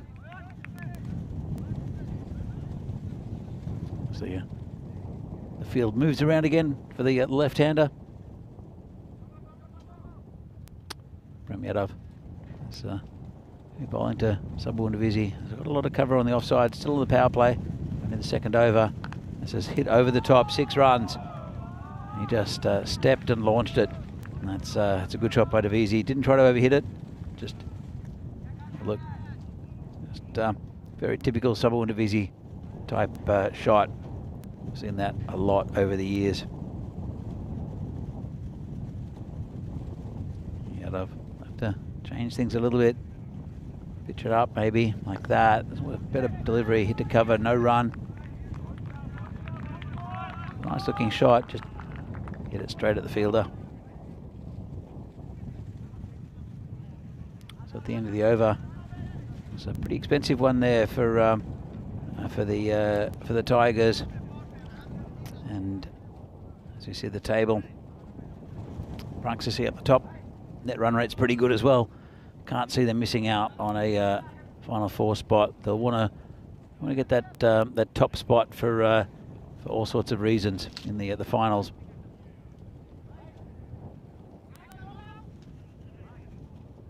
And Tigers down the bottom at the moment. They haven't played many games for the Tigers. They have every chance of getting into their top 4. But there are some good teams between them and that position. It's going to be a tight tussle.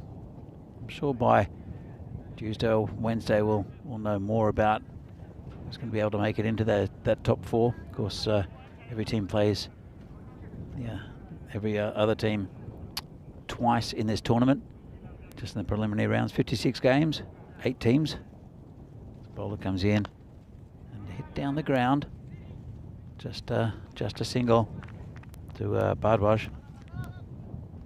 So every team plays every other team twice in the preliminary rounds, and then the top 4, it's pretty much a straight shootout for them.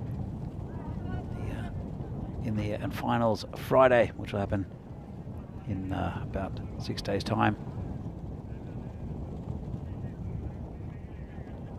So Rongdi, the bowler, Saba hits it straight to cover again. He's picking out that spot very nicely.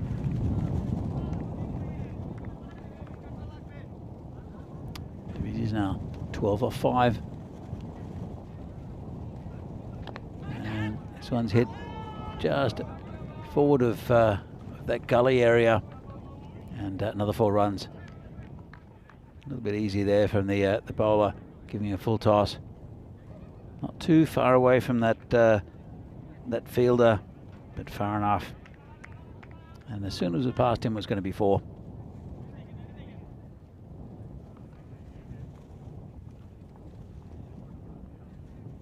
So the Rongdi got that a little bit wrong. Saba got that a little bit wrong as well. Tried to drag it from outside of stump to the leg side. Got an under edge and no timing. And just a top ball. Been a pretty good over from Rongdi so far. But 4 from Davisi. Nice looking shot. This is over the top and well placed. So cover couldn't reach it, and long off couldn't get round to it. It's a nice shot there by Davisi. Just lifted it over the top. He does hit in the air quite often, does Sabawin, and but he uses it as an effect to score runs. He's not frightened of that, lifting the ball over the infield, especially as we've got 1 ball left of the power play. This one's just hit out to that point region just for a single, and it'll retain the strike. And Davisi will move on to 21, and PCC at 29 for no loss after 3. Vinny. Yeah, I'm back, and We saw your fielding effort. yeah, I was thinking about it, but the combination of the golden suit plus knowing how fast this field is, I knew I wasn't going to cut off the angle. So I just fetched it out of the long grass. Gives me a bit more respect for the ball retrievers, though. We've had a busy time so far in Prague. You didn't have to chase it too far, though. Yeah, I was checking out the Scott Page bench over there, just in between games. I might do a little piece from there later on. It's quite an interesting, unique structure. It is. It is, and it's a good little tribute to the man, Scott Page. Tell you what, the cricket bats though haven't been out in the sun. It shows you how strong the sun is though. They've taken a beating. Need a bit of oiling, do you think? Yeah, I think they might need an oil. Oh, anyway, what a shot. This is leaned on by Davisian. Now the ball retriever quickly just throws the new one back and says, here, you take this one, I'll go fetch the other one. Davisi goes, Maximo. This is a very Saba shot, shuffles back in his crease, gives him a fraction extra time to see it, and goes up and under. Just gave it the full face of the patch and timed it. There was didn't overhit it at all. It was a lovely shot there from Saba, as is that one. And that's going to go all the way as well. 4 runs. That goes pretty close to Scott Page bench down there as well, actually. But yeah, Sagor, well, he won't be happy about that, but Sagor will be happy with the fact that I just shared the biscuits with the entire crew. There's the Scott Page bench down there. What you can't tell is that the seat part of it is made of old cricket bats. Luckily, they're face up. But well, there's always, we don't exactly know how those bats got there actually, because Scott did accumulate quite a few bats over the years. yeah, that was my next question. Where did they come from? Well, I only ever saw him using an old, remember SP?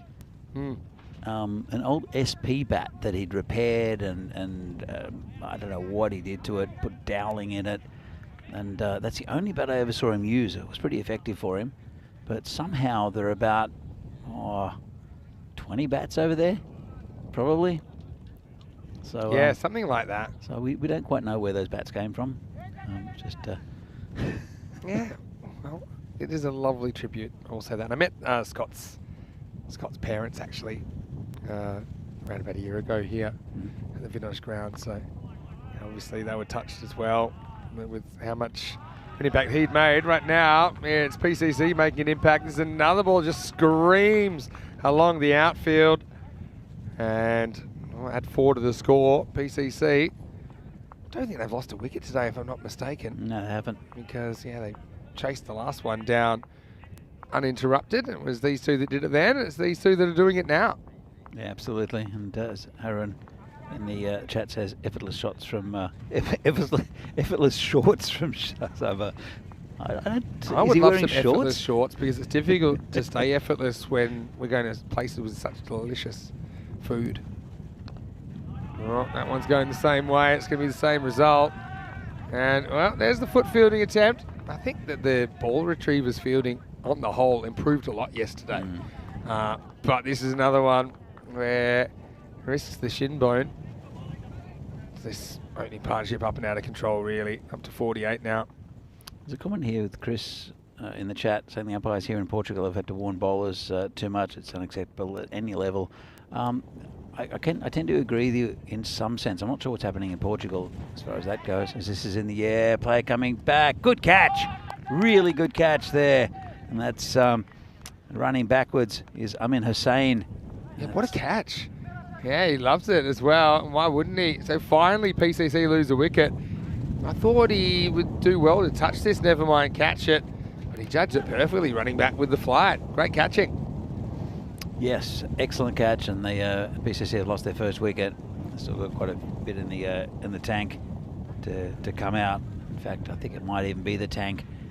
But just going back to the umpires chatting to players, it doesn't happen very often. In fact, what I'm going to say is it happens less and less as we go around Europe. And I mean, here it's noticeable in Prague that there was one little confrontation before with one batsman who said something, or one bowler who said something to a batsman, and the umpire got involved, Pete Vincent. But generally, I don't think there's too much chatting from the umpires. I think maybe what he's talking about is bowlers running in front of the umpire after they bowl. Yeah.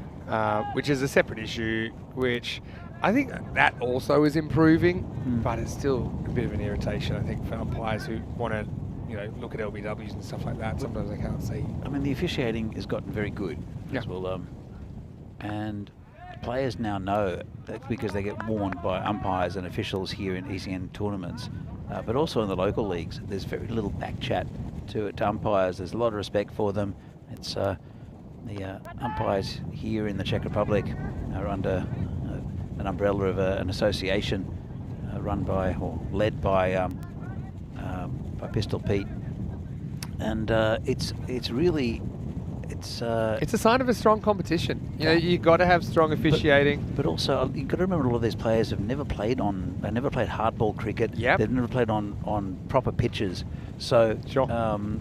It's something which is a learning curve. And even you look at Sabawun Davisi, and his running between the wickets is horrific at times. But that comes from just not being coached at an early age and not knowing. He knows a lot better. He should know a lot better now, to be fair. But yeah, that's true. And these guys come from all kinds of different backgrounds as well. It's a real melting pot. But yeah, I think as far as the officiating, one of our big goals at ECN is to improve the standard of umpiring, give them the tools they need to succeed.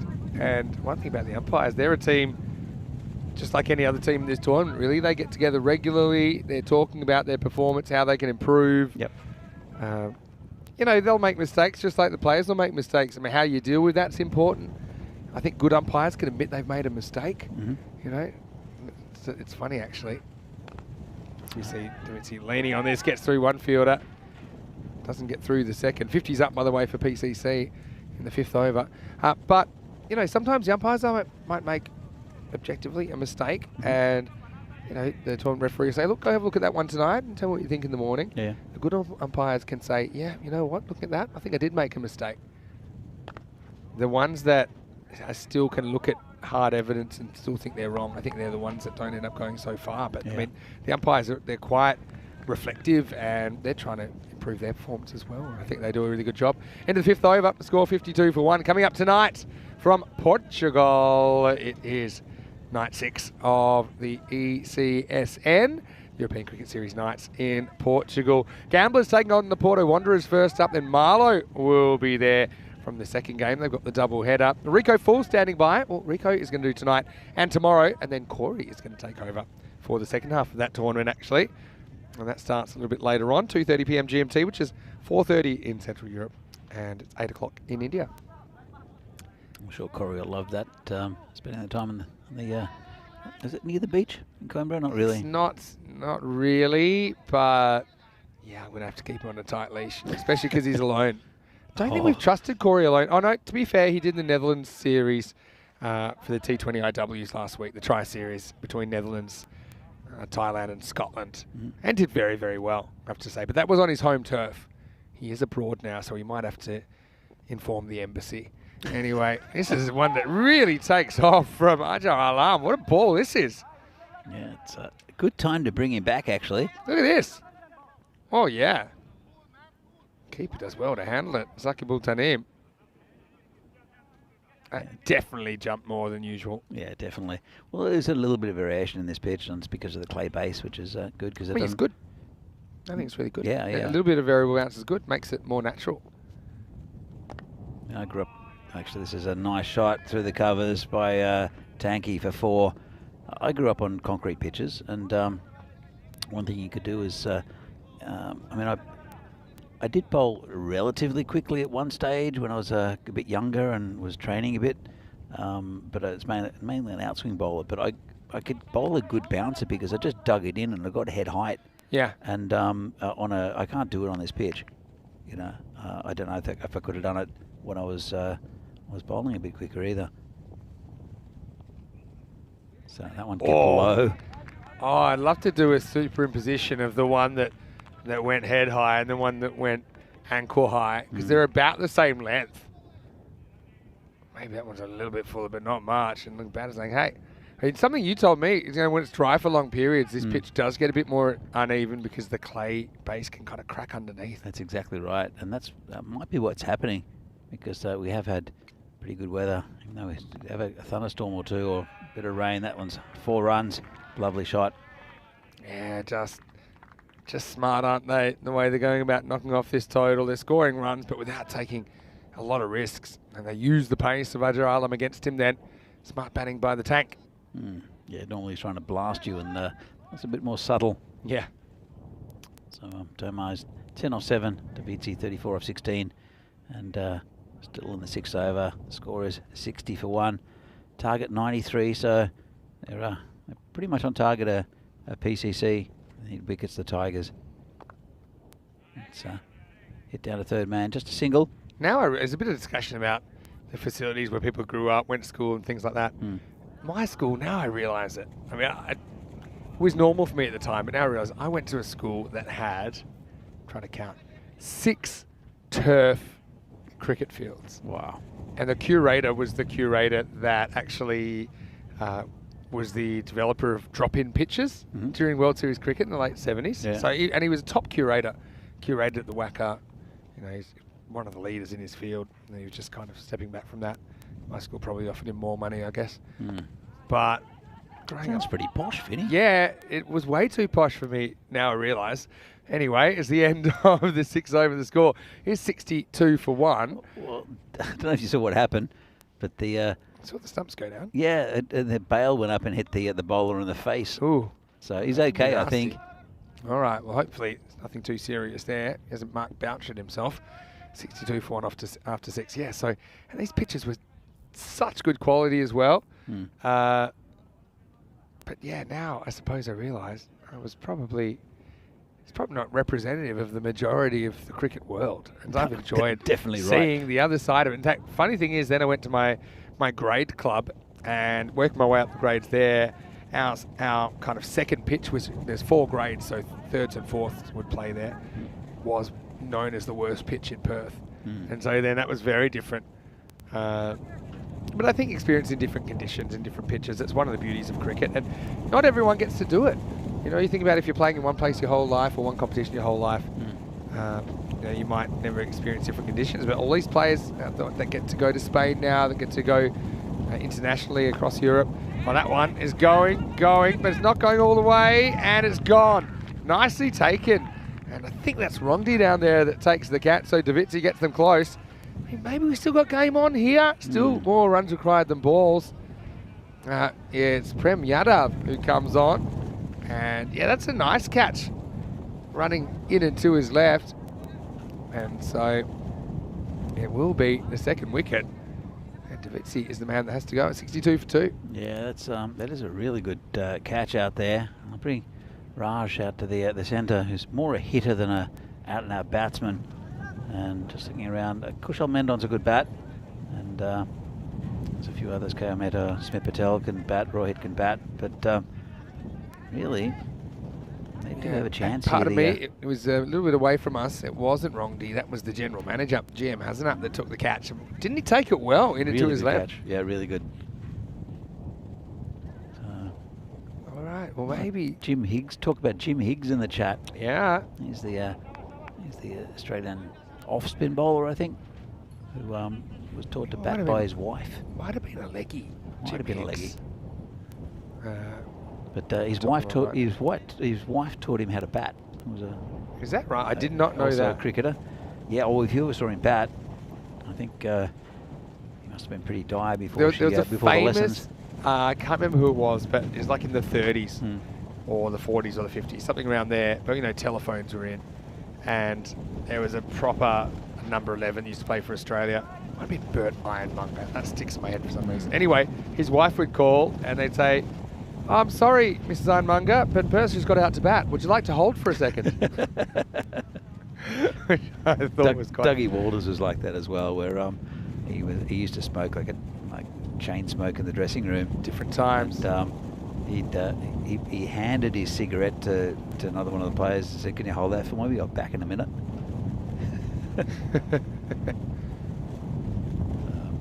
Yeah, I've got a couple of old Chappelli books. I don't know if you remember those. Yeah. But, old Ian Chappell stories and from around the world, but mainly I about still the want to Australian know cricket team. How his wife taught him how to bat. That probably comes from Richie Benno or Tony Gregg or one of those Tony Cozier, one of those commentators. I was talking about one of my favourite commentators, Tony Cozier. He was great. I loved him. He's West Indian, but he didn't have the same complexion as the players. And you know what? That it was a while before the West Indian Test team had any darker skinned players. Really? Yeah, it was you know, late 50s. So before that, it was all kind of expats of an Anglo-Saxon background. As this one is cut away, and that'll be 4. So Tank picking up where Davitsi left off, and Yadav gets cut away to the boundary. Once again, this field is lightning quick. Anything you hit into a gap takes a lot of stopping. Krim's calling for a golden ball 2 days in a row. Okay. I think you're going to have to get Tadke. Maybe you can get a couple of guys that haven't batted too much in the series. Because that's what you're hoping for.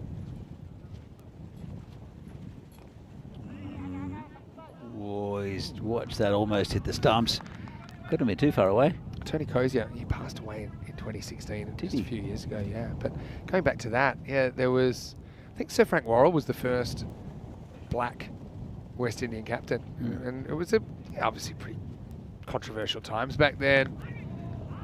Just, I think it was into the ground. But you know, you think about the civil rights movement in the US through the 60s and things like that. And I think that Worrell did a lot to bring the team together as well, continuing to pick, you know, guys.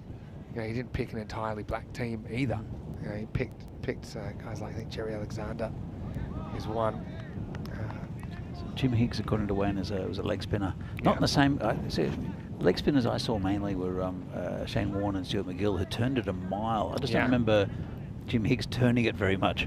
Yeah, I don't think many did compared to those two, as far as genuine side spinners. Stuart McGill's had that really good wrong-in, which was a weapon. Anyway, 7 overs down in this one. Maybe we do have a finish going after all. Barbarians, been a while since we've seen them. Tuesday, actually, so it's my first time seeing them in the flesh. And they have a 2-3 record. They're taking on Bohemians. That's the 4th match of the day. It's coming up in around about half an hour. News from the toss, Barbarians winning the toss and electing to bat. A few people there keen to impress. Devendra Singh would be one. Jagan Ivasan as well, because he's in the squad. One guy that I'm looking forward to seeing also, Prem Nandavada for the Barbarians. So, yeah, so watch out for them. They'll be here. And Bohemians, well, they want a winning streak. It was snapped. That's gone. 100%. Yeah, well, he's gone across the line there. It's him in front of middle. I think it might have been what it was hitting. So Hussain comes on and gets a wicket first ball. And just trying to cross bat a straight ball. I think it was one of the easier decisions that the umpires left to make this week. 67 for 3. Yeah, not much of a doubt there. And well, they're in it with a good shout here, the Tigers. And the more wickets go down, the more they'll be buoyed by it. But it's a very good batsman who's comes to the crease. And of course, Mendon. Haven't seen him so far in the tournament, apart from today. But very experienced. Very experienced. Even captain the Czech national team. He did. In the ECI recently, I think in 1 or 2 games. Chris was saying the reason they were talking about school facilities because he was comparing his school to the school next door. Okay, get that, Chris. I'll come back to you in a second. Mendon keeps the first one out. Hussain right on target. He said he had a single clay pitch covered in AstroTurf. The private school near me had 2 pavilions, one 2-story and the other single-story. I feel sorry for the guys that just had to deal with the single-story pavilion. It's in cricket. It's enjoyed by people with very diverse backgrounds, I suppose. That includes, I suppose, access to facilities. One of the favourite things I ever did was when I went to India, because my brother got married there 6 years ago now, playing cricket in the street in India with a bunch of youngsters. You know, super rewarding. And yeah, they got a lot of joy out of it. I love just getting involved. Full toss, asking for trouble, and he's going to find it. So Hussain has been good so far, but he loses the handle on this one. That one's headed towards the car park, and Prague CC, probably no wobbles here, but I mean, when you actually have a quick look at the score, it's 21 required off 14, so a bit close for comfort. Well, that one helped. That was a bit of a gift there. Yeah. And, it's rare that Tanky misses out on those. Oh, it's called wide. Should stop. Well, 5 wide. Oh, it's a killer, isn't it? And it's been tough for all the keepers here. Again, to be fair, I think he does a lot of things right there, Taneem. He gets across and just leaves a little mouse hole open. Tries to smother it with the long barrier style. And it goes from 21 of 14 to 16 of 14 now. I actually went to school opposite North Sydney Oval. Oh, yeah. Which is a really nice little ground. Yeah. That's absolutely beautiful. Small. So it is very small for a cricket ground, but made for very good domestic cricket. Yeah, for sure. Wayne Holsworth. Wayne Holsworth, yeah, very good, of course. quick Australian bowler. And he made the Australian squad once. I don't think he actually played a game. I thought he went to England for an Ashes series, but it didn't really suit him. This is just over the top and 4 runs. Expensive over this. And Hussain, he's gone for 15. They couldn't really afford it. It's all happened in the last 3 balls as well. Yeah, the North Sydney Oval was really, really nice, or is a really nice ground. And Wayne Holsworth, he hit 49 off 18 or something. It was he just went completely ballistic. 49 off 19, not out. Yep. I remember that game. Remember that scorecard? It stood out. Yeah. It was unfortunate he didn't get the 50, but apparently when he went back to the dressing room, everyone started congratulating the other batsman and not completely ignoring Holsworth. He's like, what? Didn't you see? Like, and they completely ignored him. I don't know if it was because if it was just the stir or... Sounds like a prank. Could be. There's actually one in baseball that's super similar to that called the silent treatment. I don't know if you've ever heard of it. No. Have you heard of it? I'll tell you in a second. But let me go to the chat first. After this ball from Sagor. Well, this is high. Is it far? With the wind, that's got to go, and it goes miles. And Maximo, the attack fires, and there's half the runs they need. That was a big strike. They throw back a ball, but yeah, with the wind going slightly left to right, once this is up in the clouds, it's never coming back. It was high in the air, and off the bat, it did sound like a gunshot. So, tanky. Just tying up a few loose ends. Richie Beno, yes, he was a leg spinner. That is true in the chat. He was the leading Australian wicket taker at one point in Test cricket, 248 wickets. And then there was one more thing we were talking about. Spinners. Home grounds, schools. Now it escapes me. Too much going on. I don't often lose track, but I'll get back to you. This is very close to the end of the game, but not yet. Oh, it will be. He's missed it. Well, you spotted it before me. Well, keepers, I don't know, maybe they need to start giving him big nets or something to try and catch him because haven't had a really good time with these balls that have kept low. Oh, this is a wide as well as a big wide. Yeah, that'll do it. It's going to be 5 wides, and that'll do it. In the end, Prague CC, they get there in some comfort. They end up winning with 10 balls to spare. Well, the machine rolls on, doesn't it? They're now well and truly in the final series next Friday, and it's pretty much job done for these guys, and it's given the chance a bit of a rest for some of their top flighters. Early on, that was me. I said, okay, I'll let the field do the work, but it is fast. Yeah, that's a very long shot of me going after the ball, but Davitsi, he was going after as well, wasn't he? Got them off to a positive start, so they could pretty much just cruise, even though there were some concerns, I think, when the rate was around 9 and over required, but with these conditions and the wickets in hand, Prague CC, they end up doing it fairly easily. Yeah, absolutely. And it was pretty good. It was Sabawan. That was a magnificent shot. That's my shot of the day so far. But Sagor, yeah, continued to plug away, but Davisi was equal to him. And it was a good opening partnership between him and Kunal Bardwaj. So you can see just poking away. That's what you need to do on this ground. Then Yadav came on and Davitsi holed out to a very good catch there from the general manager. And brought the tank Riddick Toma out to the centre. I think the thing on this field is it's so easy to score runs without taking too many unnecessary risks. That one might have been a bit unnecessary for Raj. He was LBW late in the piece, but yeah, he just got confidence that the boundaries are going to keep coming. If you can hit a gap, even you hit a gap along the ground, now how many drives along the ground have we seen go for 4? That one wasn't along the ground, it was up in the air, using the wind pretty well, sailing across the line, and then this game was on borrowed time. In fact, well, it was a classic Minimo to Winimo because they ended up getting there with 10 balls to spare. And so that leaves us with just the one game to play, and we'll show you this information shortly. But right now, let's have a look at the scorecard. Davitsi got them off to a flyer, 35 off 18 from him. Bardwaj in another good opening partnership, he contributed 16. Tomar fired towards the end, 27 off 16. And Don did hit 1-4 in there and helped his team across the line. Yeah, but 10 wides, including 5 off the very last ball of the game, sunk the Tigers. He had some good performance with the ball. I think Ajar Alam got the most down to the surface, didn't he? He had the ball dancing all over the place. Didn't take a wicket, though, none for 15, his figures. Wickets to Prem Yadav as well as Sahadat Sagor and Amin Hussain. And for Sagor, I can tell you this one more time, thank you for the biscuits. They went down in record time when I shared them with the crew. I can imagine. Well, Danny, we'll take a quick break, hey? We'll be back in about 20 minutes and we'll take you into the next game. It'll be Barbarians, Bohemians, live from Prague. Until then, hope you're enjoying your day. We'll see you for some more Sunday afternoon action after the break, right here in the European Cricket Series.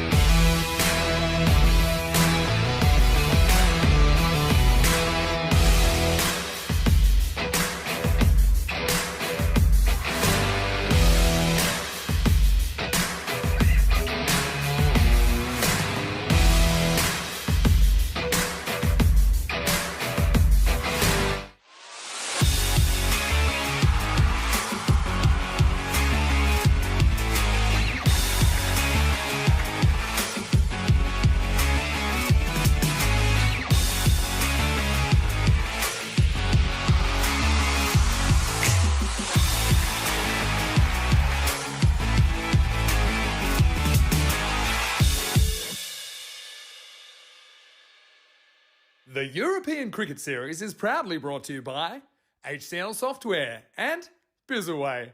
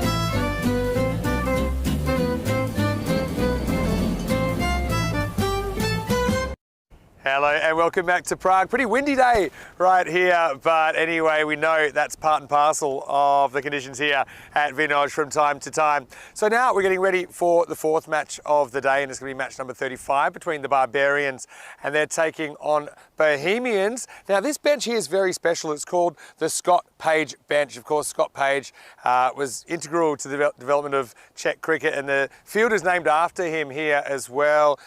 Scott unfortunately passed away just a short time ago, and this has been erected in his honour from some old cricket bats. So I think it's a really nice touch.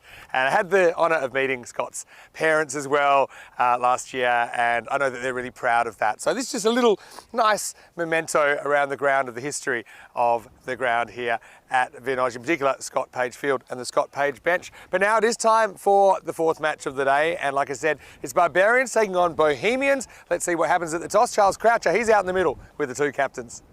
Okay, your call. Heads. Heads is the call. And it's a tail. So we are going to bat first. So Barbarians win the toss, they elect to bat. I don't mind that. Although we haven't seen the Barbarians for a while. We haven't seen them since day 2, so they've had 5 days in the wilderness. But I mean, they have won a couple of games. They're one team that I do think could climb the ladder and end up in the top 4, but they're going to have to play well. And a couple of players I'm watching out for, Murali Vandrasi, I think he's been in pretty good form in the short form. Seen him close up and personal, and I think that he can clear the boundary with ease if he gets going. Also, Tripuri Kanyalal, he's a very interesting spin bowler. I think he's something a little bit different, and I know he's been working on a few other deliveries. Vishak Jaganivasan as well is a guy, he's been listed in the 21 for Czechia next week, so I'm sure he'll be keen to impress. For Bohemians, well, they kind of fell apart in the last game against Prague CC. Before that, they were on a winning run. They'll want to get back to winning ways as well, and can Sahil Grover get in amongst the runs? Well, Danny Hudacek will take you to the first ball, but meanwhile, I might just sit and enjoy the first moments from here. The news from the toss in match number 35 is that Barbarians, they've won the toss. They're going to bat. Over to you, Danny Hudacek.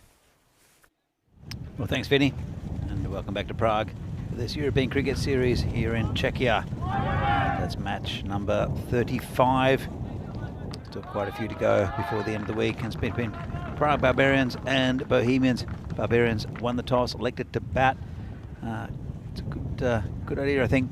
It's the Bohemian side, which is a little bit brittle today after a pretty comprehensive loss to PCC. And Barbarians, they should open up with Devendra Singh and Vashak Jaganivasan, both very good batsmen, especially Devendra's in pretty good form, scoring quite a few runs already in this tournament.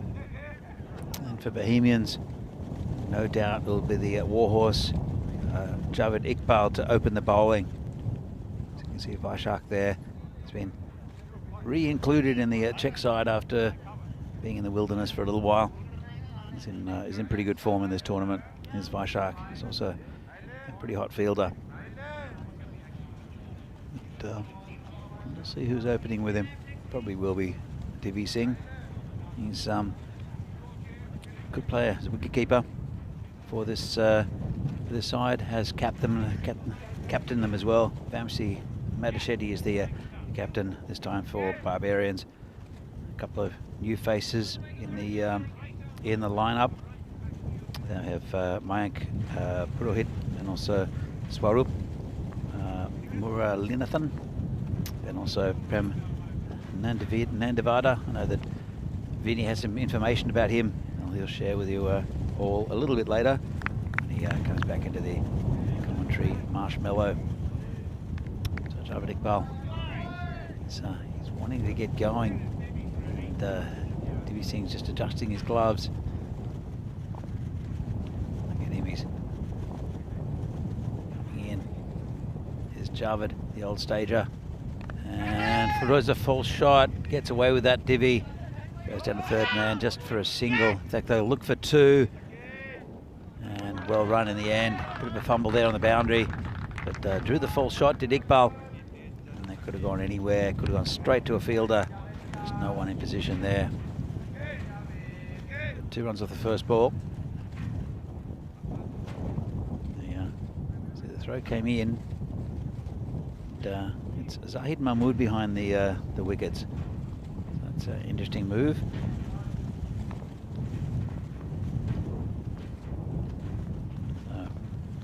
Javid Iqbal sitting again, falling to Devendra Singh.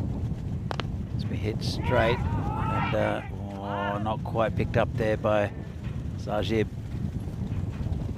Came straight to him. They ran on the shot to the Barbarians. Would have been in trouble if he picked it up straight away, but just a little fumble. Will bring Jagan Everson on strike. So, a bit of overhead cloud. Still pretty good conditions for cricket, a little bit of a breeze. Not quite as windy as what it was. As Javid comes in again. Going to Varshaik this time. It's out around the corner, just for a single to square leg.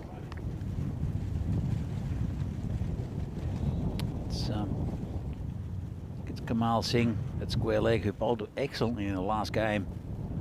That's what they tended to do today, was bowl spin, Barbarians. Guru Singh also, the left armour, bowled pretty well. Kamal, the pick of the bowlers, I think, in the earlier on in the day. This is a lovely shot. Just timed it off the bat. So Grover is not keeping. He couldn't reach it. It got just out of the reach of the bowler. And then you see Grover coming into the picture. And beautiful shot there. And 4 runs from Divi, who's in good form at the moment. This ground suits him now. It was in past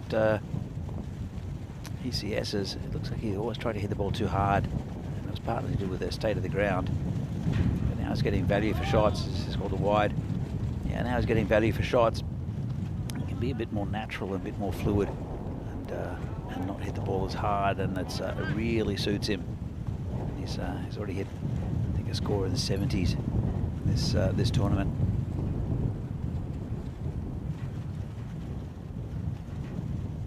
So he's one in the lineup for the Czech national team. He's played there before as well. Yeah, him and Grover for the wicket-keeping spot, I think. So this is going to be called a no ball, and it's been crunched away through the cow corner region for 4 runs. Not good bowling for Iqbal. Just lost that a bit, but Devendra Singh did not miss out on that free gift from Iqbal. It's been an expensive one already. 14 from it. Couple of balls left, and Sal Grover's having a chat to his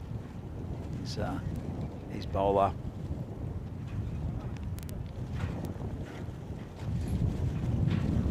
Here comes Javid bowling again. Bowling to Devendra Singh, right-hander, and lines it up. Hits it to Sajid Bhuyan. No run. Didn't quite get all of it, did Devendra. Bohemians, it's the 3rd game of the day, and mentally probably a little bit of fatigue. They won the first game against Tigers and then lost against PCC. This is his cutaway, good fielding on the boundary, and just be 1 run. So it's the end of the over, and they are 15 for no loss. The Barbarians. Expected scores again, quite low, a lot lower than what we've seen, because this has to do with scores from previous years. Expected score 69 for Barbarians and 76 for Bohemians. That looks a bit odd. And Vinny's joined me here. And yeah, average runs for 111 for Barbarians and against 130. That's a harsh one, isn't it? It's weird, isn't it? Supercomputer, obviously not liking the colour red or something like that. 69. If AI is the future, to be fair, it's not to do with our supercomputer. Barbarians once made 34 on this ground against Tigers when they were chasing 61. Yeah. So maybe that's dragging down the average. Yeah, true. Well, the scores in previous years have been quite low for different reasons. So But maybe if they're scoring 34 then, they're scoring 69 now. Anyway, I think they'll get a lot more. Having said that, Nazim is dealing here in the second over. And Devendra Singh is in the ECI squad. So is Sahil Grover that takes that ball. So two possible keeping options going head-to-head here. Well, he didn't take that ball because Sahil's got the ball now. Yeah. Okay, hold It's on. Zahid Mahmood. Right, so Sahil's had it off. Good observation, sorry. I just assumed. So, yeah, it's a little bit disappointed not to see Kunga with the gloves again. But anyway, I think he's retired. This one is a nice shot from Divi Singh, who lifts it up over the leg side. And that's going to be 4 runs. Just angled in slightly towards the pads. He puts away well balanced when he plays that shot. I've been impressed with Devendra Singh's batting, but his keeping's been excellent throughout the tournament. He's taken some really quick stoppings, and I think he's got the edge in the keeping role over Sahil Grover. There's not too much between them with the batting, but Grover's probably scored more runs. He's had more opportunities though, hasn't he? That's exactly right. That's a shot as well, isn't it? Because Div Singh's going to go the other way now. And he's getting things moving in the power play. He's saying 69. Well, we're going to get that and then some. That's what I was saying. Never seen.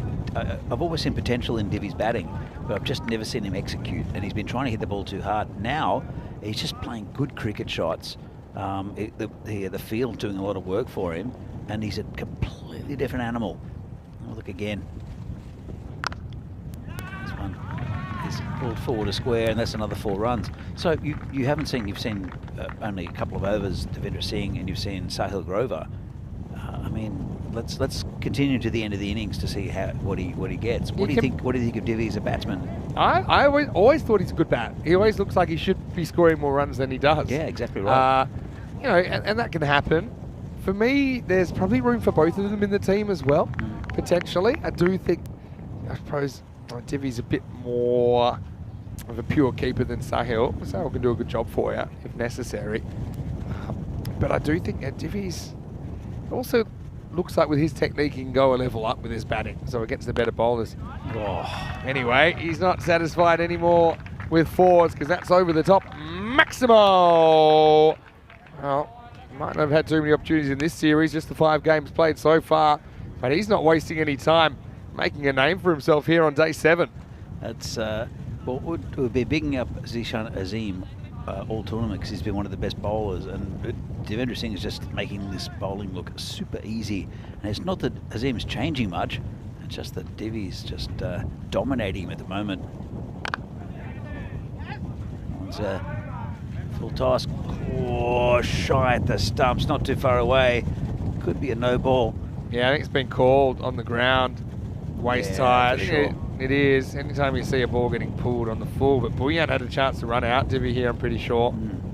Yeah, that's a no-y for me. And yeah, this was the run out opportunity. That's one thing, he does tend to get run out more often than usual. I think that hits, he's gone, but he only had 1 stump to aim at. So free hit coming up, and it'll be Vaishak that will actually get the benefit to face it in a minute. Maybe just the final warnings and formalities are being completed. Of course, you can bowl 2 of them and keep bowling. You get a first warning, first time you bowl a high full toss, and then you get a second and final warning, and the third time, if you do it again, you can't bowl anymore for the rest of the match. As this has been slammed down the ground, lovely shot from Jagan Everson, and Azim's been taken apart in this over. Slow ball, so he's trying something, but Jagan Everson, he picked it and he picked his spot, had the immunity cloak on and slammed it. So what a good start for the Barbarians. They're 39 without loss after 2. Now looking at the table, Barbarians, they are one of the teams I think that could make a run into the 4. Yeah, for it's sure. going to be pretty tough for Spartans and Vinarati now with the 3 and 7. You feel like they'd have to win all of their remaining games, and even then that might not be enough, depending on their net run rate. The Barbarians are looking probably the most likely team to make a run up. Tigers, well, maybe. They've only lost 4, but they're going to have to get in the winning run pretty soon. Well, the other thing is that half the draw, three of these teams have played they've played PCC twice, so they account for 2 of the losses. Whereas, I mean, if PCC go undefeated, which they might, depending on how much they toy with the opposition at this stage, there's quite a few teams that haven't played PCC. So, because they played 2 games today, it's the first day back from since Tuesday actually. So Yeah, and same as PCC. Haven't seen them since Tuesday either. that's what we're saying. Yeah. PCC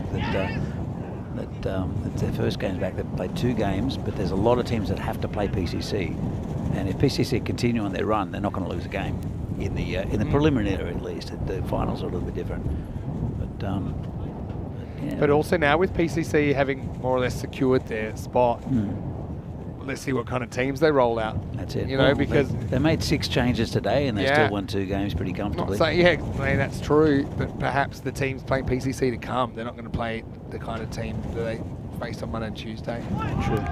Just potentially. And PCC, they're always setting out a team they think they can win. That's the thing. And also, I think it's important. The club as big as that, they want to give opportunities to more guys to get out there and play in the European Cricket Series. Now they just have the 1 club in the competition this year. That's true. So, checking Everson. Got a good one then from Iqbal. You want to keep the score limited. And so they're 40 already, the Barbarians. We're into the 3rd over. Iqbal again.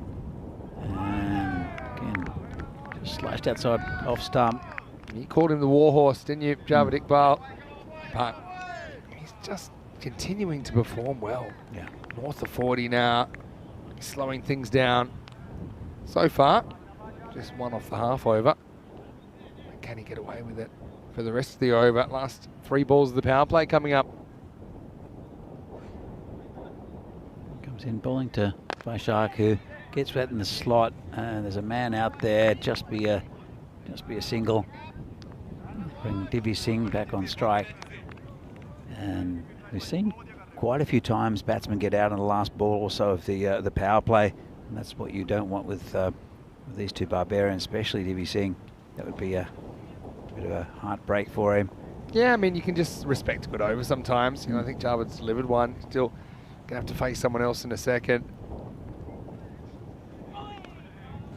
Has been a good over as well. Very effective. Very good over, considering what happened in the previous one, and also the one after from Azim. Brought it back a lot, the Bohemians. And just Javed Iqbal just short of a length, and a really good line. He's probably lost a yard in pace as Javed Iqbal, but he's still pretty much the same bowler as we've always seen, and which is very impressive. Nicely played down to 3rd man for a single, and Singh will keep the strike. And the Pro Barbarians are 42 for no loss, going well at the moment at the end of the power play. All right, now, this has just come up. It's been sent to me. Now, have a look at this. Sound's on, so have a listen. Got to get that foot out of the way. Goes the Barb cover, and this will do it. Oh, it's an absolute hanger from Daniel that doesn't Weston. count. That's a screamer. What a That's a catch. spectator, right? That was Yeah, unbelievable. spectator, He's trying to just mum and dad as well. Watch this, Vinny. All right, here we go. Oh, Man of the match. Man of the match for the catch. Got to get that. It's Viv and yeah, well, that was Viv Richards calling Daniel Weston's crowd catch. that was an absolute stunning catch. So He's left-handed as well, isn't he? Or is he right-handed? He throws right-handed, I think. Okay. But, hey, take nothing away from it. He is now attracted the attention of Sir Vivian Richards.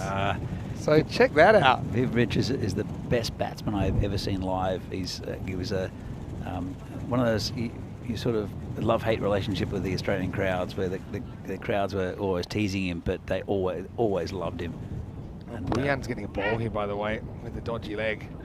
And he didn't see him bowl in the previous game. Osho has Farhad in the lineup. I noticed that. I'm not. Farhad's in the lineup? No, he's not in the lineup. Not on the lineup. Yeah, so No, he's not there. He's in this Czech squad, so I don't know. He was. It's interesting, actually. This is high in the air, player under it, and takes the catch. That's a very nice catch taken out there. It's the end of Jagger Neverson, who didn't really get going. Tried the big shot, and with the field restrictions eased. There's a player out there.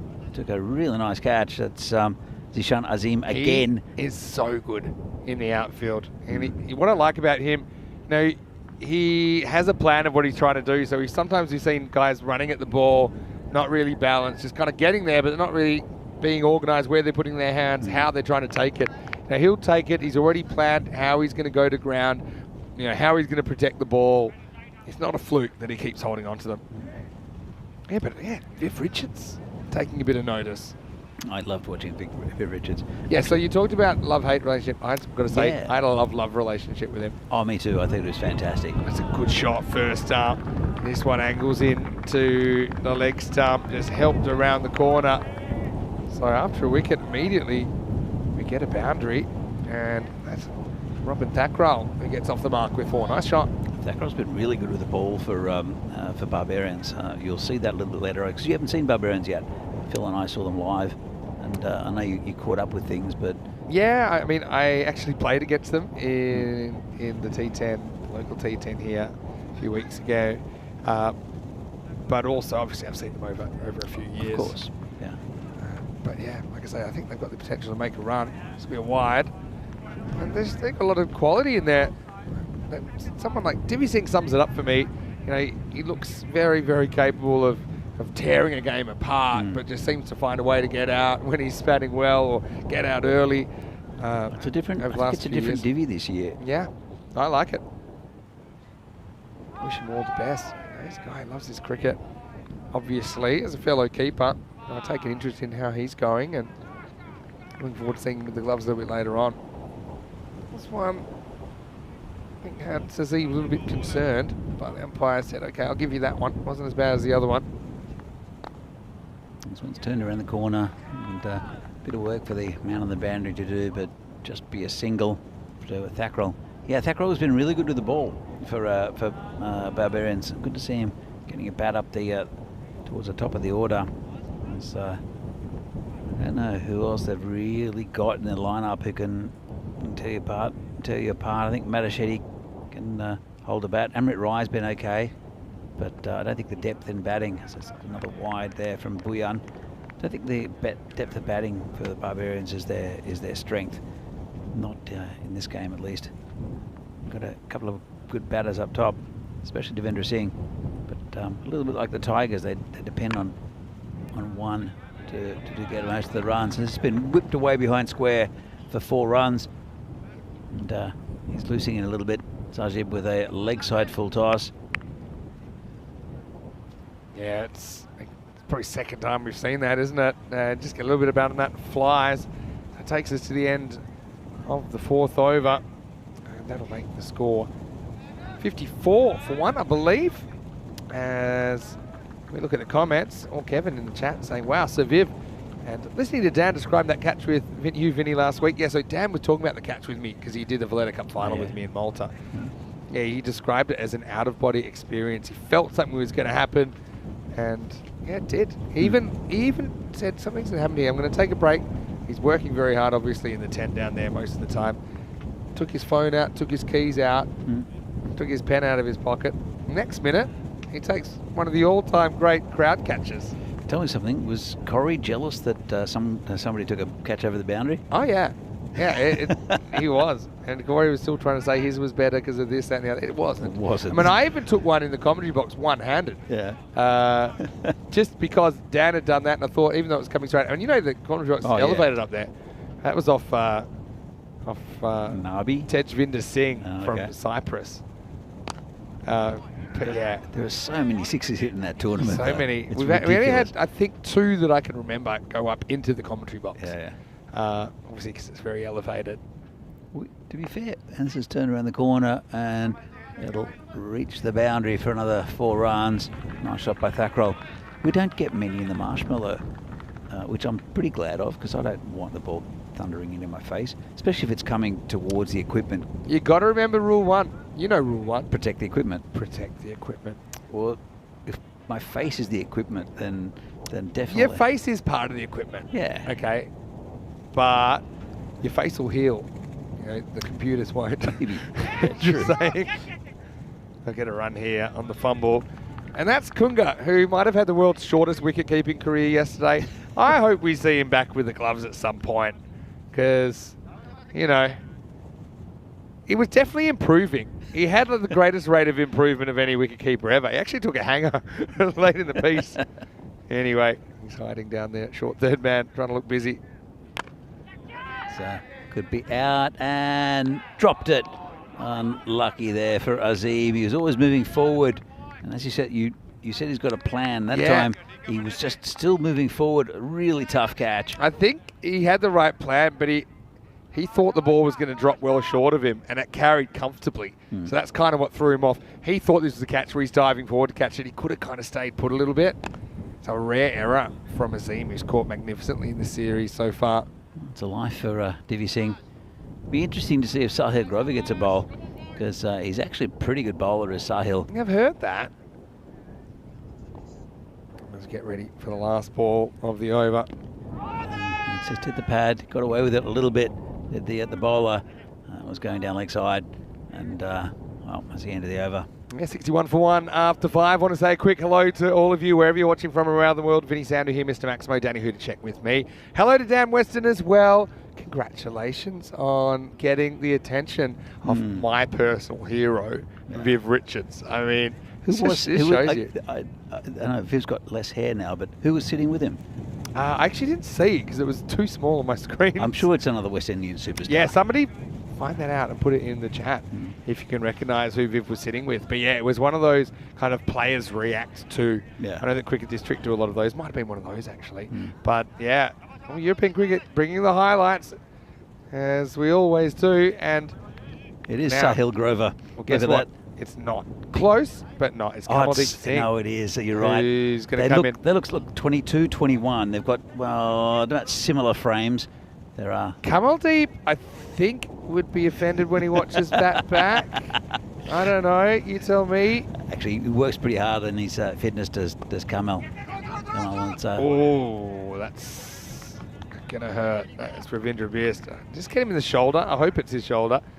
No, just joking around as well. I got a lot of good-looking players, Bohemians. Look at this Tortuga. Bang. Almost gets him upstairs. But yeah, Kamal bowled really well earlier. Agreed.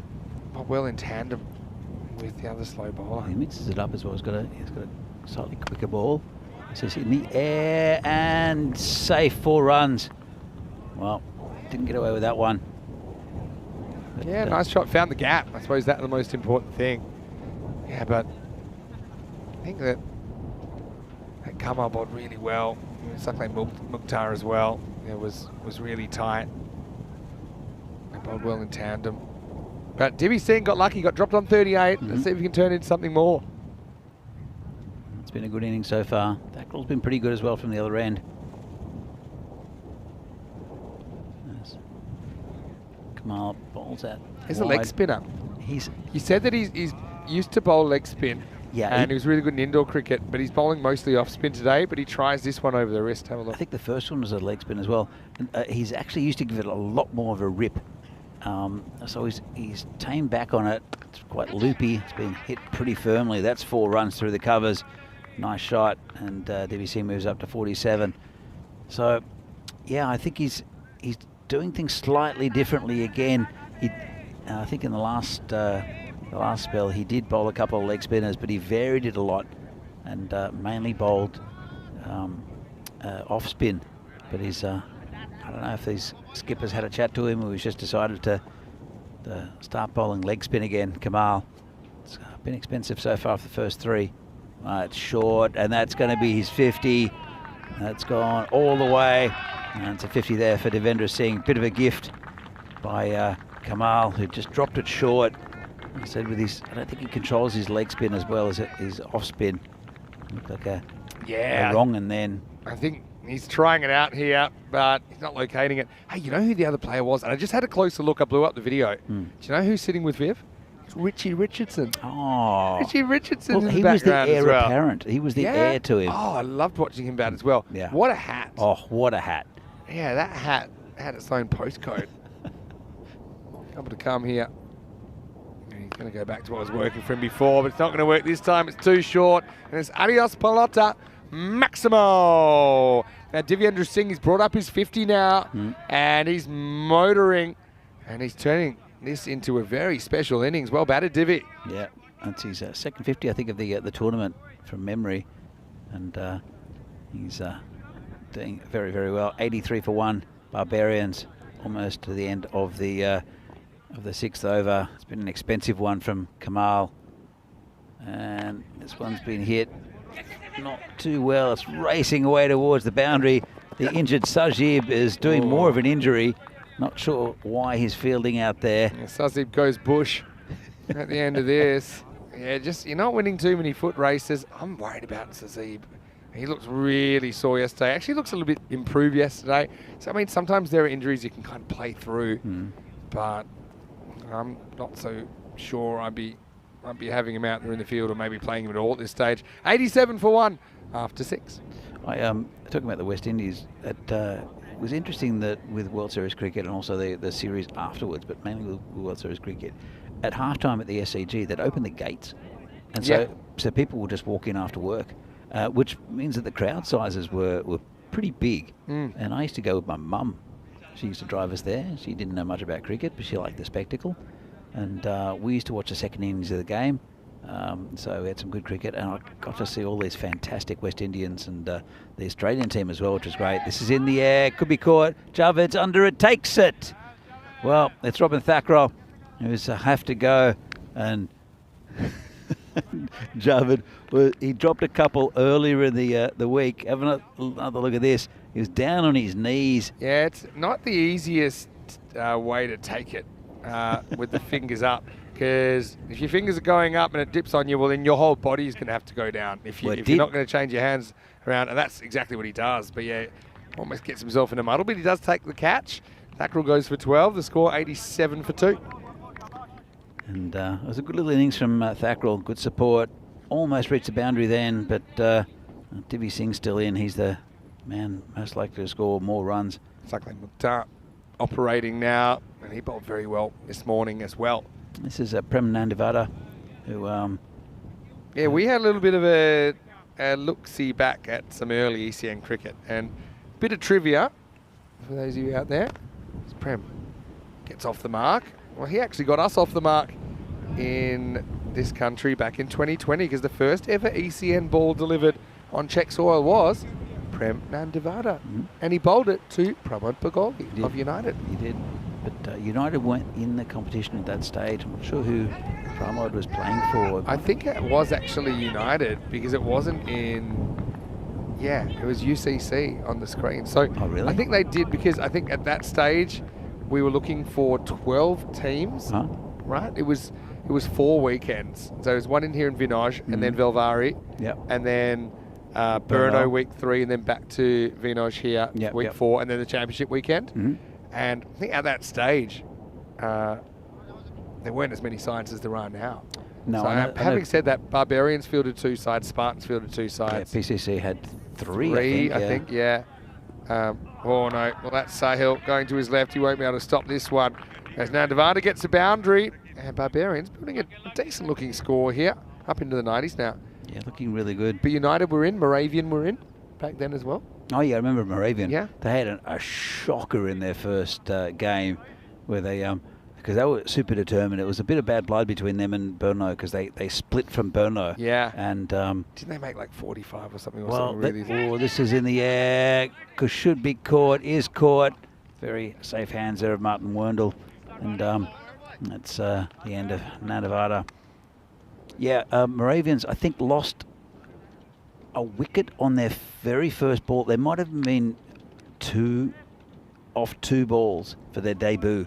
Yeah. And you could tell there was a head of steam, especially this one player. I can't remember who it was, but there was a bit of handbags as well in that game.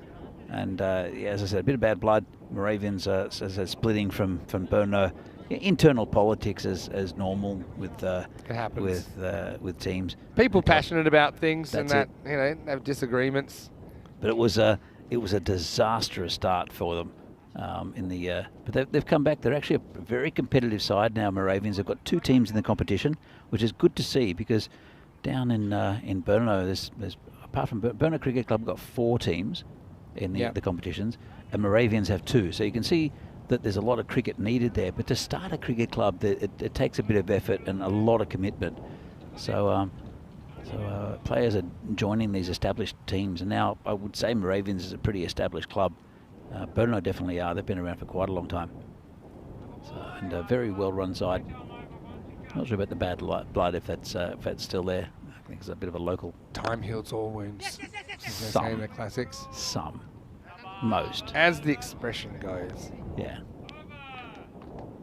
So that takes us to the end of the over, and the score is 94 for 3. At the moment, like I said, pretty healthy for Barbarians. Let's have a look at what's coming up. Now, not the weekend that we're experiencing right now, but next weekend we've got the ECI Czechia. And, we talked a little bit earlier about the Bonanza on Saturday. And, I'll actually read out a little bit, which I got a bit of information I got this morning. These are the teams that we'll see. And you can see Czechia, almost not enough. I can tell you Venkatesh Magashayam's definitely out of that tournament because he dislocated his wrist. It popped back in, but he's out for 4 weeks. So that's a name he can scrub from that, which is unfortunate. I know that they're going to try to get him down here as a cheer squad because he's a fantastic team man, is Venki. Yeah, for sure. Well, that almost takes out Buyan. We can add that to his injury list. He'll get through for a single. And, so Venki, that's a shame because I know he was out. Didn't know it was that serious. So I guess we won't see him for the rest of the series with Vinarati either. No, we won't see him there. So Vinarati are maybe struggling for a couple of numbers. But, the Czech Cricket Bonanza next Saturday. Come and support the side against Cyprus and Greece. Well, this is a good strike. Gone. Maximo. Well, Divi Singh, look at this, 70 not out now. And I'm just going to look up his highest score on the network because he scored a 70 earlier in the week. But apart from that, I don't think he's scored very, very high. He always seems to get a bit of a start. His highest score before that was 39. But you're right, he did score 76. And now he's going to blast this, and that's going to be 4 more. Oh, the 100's up, and Devendra Singh is motoring for Barbarians. If he gets much of the strike, he's going to get 100. And as I said, look, he batted exactly the same earlier in the week. He looked fantastic, and he's just a different player. Now he's getting value for shots because I always thought he was trying to hit the ball too hard because you wouldn't get value for shots here. It would hang up in the long grass, and so now, well, he's the real Divi Singh. Friendlier conditions. That's a good comeback though from Buyan. So 2 players going against each other that we might see both playing for the national team next week. Just going back to that, of course, also playing with Czech Cricket's leading ladies teams and youth players from the Czech Cricket Academy. And also, visitors will have the chance to try on cricketers' protective clothing and have a try of the sport for themselves. And even a prize for who can hit the cricket ball the furthest. Oh, that sounds awesome. Oh, you're going to have a go at that, aren't you? I'll judge it. I don't want to be embarrassed. Food and refreshments from our South African grill specialist, Bry Lapper, will be available for purchase. Now, that's what I'm really looking forward to. Windhoek beer as well from Namibia. So I hope there's a few left before. For after work. After work, definitely, yeah. That's on Saturday. There are 5 games on that day as well. All welcome. So, starting 9 o'clock, it'll go the whole day. It's 106 for 3 after 8. Tell you what, though, I better be careful, and I won't be able to get stuck into too many of the Windhoek beers from Namibia, although I might, because I have to pack up Saturday night and bring all my luggage to the ground because straight away I'm going bang straight to the airport because I'm doing Switzerland day 1. So I think my flight's 7 o'clock. I may need to leave the last innings to you on that day. in match 9. I'm sure but Phil we'll will, see how we go. Phil will drop in. He'll be able to get someone. Well, last time I had this situation, because I am doing Monday on my own in Switzerland, though I should have someone to join me on Tuesday.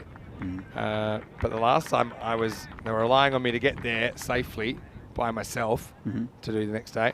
I ended up sleeping on the floor of Stockholm Airport because my flight got cancelled. And luckily Steph did a great job. He's filled in for me for he was relieved of his match referee duties and filled in for me a couple of games in Romania. Steph. Yeah, he is, certainly. He umpires, he match referees, he does all sorts Scoring of now. stuff. Scoring now for us. We need all rounders. He's also the Steph the Destroyer. Yeah, still the had best, a good series. Yeah, well For the blinders. for the blinders, no, but he's got the best bowling figures of anybody in the whole history of ECN. 6 for 2. It's not bad. And the funny thing is, wait for Ravindra Bis to bowl his next delivery, which is going to get worked away. Test for the fielder, he's not going to get there. I just can't believe how fast this field is. That's wind assisted as well. A divvy up into the 80s. No end in sight. He's seeing the ball like a football at the moment. But anytime someone gets to 5 for a 6 for, or like 5 for in and over and 2 balls, suddenly I started getting messages going, "Got to no ball this guy," because Steph's nervous. He's going to lose the record. Oh, it's going to take some doing. I think the only way it's going to get beaten is when there's a 7 for, and I think it will happen at some point. Yeah, it will happen at some point. 7 wickets in 12 balls, though, Vinny. I look at it this way: we've had, I think, 11 6-fers or maybe 10 6-fers, and all of those, not all, but some. Oh, dicey one. Devendra on 81. We'll make it 82. We've certainly, I look at it this way, let's say out of those 10, on average, they probably had 1 ball to take a 7 for. You know, some of them had more, some of them had taken a 6 for off their last ball.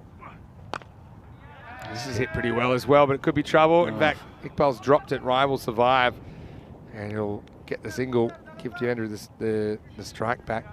So I just think, I've seen it. I've seen opportunities for it to happen. So the fact that I've seen opportunities means sooner or later someone's going to take that opportunity. But it's not. It might take years. But I think that's the way it's going to get beaten.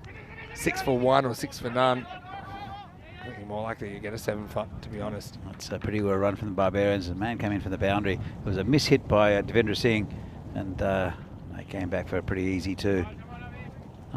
It's 12, 13, actually 11 so far off Bist's over. 1 ball remaining. Devendra Singh is on 84 not out. And stay on 84 not out. That kind of hurts his century chances a bit, because even a 1 there would have given him the strike. Instead, he got fresh air. Bist, not the worst over really. Goes for 11, 117 for 3 after 9. Well, this is the century chart, and you can see Daniel Akbar of the Blinders actually, which is Steph's club team. He was the last man to score a century, scored it in match 37 in Hungary. 140 is ridiculous. Yeah, and I keep forgetting we've got a second page. Sher Ali scored 1 in the ECIs. So there are a couple of things there. 140, it's only our second highest score because we had a 156 in Spain. But that 140 set a record for the most 6s in an innings. He hit 20 6s. Wow. As Mehboob Ali, also known as Lala, who next year will qualify to play for Malta.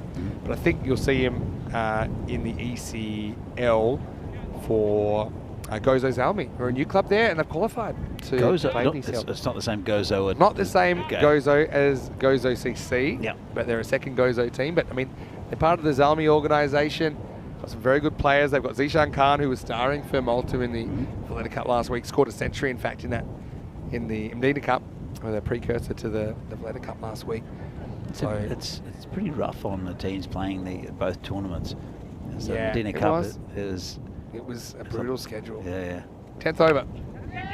Sit over the top. And, good effort there. Diving one-handed effort from the fielder on the boundary. So can Devendra join those names? He's only ever scored 250s on ECN. They've both been in this tournament. Well, we've never seen I don't think we've ever seen 100 in a game here. I think you might be right. I think we mentioned that last year. Yeah, we've never seen 100 in ECN cricket in the Czech Republic. And gets funky. No idea why he did that. Well, he spotted that there was no real fine leg. But he hit 20-something off. That's hit the bat as well. It's hit the end of the bat. Hit something. Yeah, hit the end of the bat. Look, Yeah. I mean, it doesn't get much finer than that. He didn't smash it onto his stumps. I've seen Yeah. Sahil So Grover do that. 16 off 4 we're looking at now. I don't know if you remember Sahil Grover doing that. Yeah, I do remember that. That was hilarious. That was classic. And didn't get Run. all Come of on. it. He's Yeah, going to look get for 2. He might They get will- 4. Oh, they will get 4. Well done. Wow. Just see, instead of playing fancy scoop shots, just miss-hit one. Big inside edge. Exactly. Same It's where he result. was trying to hit it that gave him a certain margin of error. He got there. It was slightly more conventional. Yeah, I think you're exactly right, though. We've never seen 100 in a European Cricket Series match here. He's got 3 balls to go, and he smashed Azim in Azim's previous over. Just hit a 4 there. He needs 2 6s or 3 4s, or a combination of any of the above. And he's got one of the 6s. So All right. So that's I think it's an equal highest score now. 94 the other day for the Burno batsman Ratul. I think that might be the highest score. Come on, Divi. Wow, okay. Well, we're on. He's got 2 chances here. Needs to go for a 2 no matter what. Yeah. But if he can hit a 6 here, could be our first ever 100 at Vinod on ECN. Oh, stay there. Yeah, do not run. Do not run. Come on, Divi. He's on 94.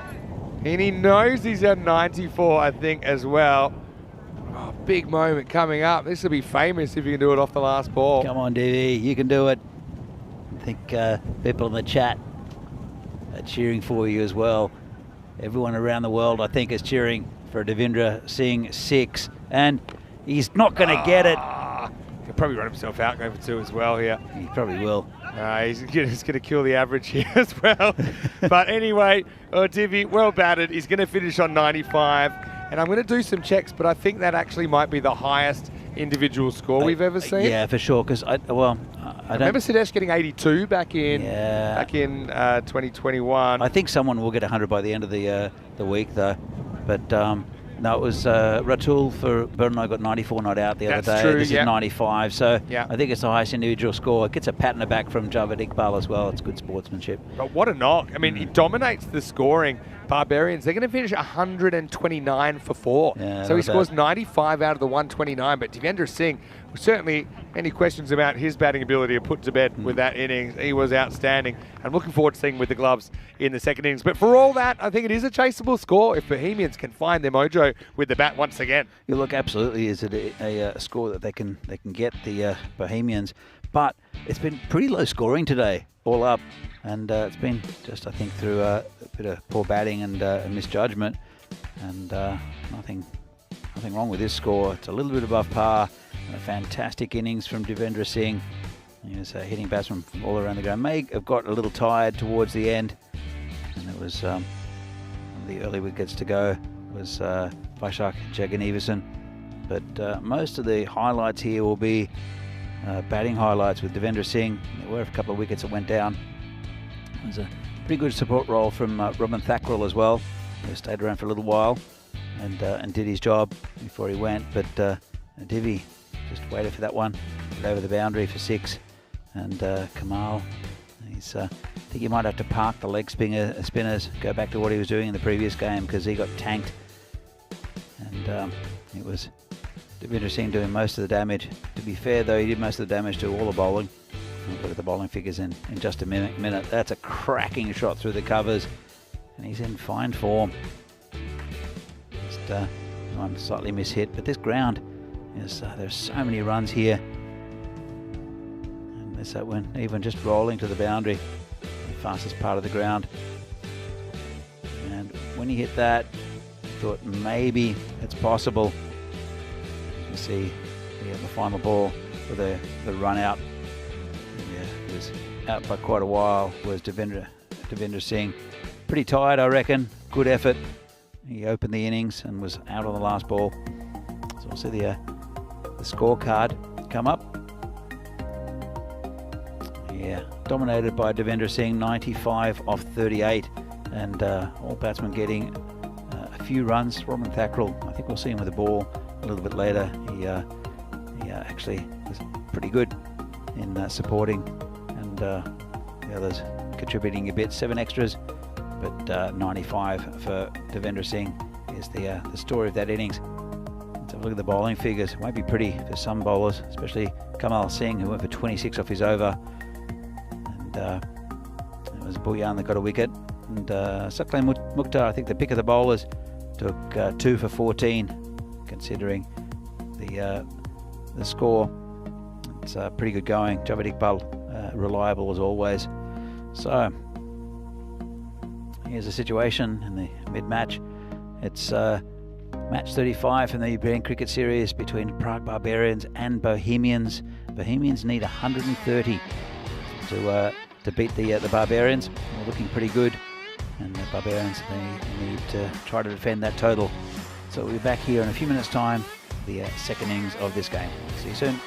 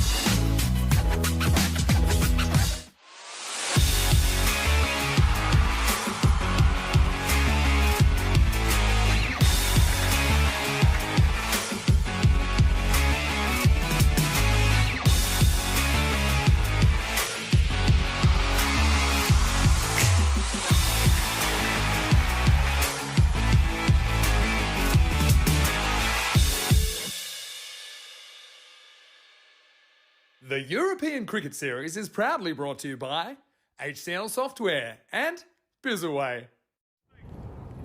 So welcome back to Prague for this European Cricket Series match between Prague Barbarians and Bohemians. Match number 35. It's Sunday. But 4 more days cricket after this. It's the game after this one. And then we get to finals Friday. But the story of this game is that Devendra Singh has hit the highest score ever in a T10 game in the Czech Republic of 95, still awaiting that 100. I think we'll see it by the end of the week though. And Prague Barbarians have scored 129, 130 for Bohemians to win. They'll have to bat very well. It'll be the left-handed Martin Verndl to open the batting with their main man Sahil Grover. And starting with spin with Tree. Chance for a run out, but it's a sharp chance. He's pretty quick as Verndl. He's a good cricketer. Just hasn't scored what he needs to in this the tournament so far. Bring Grover on strike. They're putting the field back a little bit. A man back at long off.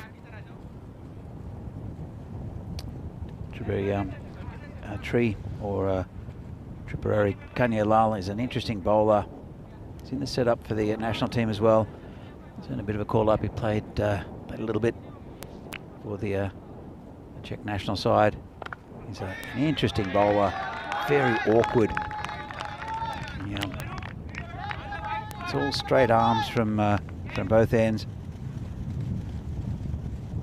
and just angles it in there. He's a sort of a medium pacer, is a sort of a spinner, hybrid bowler, I think Vinny calls him. And that one is beating him outside off stump. Nice take by the keeper too. And, it's good tactic with Tree first up. He does take quite a few wickets. Also pretty economical normally. Comes in again, and whoa! How did that miss everything? I don't think it did miss everything. Let's have another look at this. I thought it hit the pad, but it must have hit the bat. There was no real appeal. It's hit the keeper. That's it. It's gone past the off stump. Hit Devi Singh behind the stumps. Don't quite know what to do with this at the moment as Grover.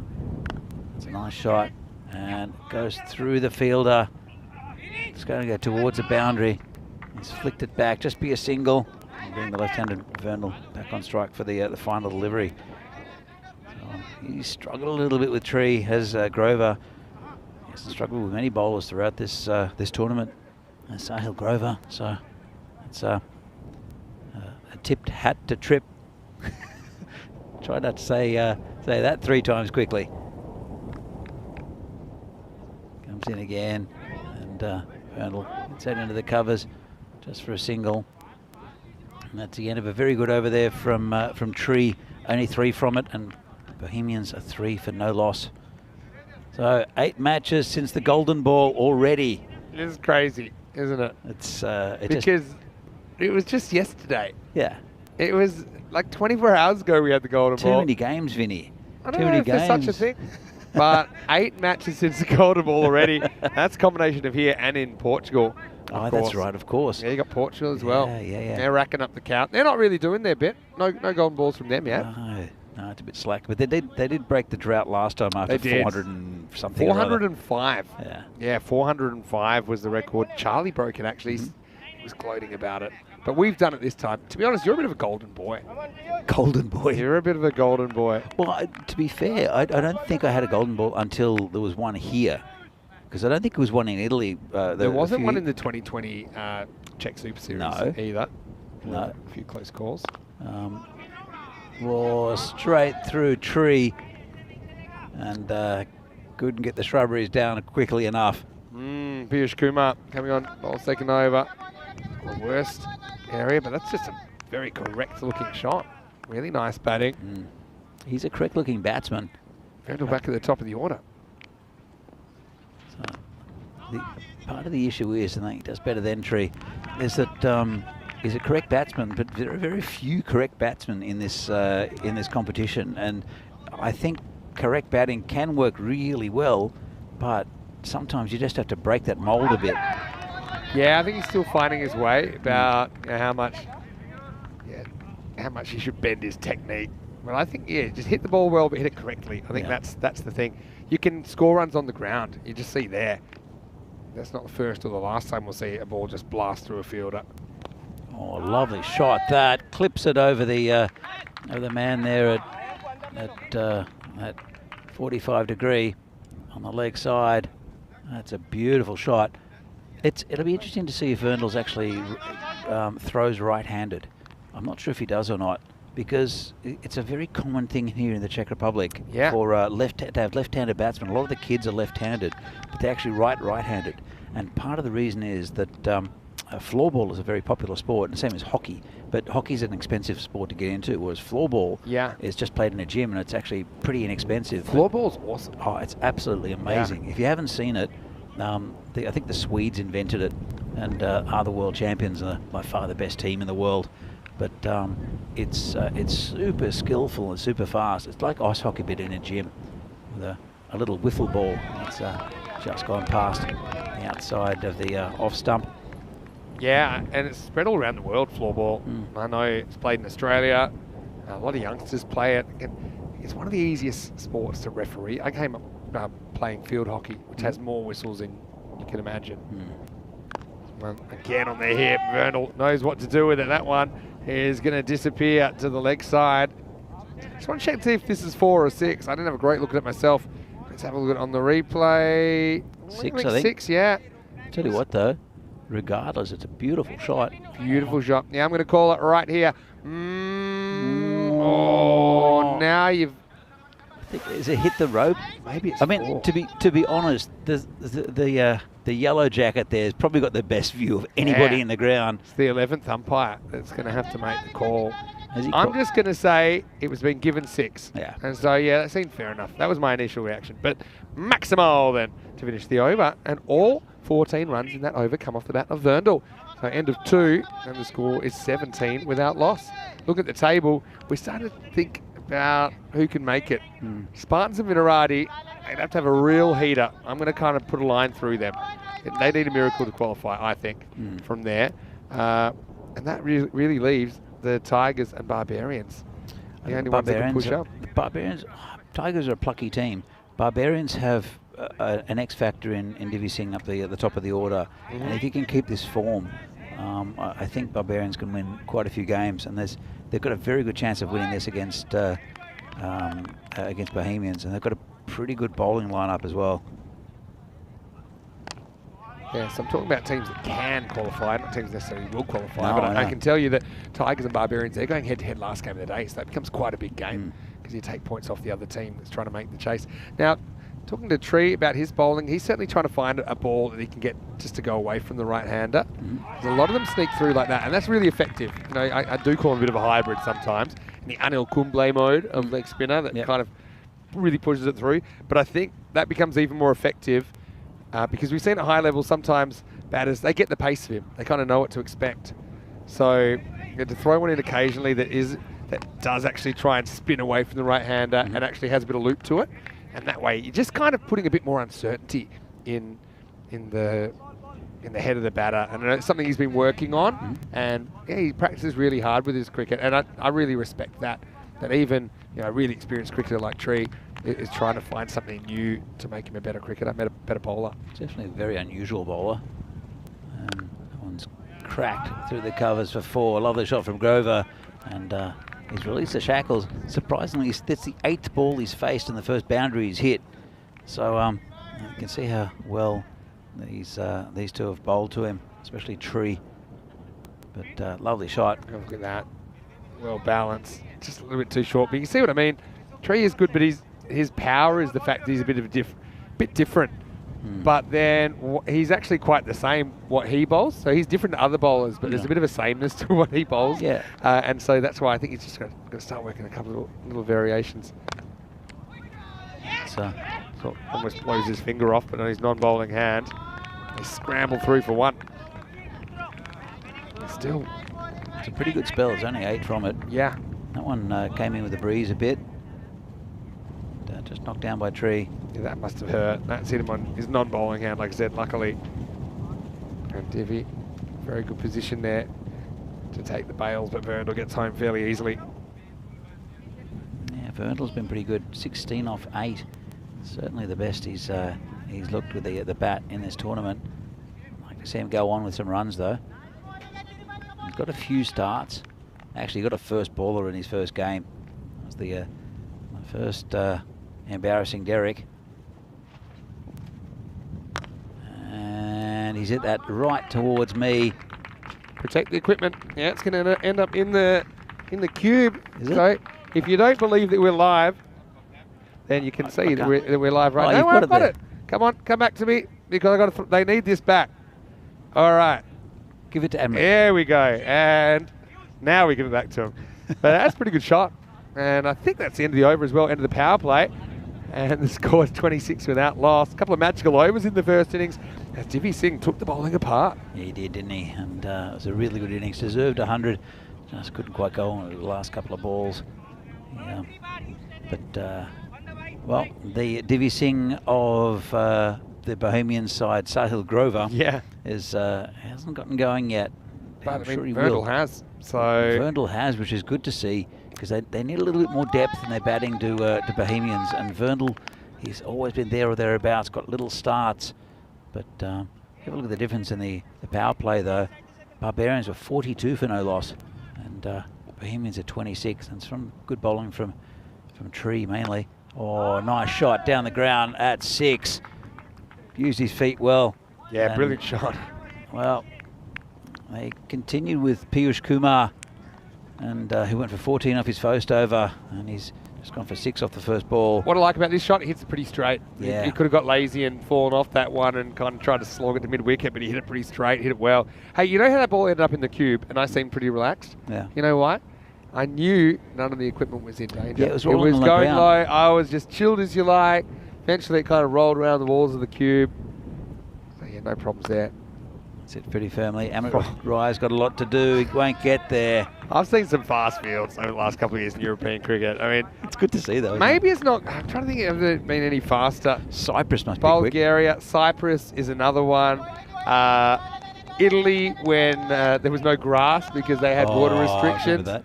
They were pretty fast as well. Was Gibraltar quick? Gibraltar? No, the artificial turf is not super quick. Oh, really? It's quick-ish. Mm. Yeah, artificial turf now. Maybe the old field's pretty quick. Yeah, I know it's artificial turf. I just thought it might go a little bit quicker than some of the outfields we've seen. And it's so different from what we've seen in the past because we've had lots of rain. The tournaments, the first one started in May, which was ridiculous. And then what's this in the air? Could be caught and hangs on to it. That's a big wicket. That's the end of Sahil Grover. Have another look at this. And he's juggled it, got it, not lost it, got it again. And well, it's a big wicket in the context of this game. And Bohemians lose their captain and their main star with the bat, Sahil Grover. He'll have to go on the score 36 for 1. Yeah, big moment in the game, although it's been overshadowed a little bit during this innings. But yeah, still, he's a big wicket. But here's another big man in stature anyway. Sazi Bhuyan coming to the crease at number 3. We know that he can slam it. We got a first baller, a really good ball from Samira in the game against PCC. I want to make amends for that. He's a good cricketer, is Sazib, and again, if he gets going, he can take the game away from Barbarians because he's a devastating batsman when he gets going. Is Sazib. Often doesn't go on with big scores though. Piyush comes in. That's hit through the offside. That'll go to the boundary for 4. Doesn't look like he wants to run too far, Sazib. So he's just going to stand and deliver and score in values of 4 or 6. Somehow he's looking slightly more fit today than yesterday, despite kind of playing all the way through. He was really proper hobbling last night. Yeah, he was, wasn't he? You know, he was even just standing next to the keeper, not really even fielding in a serious position because they didn't want him out there because they needed him to bat. So that's what he's mainly doing at the moment. definitely wants to hit in boundaries. That one slightly mishit, but better fielding. Really good off the field fielding this time. Gets down. Let's make sure we get this on the replay. Oh, that's unlucky. There's been no foot fielding, I think, for the last couple of days actually here. Yeah, it's impressive because there was nothing but foot fielding from the Yellow Jackets earlier in the the Yellow Jackets. 44 for 1 off 4 as Bohemians try and head towards that red line. It's starting to converge, isn't it, Vinny? Red line's the golden ball line. In fact, if it was up to me, I would change the colours because the red line is the golden ball line. If you end up on that at the end of the 10 overs, we've got a golden ball. So it should be golden? Yeah. Sparkly as well? We can't. One of the worms is kind of gold though, so we'd have to do a big reboot. Not hard. Just change it to green or yellow or pink. We'll have to talk to the branding people. Anyway, oh, yeah, that's right. It's going to be Amit Rai in over number 5. Nice shot for Vernal just down the ground. Yeah. Hamshi Madashetti leading the side. There's a play out there. I don't know if he, there he is. He's at cover for Sazib Bhuyan. He's got a great shirt on.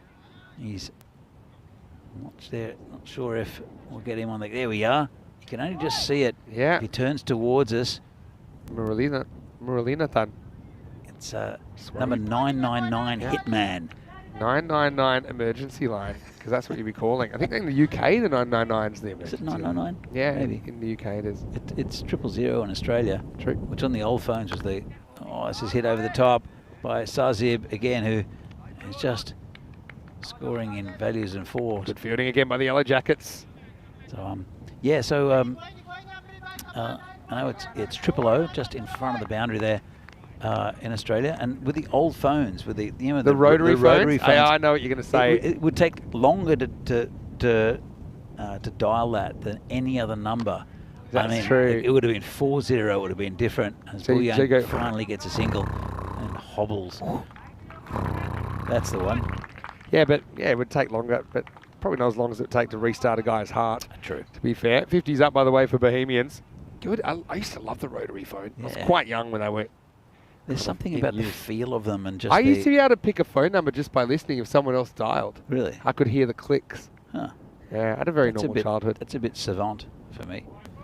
Because the 0, it had to click for every number. So if you dialed 7, it'd be like, but like faster than that. So really do talk about it. Starting to worry me a little bit, Vinny. Yeah. Completely usual thing to do. Ryan gets there's the Hitman. Right. Yeah, there he is. The Hitman, he's ready to pounce. Yeah, he's loving the jersey.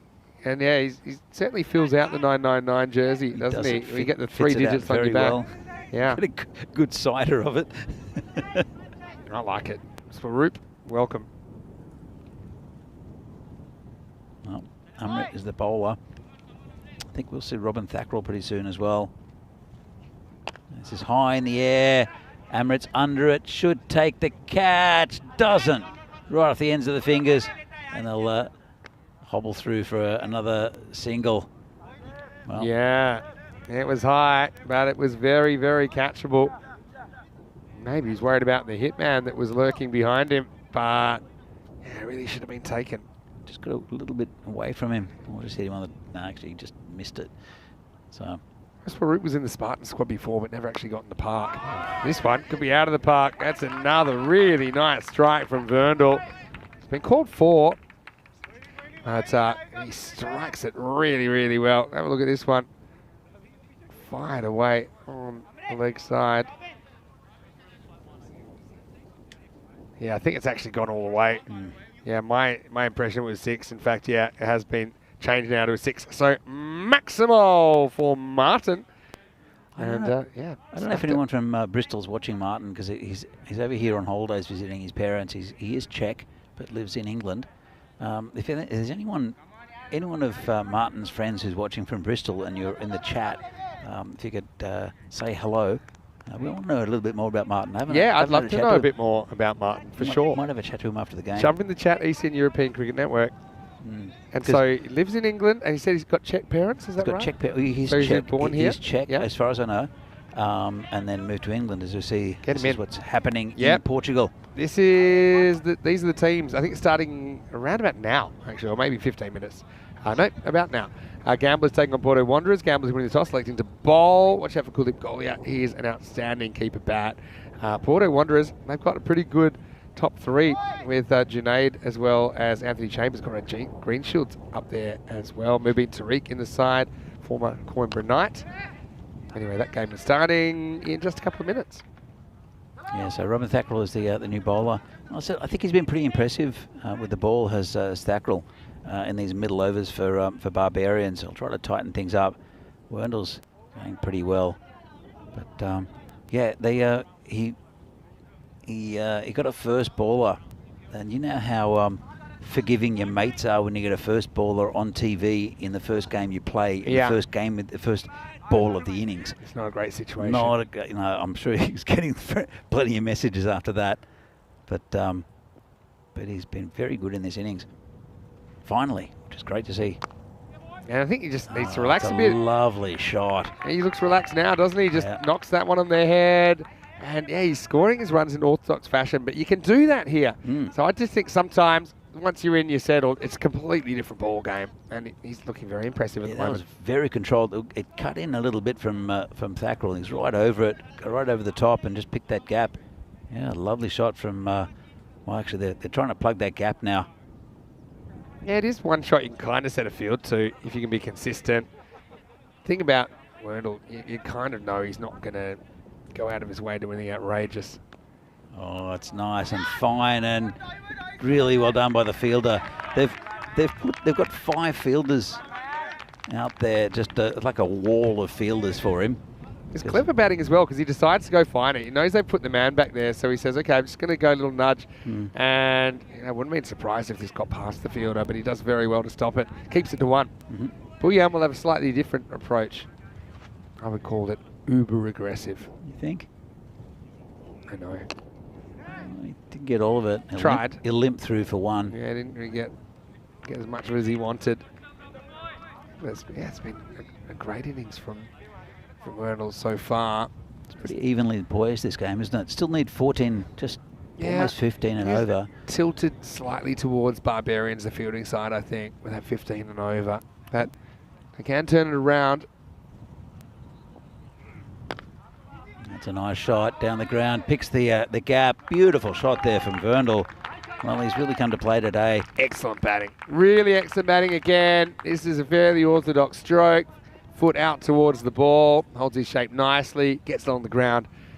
And like I said, this is like playing on a big flat piece of grass. It just continues to roll so fast. Be interesting to have a chat to Martin someday. Yeah, I think I'll definitely do that. Oh, lovely shot again. Just turned around the corner. And he's picking these gaps beautifully now as Werndl. Yeah, and he gets a little bit proactive here. I think there's an element of premeditation here. So takes the risk, but he thinks, look, I'm in. I'm seeing the ball well. And I know they'll probably come and bowl a bit straighter to me this time because of where I've hit my runs earlier in the over. So he stays 1 step ahead of the bowler. So it turns out to be a pretty good over. Yeah, it's anybody's game here. 74 for 1 after 6. If he'd shown this form earlier in the tournament, I think he might have had a little nudge at the national team as well. That was my next question. And I think you're looking at a guy here that can hold the bat. You know, you're looking at a guy that I think could deal with the kind of bowling that you're likely to get in T20 internationals. And he's a good fielder as well, solid fielder. Very good fielder. And how old is he? Let's have a look. Let's get to know Martin. He's got a very impressive haircut as well. It's that's for extra points, yeah. Yeah, so he is 27 years of age. Perfect age. Get him in. I'm not a selector anymore, Vinny. I know you've got the ear of the people that count, Danny. Don't know about that. Maybe. I know that the smoky back rooms of the Down Under is where the real deals get done in Czech cricket. Anyway, this is going to be over number 7, and it's going to be Mayank Purohit to bowl it. Again, we've not seen him with the ball. Not sure what to expect. He will be bowling right arm around the wicket, it seems. Could be left arm over the wicket. Well, definitely going from that side, but I think it's right arm over. In fact, it's left arm. Close. Next one. Left arm over, that's it, that's what it is. So we've got left-hander to left-hander now. That's good to see. Not enough good left-handed bowlers in the Czech Republic. There's a few. We've seen a few in. There's Amandeep for Bindra for United. Also, Joe Cope is pretty good. Yeah, true. We saw Guru Singh as well for Bohemians. He bowled pretty well earlier on. So it's been just punched into the covers. Bit of foot fielding, just be a single. I was just chatting with some of the ECN crew. Now, I wasn't in Bulgaria when we last saw Greece in an ECI, but I did watch it on TV. And one thing we all agreed on was, the Greece team, they're going to come to play. They were very impressive. They were well drilled, fielded really well. Although it's not an easy field to field on here, but it's not too dissimilar to Bulgaria. Sazib, that's another one he can add to the injury list. I think somebody's got a voodoo doll with Sazib's face on it somewhere, and they just keep sticking in the pins because he seems to keep copying them everywhere. He's it's going to be sore at the end of these 2 weeks. He'll feel like he's been put in a pillowcase and whacked with a sack full of doorknobs. Well, that's cheeky. I don't know if you saw that. That's a lovely shot and well stopped out in the boundary, just a single. Deserved 4. The man from fine leg sprinted up into the circle, and now I'm not sure if that's legal, is it, Vinny? He ran. Well, it's a bit of a grey area. I mean, he shouldn't change his position significantly, but he's allowed to move towards the batter. That's what he did, but I don't know if he'll do it again, but he sprinted up. I know why he would have done it as well. Because otherwise it would have been a no ball, right? Oh, good ball there from the left armour. Different styles, these two. But, yeah, I mean, you're allowed to move in. And then, let's say, the umpire might have spotted that and said, hey, no, it's a dead ball. But there won't be any penalty unless the umpires feel it was a deliberate attempt to trick the batters. The batsman would have been a little bit upset as this is smashed out towards the car park by Buyan. Might be a no ball as well. Let's have another look at that. Yeah, well, let's check it out. He's on the walk, so maybe it's just coming down. They probably want to have a look at it. Let's have a look. He's come forward, and it should be all right. That would have dipped below the waist, I think. Yeah, I think for me it's all right because he is so far out, and you kind of lose the benefit of the doubt when you're so far out of the crease. But anyway, it still is a big banging finish to the 7th over and the score 84 for 1. So right now they are on 120 pace, but they need 130. Now this is what's coming up here in Czechia. Last game of the day coming up. Tigers, Barbarians, 2 teams that need to climb the ladder. They're going face to face, and that should be a pretty good game as well. Tigers have had a long day. Barbarians, not so long, but Devendra Singh, of course, he'll get a chance to open the batting again because they have been sent in, Barbarians. Bit of a risk, I think. But Tigers, they don't mind chasing. That match is coming up in around about 35 minutes right here on the European Cricket Network. I think they're better chasing the Tigers, to be honest, because they pump themselves up a little bit. And they've got a target rather than just... they revel in the pressure of the chase. I think so. Sometimes, yeah. I think so. By the way, that was a pretty good over there from Purohit, apart from the last ball, which is he got a little bit wrong. Yeah. It's only 3 from the rest of it. Exactly. It's been hit down the ground, and Sajib swears at his batting partner again for having to move from his spot at the non-strikers end. Yeah, well, where are we at? 15 and over still. It's kind of hovered there for a while. His partnership almost worth 50. Hackroll gets his 2nd over here. Yeah, it's I said I think he got a bit of stick in the first his first over Thackrell, but he's been pretty good for them. The Barbarians. Good stop. And you know what this reminds me of a little bit? Bohemians made a successful chase against United when they chased down 131 a couple of days ago. They seemed out of it, more out of it than this. Yeah. And we're creeping towards the point of no return here of 18, but I mean, they managed to pull it back from over 20.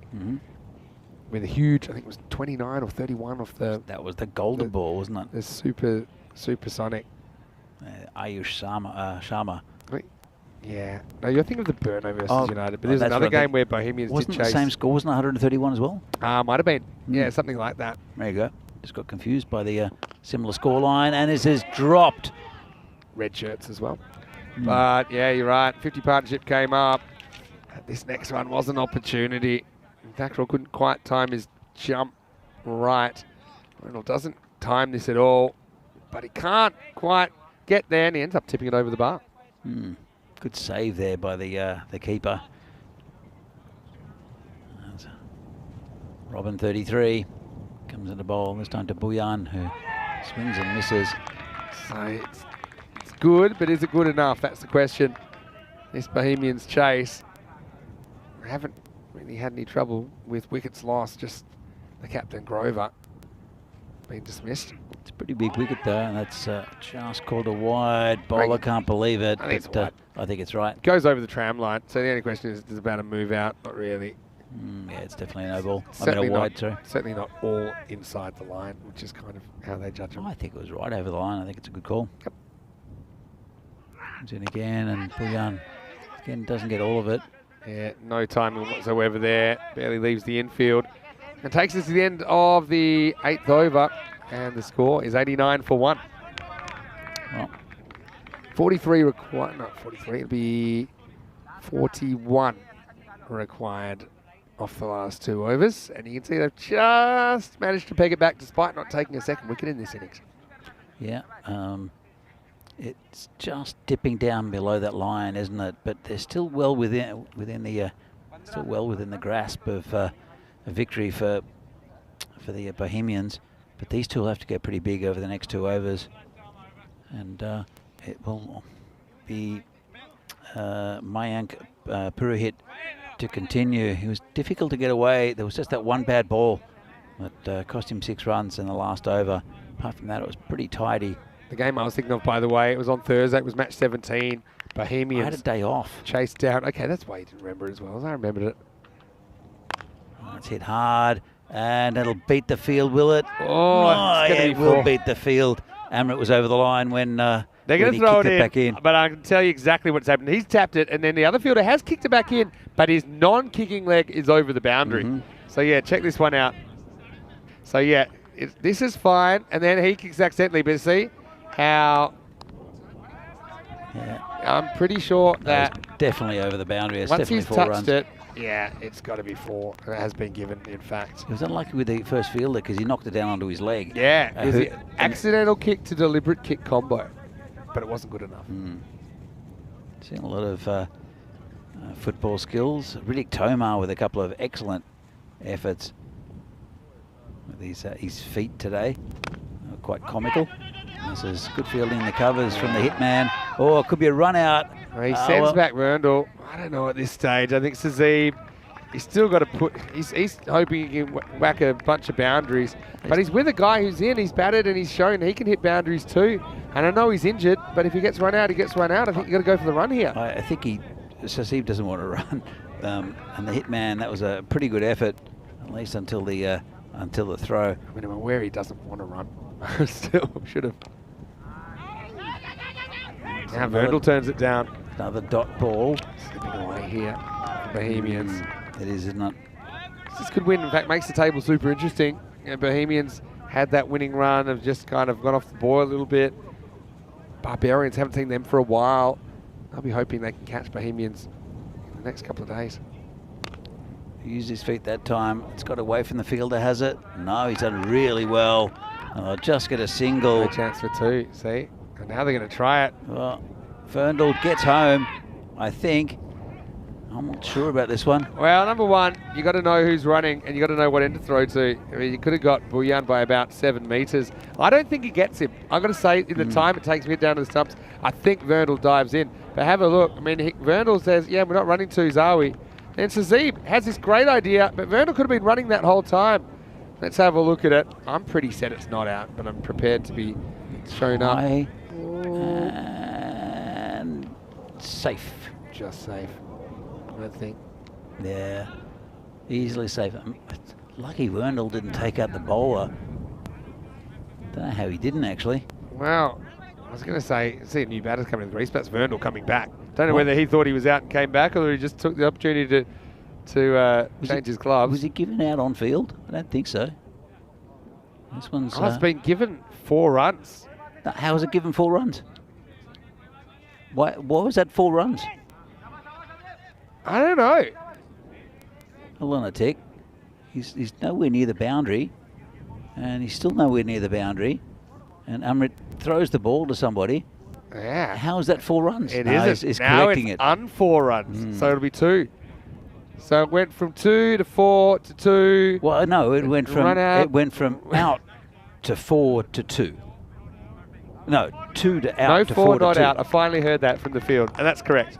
And look, in the end, sometimes this is the fastest paced cricket game that exists. It is. So as long as they get it right in the end, I think that's the thing that matters. But yeah, it is 2. How about that? The fake 4. Pistol Pete. He's just giving runs away now. Anyway, 2 to come. Oh, I need a Maximo here from Bouillon. Well, they get close. It's pierced the field. That'll be 4. Nice shot. It's good. Here's the issue with that. I mean, the required rate actually goes up because they need more than 4 a ball now, but it kind of keeps them on the pulse. They're going to need an Ayush Sharma like last over, like a 27 or maybe more. Vernal's batted well, and Bouillon's been okay, but it hasn't been quite enough, has it, Vinny? Yeah, that's the thing. You got a guy that can hit, but you see, okay, they do get the 2 eventually there. 31 off 7. If they get a 6 this ball. Yeah, or even a 4. I mean, we saw 27 in that game, the Golden Ball game. I'm not sure what the delay is. Obviously, they're trying to get the ball back. I actually saw we've got a pretty good stock of balls this time around, but I'm a little bit worried. I don't think we've lost too many. Cause you don't lose them, you just lose them momentarily while you have to go fetch them. Yeah. Maybe a few in the bushes. And there comes the other one. Now there's about 4 balls out there, so it's like multi-ball on pinball activated. You're saying, all right, choose whichever one you like. All right, boundary or bust here, I think, for Bouillon. Last ball of the over. It's been pretty good for the most part.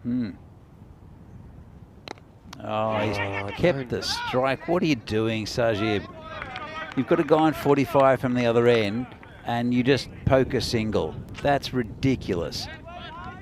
Well, the Sajib Bouillon, when you look back at this, you're going to realise it's ridiculous. Yeah, I mean, so he's kind of farming the strike like he's batting with someone that... He's on 45, Vinny. Yeah, someone that's down the order. And yeah, I got to say, I think you only have 7 balls left. You need a hat full of boundaries. And if you don't attempt one, it does feel like a strategic mistake. Anyway, maybe he'll prove us wrong, and maybe you will set some sort of record. Yeah. Let's find out. Well, I think Amrit will be the bowler, and he dropped Sajib a little bit earlier in this this innings. It was a high catch, caught in bowl chance. So Amrit would like to keep this nice and tight, but Sajib will launch an attack. So you need 3 6s, 3 4s, or better. Yeah, I mean, if you eat a dot, well, you can still potentially do it with all 6s, but it's less likely, isn't it? Pretty less likely. This can be right. Who's going to bowl over number 10? And there's 1 6. Yep. Okay. He's a genius. Bouillon. He must have known he was going to hit a 6 first ball next over. Probably feels. I mean, okay. Vernal's a left-hander. I don't think it's as easy for him to hit with the breeze as Bouillon is. Certainly he's coming a little bit left to right. So that's something strategically. Do you think that's gone through Sajib's head? No, but I just think it's worked out that way. I think you could fit what's going through Sajib's head on the back of the postage stamp, but right now it doesn't matter because he's in the zone. 2 balls, 2 6s. Stroke of Maximo. genius. Stroke of coming late with a rush. Stroke of genius by Sajib Bouillon to farm the strike. He's hit 2 6s off 2 balls. I'll tell you who's feeling the heat now is Amrit Wright. Oh yeah, not wrong. This will be an all-time chase. I'll have to go back and edit the broadcast if he pulls this off as well. 18 off 4. I'll put another way. He's 3 Maximos away from glory. Amrit again. And doesn't get that away. And doesn't take the run. Now I kind of agree with it. The only reason is, yeah, you need 3 6s. If you'd taken that run, you could have gone 2 6s and a 4 for a tie, but I think you got to go with the guy that's just hit 2 of them off this bowler. 6 or bust. It's not going, is it, before? Yeah, so it makes it impossible unless we have an extra, because it makes it 14 off 2. So Ride just has to make sure he bowls 2 legal deliveries here, and they're going to get home by the skin of their teeth. By the way, that brings up the 50 for Bouillon, and he brings it up off 24 balls. He's lapped his partner. A bit like the individual He's farmed the pursuit. strike a little bit. Look at the partnership, 52 off 24. Vernal has only faced 12 balls in that for 25. It's pretty even, actually. He's definitely got his agricultural license. Anyway, couple to come. He didn't get that right either, and he Vernal, doesn't move. he's going to get a little nice red ink cut on account of not really facing for the last 7 minutes of this chase. It's been a peculiar one. Bouillon's the immovable object. And again, I don't know why you just don't take the single. You're not going to win the game. What? Yeah. In the end, that's one. If you've got a non-injured batter, you can probably get back for 2. This is going to end with a strange 4 from Bouillon, but a 4 nonetheless. So you see here, just off the bottom of the bat, and that'll do it. So they get close, but it's not close enough. 9 runs between the 2 teams. It's the Barbarians, 129, Bohemians, 120. And yeah, bit of a funny one, really. It was like someone kind of stealing the stage, kind of, but they put in a good performance. But I suppose it's a partnership, right? You got to have that trust as well. Sure. Vernal had also shown he could score it at 2 a ball, and even though he's less experienced, I think probably needed a bit more trust shown in him. Even though Suzzy gets him close, ultimately Barbarians win by just the 9-run margin. Yeah, it was a strange finish, wasn't it? But ultimately, I think it was pretty good bowling from the Barbarians all up. But really good innings from Martin Vernal, who finally has shown what he's about. And the big left-handed check. And he's just looking at, actually, his timing was fantastic, but also his placement was excellent. So Grover had the only wicket early, or the first wicket, as Vernal. Let's see, Grover hitting that straight for 6, and hit a couple of decent shots, but just didn't go on with it at Sahil Grover. I think this is the wicket. No, maybe not. This has been hit down through that area. In fact, I think we might have missed Sahil's wicket. This was in the air, and this was the one that was dropped. The end of the fingers there from Suzzy Bouillon. But Vernal looked really good. His placement was amazing. And Suzzy, that's what he said, probably more likely to hit a 6 out of the 2. But you could argue they were in that position because they also let it get out of hand. Maybe 8 a ball, last ball of the 9th. Look, I don't know. Sometimes the pros and cons are pretty evenly matched, but Sazib kind of backs himself to hit his team out of trouble. But no, I'm going to stick on the positives as well. I think Vernal batted really well. You know, you're seeing that he's a prospect for Czech cricket. I think in the T20 national form of the game, I think, you know, he's a guy that can handle better bowling. I think that's what it looks like. You know, a bit like Dylan Stain, you know, how he comes from, I suppose, a bit of a different cricket background, I think, different pedigree. And yeah, he showed it there, but unfortunately, the 120 might be a pass score. It's not quite enough to get them over the line. Vernal with the breakout innings, 45 off 21 from him, and also showed, you know, he can clear the boundaries because, yeah, I liked what he was doing. Played some really nice shots, 2 6s and 6 4s in his knot. Grover went for 16, couldn't quite rediscover his form. 56 not out from Bouillon in the end off 26, so he was going quickly, but for all of that, their strike rates were the same, around the 215 mark, the strike rates of Vernal and Bouillon. As far as the bowlers went, just the 1 wicket went to Piyush Kumar, but he also got a bit of tap for me. I think Tree was brilliant at the top of the innings. You know, I think that his bowling, again, didn't see too much of that kind of mystery ball that he's working on, but still he only went and run a ball and a very good effort. Yeah, absolutely. And I think he made the difference there, Tree. Yeah. Only going for 12 of his 2, and I think the pick of the bowlers. So we're going to take a break, Danny, and we've just got 1 game to go here. Portugal in full swing at the moment. You can always turn over, but join us in 20 minutes for the last game of the day. Match 36 between the Tigers and the Barbarians. Until then, Vinny Sandu here, Mr. Maximo, with Danny Hunacek. We'll see you after this with more European Cricket Series.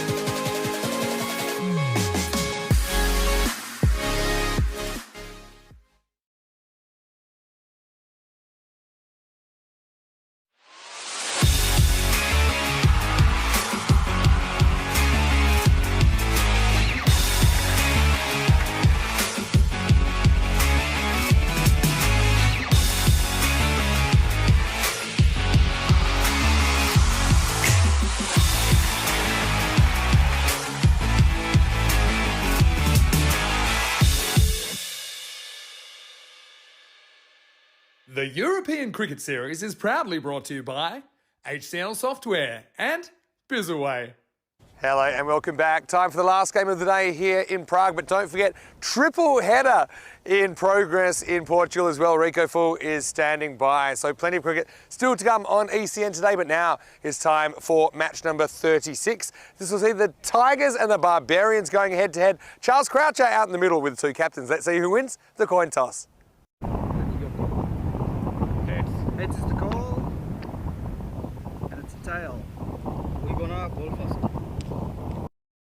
So the Tigers win the toss and they've elected to field, and that means we'll get to see the Barbarians with the bat again. A little bit of a risk if you ask me, because Devendra Singh, he was in sparkling form in the last game. In fact, 95 not out, the highest score we've ever seen by an individual in ECN cricket here in Czechia. But we know the Tigers and the Barbarians, they're both able to climb the ladder. They both have matches in hand. That's the real currency at the moment. But they're going to have to perform well, and so that means this game is kind of important. I think that you're taking points off another contender.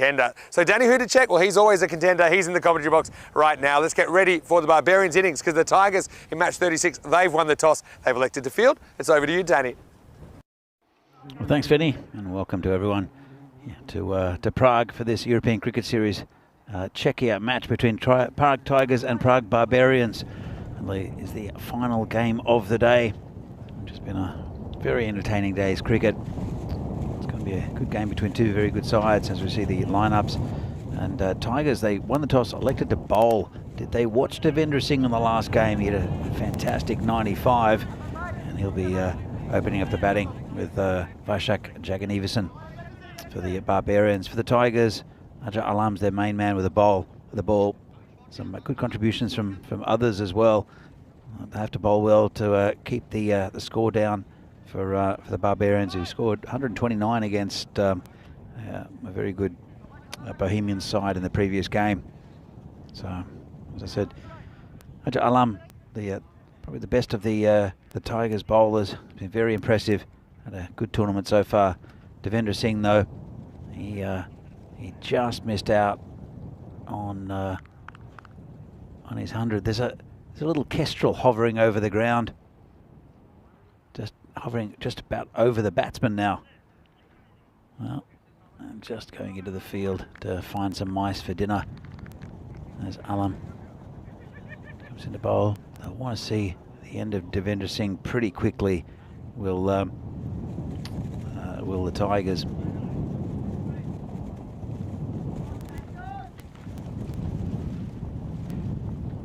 There's Alam. Comes into bowl, bowling to Devendra Singh. First ball of this final game. This one's been hit nicely, firmly to point. And good stop by the fielder, no run. Hi Dave, good to see you back in. I am here. Thanks Dave for the final game. Glad you could join us again. So it's Alam to continue. Really good ball, right on the money. Devendra, who's an attacking batsman by nature, just defends that one. Really good bowling. One of the big ins for this side for the Barbarians also is Vishal Mane. He came to say hi just earlier. Comes in again, and lovely shot over the top there by Divi. That's 4 runs just over the top of this infield. Only 2 fielders outside the 30-metre circle. So it's a very safe shot. Almost goes all the way. That's the first boundary for Barbarians and first boundary for Devendra Singh. Yeah, Vishal Mane's in the attack in the lineup for Barbarians, so that'll pump up their batting. It's a good ball, bit of an appeal, and well, umpire doesn't like it. Might have hit the pitch actually here. Let's have another look at this. Yeah, I think he might have brushed the pitch, but no edge. Maybe, but they were confident, very confident appeal from the Tigers. They know how important this wicket is. Alam comes in again. It's been a good over so far. Well, Divi's just rocked back and hit that. I think it was a 4. I have to check with the umpire. I'm not quite sure where that went off the bat. It looks like he hit it really well, and no idea where that landed. Oh, it's behind. I think it's 6. So as we see Devendra Singh score up to 10. I lost it off the bat and I lost it off the screen. But nice shot there from Devendra Singh, and what was a pretty good over. It's turned around in the last couple of balls to be starting to get a bit expensive. You want to keep it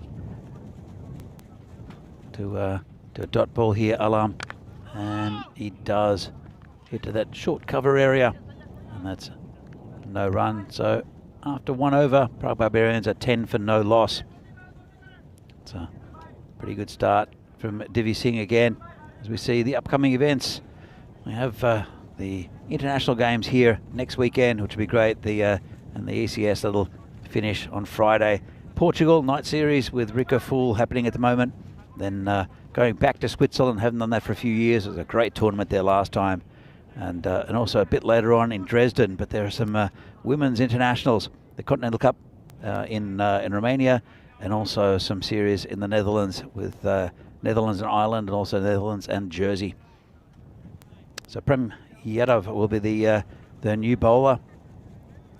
He tends to slant it in a bit as Jagan Everson gets his first ball and gives Devendra Singh the strike, which I think is his role, Jagan Everson, at the moment. He's a good batsman, is Vashak. But you want to give the strike to Devendra Singh at the moment in the form he's in. Comes Prem Yadav again. Rocks back, and that is 6 again. The yellow jacket chasing that one. Have a look at this. So much time. Use his feet well. Open it up and just hoiked it behind square. Lovely shot. And it's the best form I've ever seen Devendra Singh in. He's doing everything right at the moment with his batting, using his feet well. And his shot selection's pretty good for the most part. That one's slammed down the field past the bowler's legs for 4. And Devendra Singh is now 20 off 8.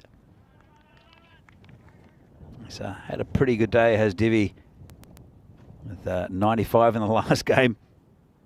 He's okay with the gloves as well. I know the Czech selectors have chosen him in the ECI squad, which is good to see. He's backward on that cut shot, but it's through the field, and that's another 4 runs. And again, good fielding by the Yellow Jackets. They must have been listening to the super coach, Vinny Sandhu, and probably comparing bruises on their shins at the end of each day, and thought that they might use their hands instead. So Yadav has been pretty expensive. And Singh's done all the damage. This one's down leg side. It's been called a wide. Have to bowl it again. As we said, he just lost it down the leg side. He's got an unusual bowling action as Prem Yadav. Bit of a windmill action. Doesn't really use his left arm much. It's pretty effective though. Does get the ball to angle in a bit. Comes in again. And all it was unlucky it wasn't called a wide. That was... I know the batsman went towards it, maybe made it into not a wide, if that makes sense. But that's a wide for me. And this is definitely a wide. The umpire looking at it. I think the batsman moved towards the ball a bit, and it does move slightly. It does the line with the batsman moving across. And oh, he's got him! Well, that's a big wicket, big edge, nice catch by the keeper, Sakibultanim, and Yadav, after taking a bit of stick, has got his man, and that's the end of Devendra Singh. Big wicket here for the Tigers. Let's have another look at this. It's very late on the cut shot, and clean edge, really nice take. Just, it's a game of inches cricket. Got a bit more of it, might have gone past the keeper, but instead it was straight into his gloves. And that's the first wicket down for Barbarians, and the Tigers will be loving this with their very dangerous Devendra Singh out. As we see the table, it's a cellar dweller clash here, but as you can see, both these teams have only played 6 games, and the Barbarians have won 3, lost 3. Tigers 1-2, lost 4. That'll change for one of these two sides. So back in the marshmallow is Vinny Sandhu. That's a huge wicket, Vinny. Huge. Big moment in the game. So it was a bit of a risk to put in Barbarians, seeing what they did last time, in particular what Devendra Singh did. So Jagan Everson, another player in the squad for the internationals next week. And this is a cracking shot through the point area. Rongdi just goes a little bit too wide there. That's excellent hands, excellent eye to get that through point. Yeah, lovely shot. Just waited on it and rolled his wrists and straight through that gap. Really nice shot. So I was just looking at you said it's the cellar dwellers, and technically that's true. But obviously they've got games in hand. They've got 4 games in hand above the team compared to the teams above them. Yep. So this next one, cut away, finds the gap, chasing. Wow, I can't even tell whose feet that hit. It looked like it was like a double heel back. I don't think it's 4. but I am very curious to see what I just saw again. Let's have a look at this. So yeah, I thought they were just going to get in each other's way, but they formed like it. I think it's his. I think it's an 23, alliance. 23. Look, here we go. 23. It's like perfect synchronization. It's not. It's not. That is like the synchronized swimming at the Olympics has got nothing on that. That was incredible. They're going literally step for step. Anyway, this slightly mistimed to be one. Yeah, so what a lot of American sports do when teams have played an uneven amount of games, they basically give a point for each game they're behind. So obviously you get 2 points for win and 0 points for a loss. So assuming the 50-50 chance, which obviously isn't exactly true. But then what would the table look like? It would mean Barbarians kind of 4 points ahead of Prague Spartans and Vinarati, who are technically above them at the moment. This is edged away. This is going to be 4 as well. So Thackrell gets off the mark. Not particularly convincing. Wrong deep. I don't think you can blame him for that one. I think he gets this one pretty right, but thick outside edge. And we know how fast this field is. We said it about a bajillion times, but it is still true. Yeah, and even Tigers would be 2 points ahead. But yeah, if you allocate 1 point for matches behind, then you've got, I think these two are still just out of the 4. So they have to improve. That's the thing. And Barbarians, because of some of the issues with the margin of their losses early in the tournament, they've got a net run rate which is a fair bit behind the teams above them as well. So minus 1.4 is their net run rate. Tigers even worse, minus 2.5. So yeah, two teams with a lot to play for. Could be gone and spills it. Yeah, it was hit straight back at Rongdi, and I'm pretty sure it gets back to him on the full. We're behind him. But this is a chance that goes down, I think. Yeah, he set himself pretty well as well. Had the batsman to contend with, but got a good sighter of it. You can see he saw it there. Yeah. Just popped out. Got a second grab at it as well, didn't he? But unfortunately, it doesn't stick. And so Barbarians navigate their way through the power play. They do leave Devendra Singh behind. The score is 39 for 1 after 3. Going back to American sports, baseball is a game where, I mean, it's a great sport, don't get me wrong, but the Major League Baseball, they play like 130 games in a season. Even more. They're insane. Their regular season is 162 games. So actually when I look at the volume of games we play in ECN cricket, the closest comparison I've got is Major League Baseball. Because each team, and there's 30 teams. Yeah. There's 30 teams that play 162 games. So I'm going to tell you what that works out at. It's funny because it's 2,430 matches a year. That's crazy. But I'll come back to it. Here's it's even crazier, right? It's around the corner.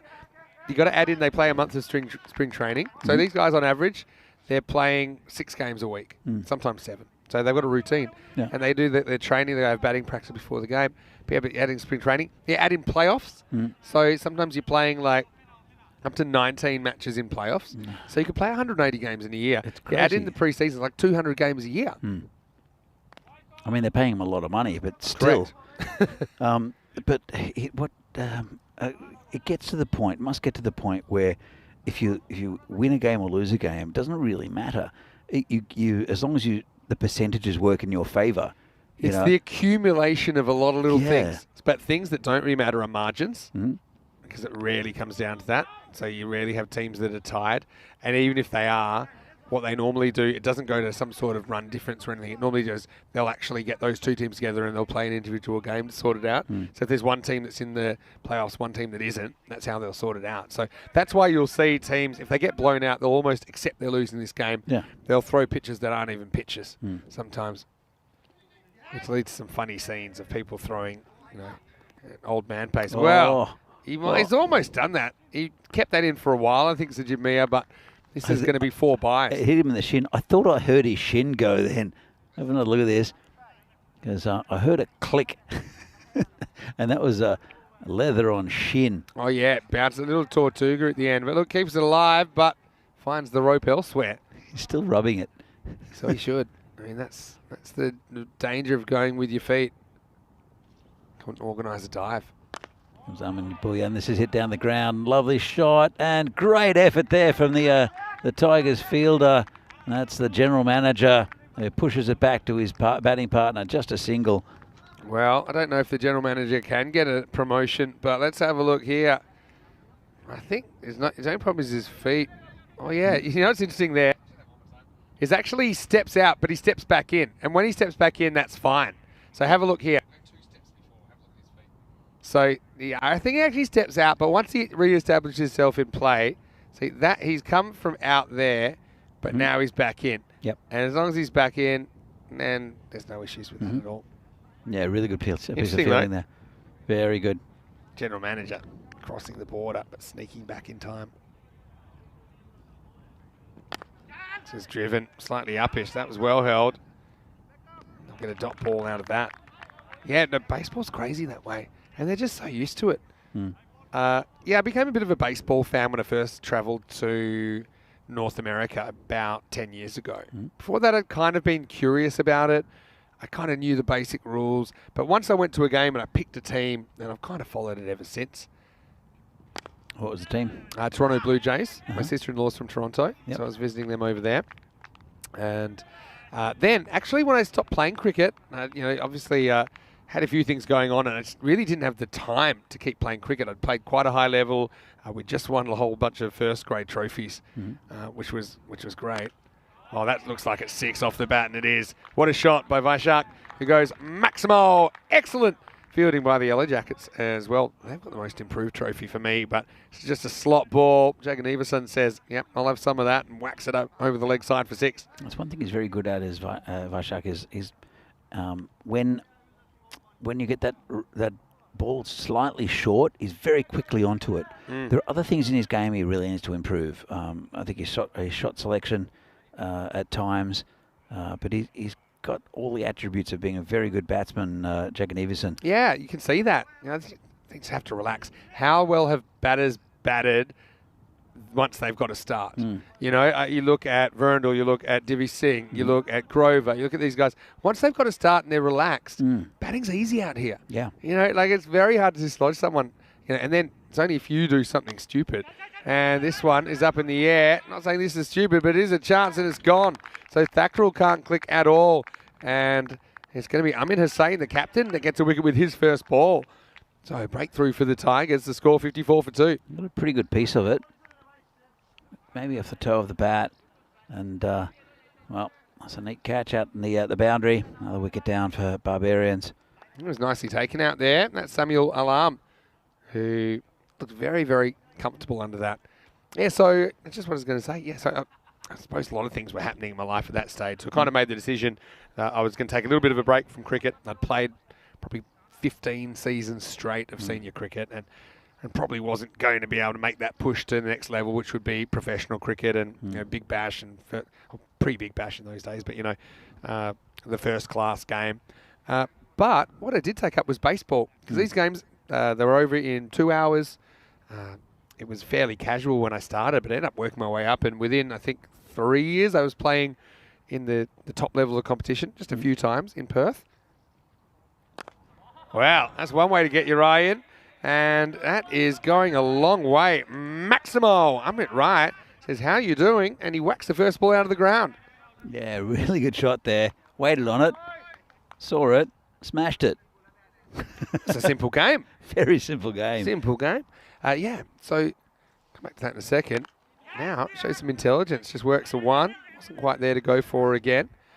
Yeah, so I suppose I'm one of the few people then to play semi-professional cricket and baseball. There's others, I'm sure. I know Ian Chappell used to play a lot of baseball. Alan Border as well. Alan Border played a lot of baseball, yeah. But, yeah, I found it really interesting because I never played an actual competitive game of baseball until I was 33 years old. And then you got guys that played it their whole life. Oh, wow. Bit of the old Taekwondo style here about that. And it was effective, I suppose, by Mohiuddin. A ninja style. What's this? Flying kick. Yeah, seen a lot of fancy footwork today.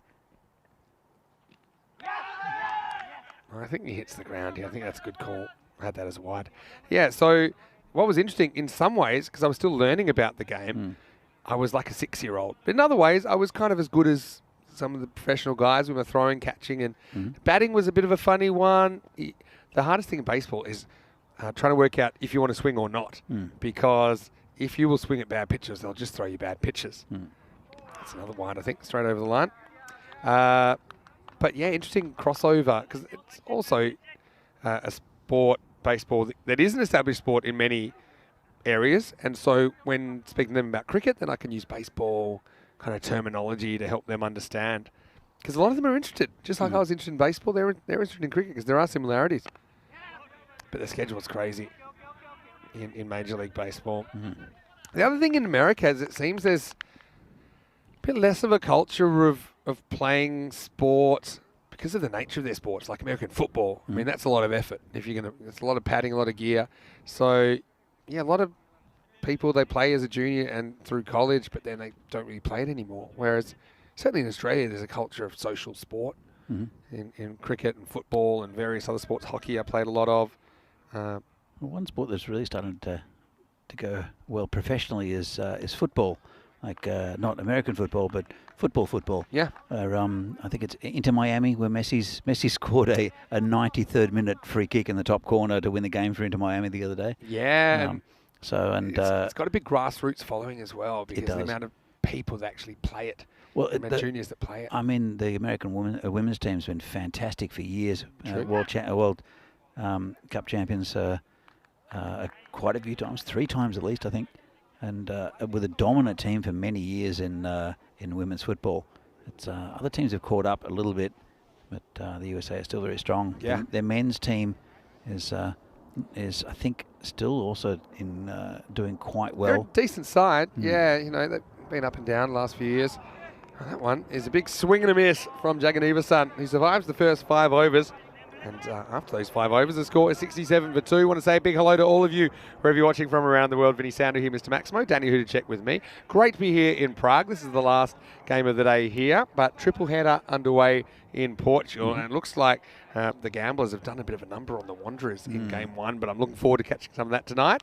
And yeah, Danny, what will you do tonight? Maybe have a Czech beer somewhere? I think so. I might catch up with my good mate Tyson, who you know well as well. Tyson, they're coach of the wide receivers of the Prague Lions in the NFL Europe. That's it. Yeah. So I think we might go for a drink. We haven't caught up with Tyson for a while. Take the dogs for a walk as well. They deserve it.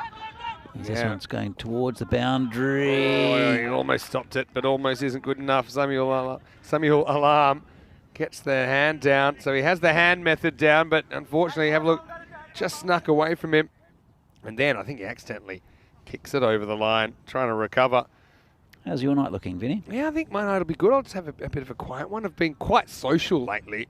But I will have some news in the next couple of days about our trip to the Dumplings place, which is scheduled for tomorrow night. I know some of the crew are planning to go to Manifesto, which is the food market here. It has all these different types of food and it's drinks. really good. It's basically just a whole area made out of shipping containers.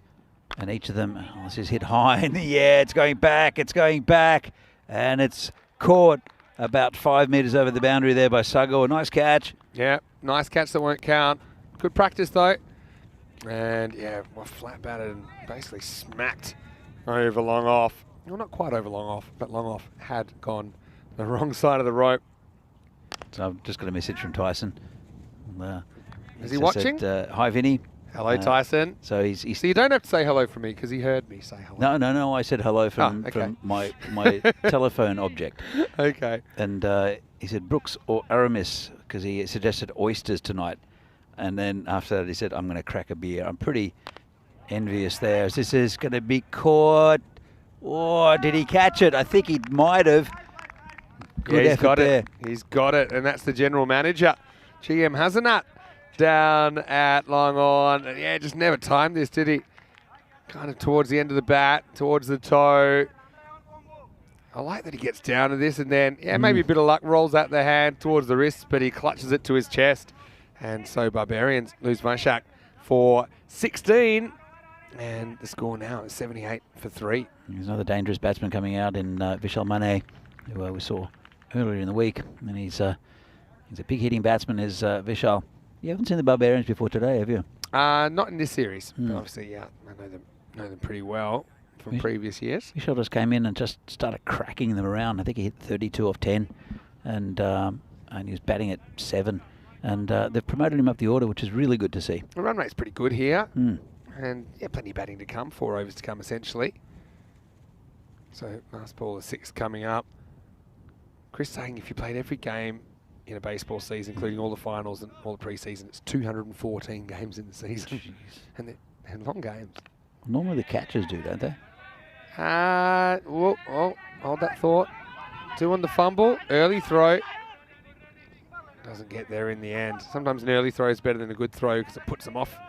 But didn't that time. Mane gets off the mark with a couple, and it's 80 for 3 after 6. Catches, to be honest, catches is one of the positions they'll rotate a bit. There are certain everyday players. The reason they're pretty conscious, every team will carry 2, sometimes 3 catches. And sometimes with different pitches, because you'll have a different pitcher every game, certain catchers will catch that pitcher because they have like a kind of, it's like you got to be in sync with each other and be kind of reading the game the same. And they've got amazing things now. Instead of putting signals down, they've got electronic things where the pitcher or the catcher will communicate with secret buttons of what pitch they're going to throw. That's come in pretty recently. It doesn't seem very fair, does it? Well, see, they normally do it anyway with signals, but what happened is the other teams were stealing signals all the time. And all you need to do is hack the system, no? Oh, that's gone a mile. That's gone with the wind, I think. The GM, he's going to watch it, but it's perfectly judged. Maximo Right has come out, and he's whacked a couple of big ones.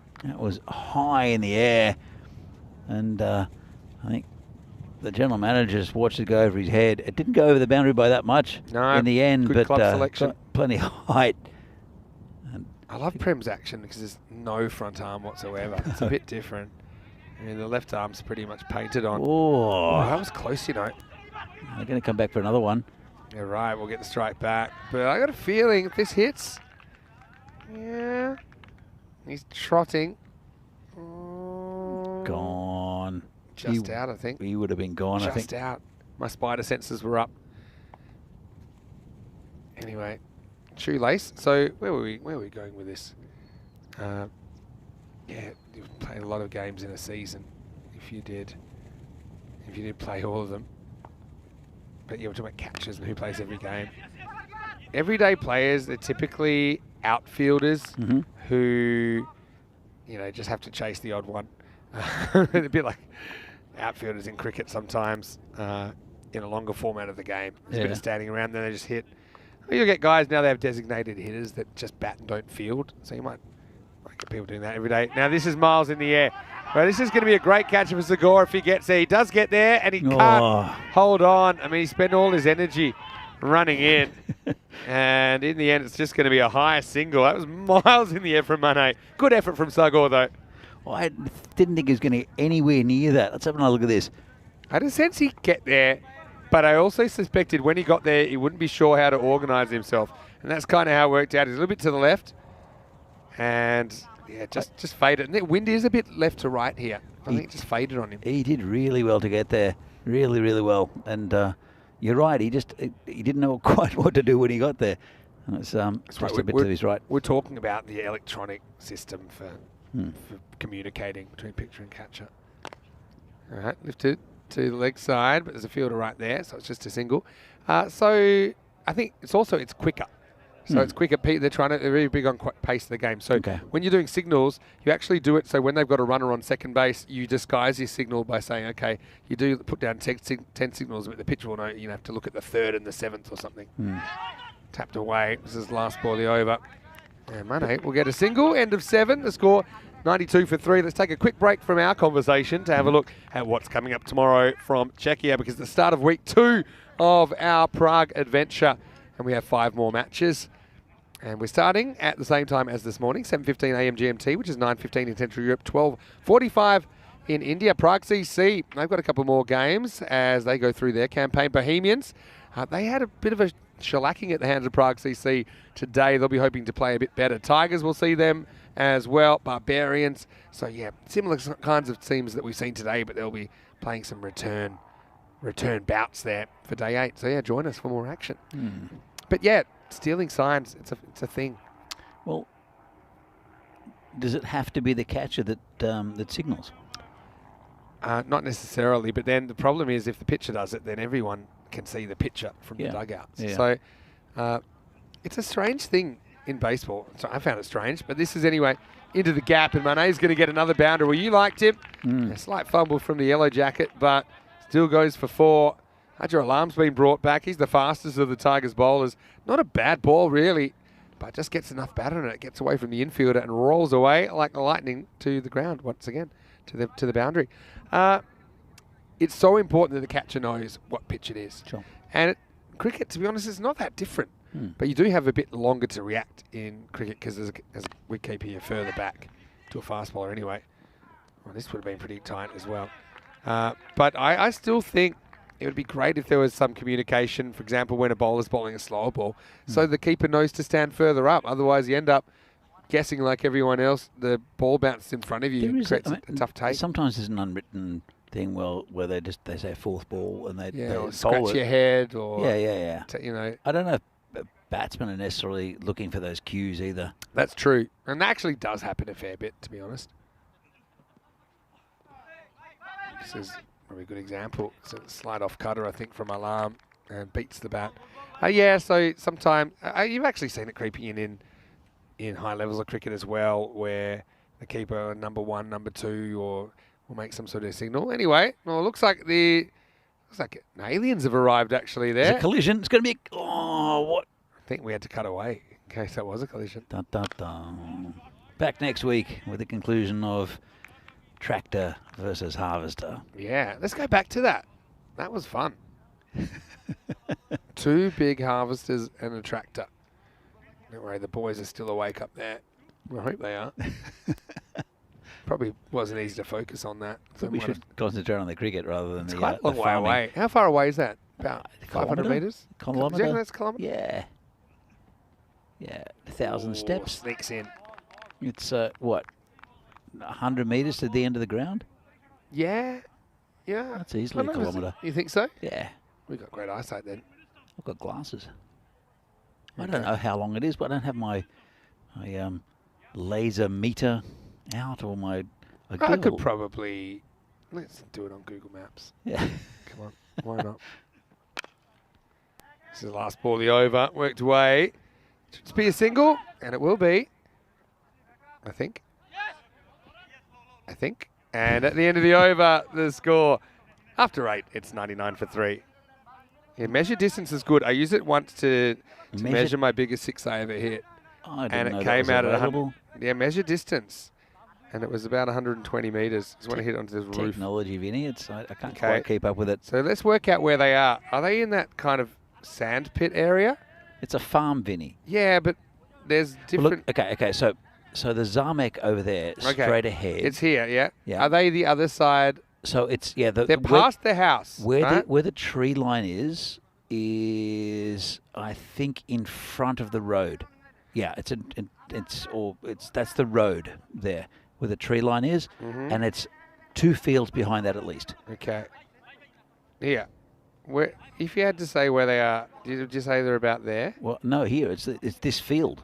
Okay, so it's that field. That field, I reckon. Okay, so I'm going to use this, and I'm going to see how far away it is. And I reckon we could both be right. Both. Stand by, please. Did you say kilometre? I said more like 500 metres, but now I'm thinking it's further. No, I've said that. No, you've said what?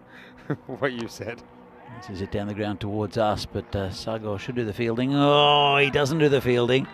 Well, he's took a little bit of a wrong bounce. And let's have a look. Wrong D.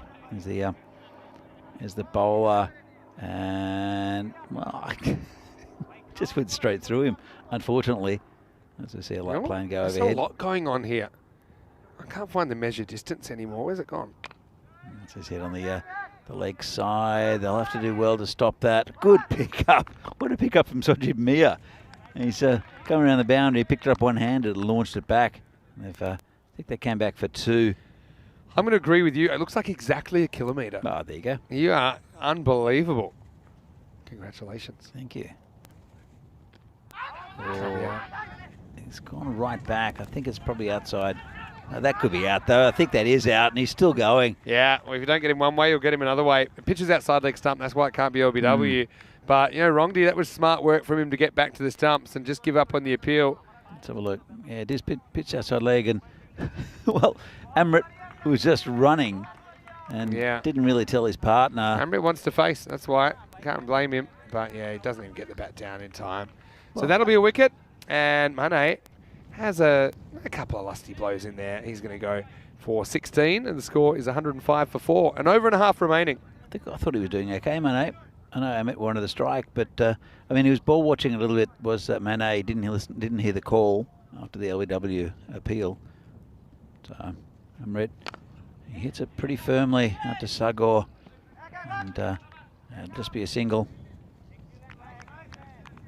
But I thought he looked okay, Mane. He was hitting the ball fairly cleanly. Early call.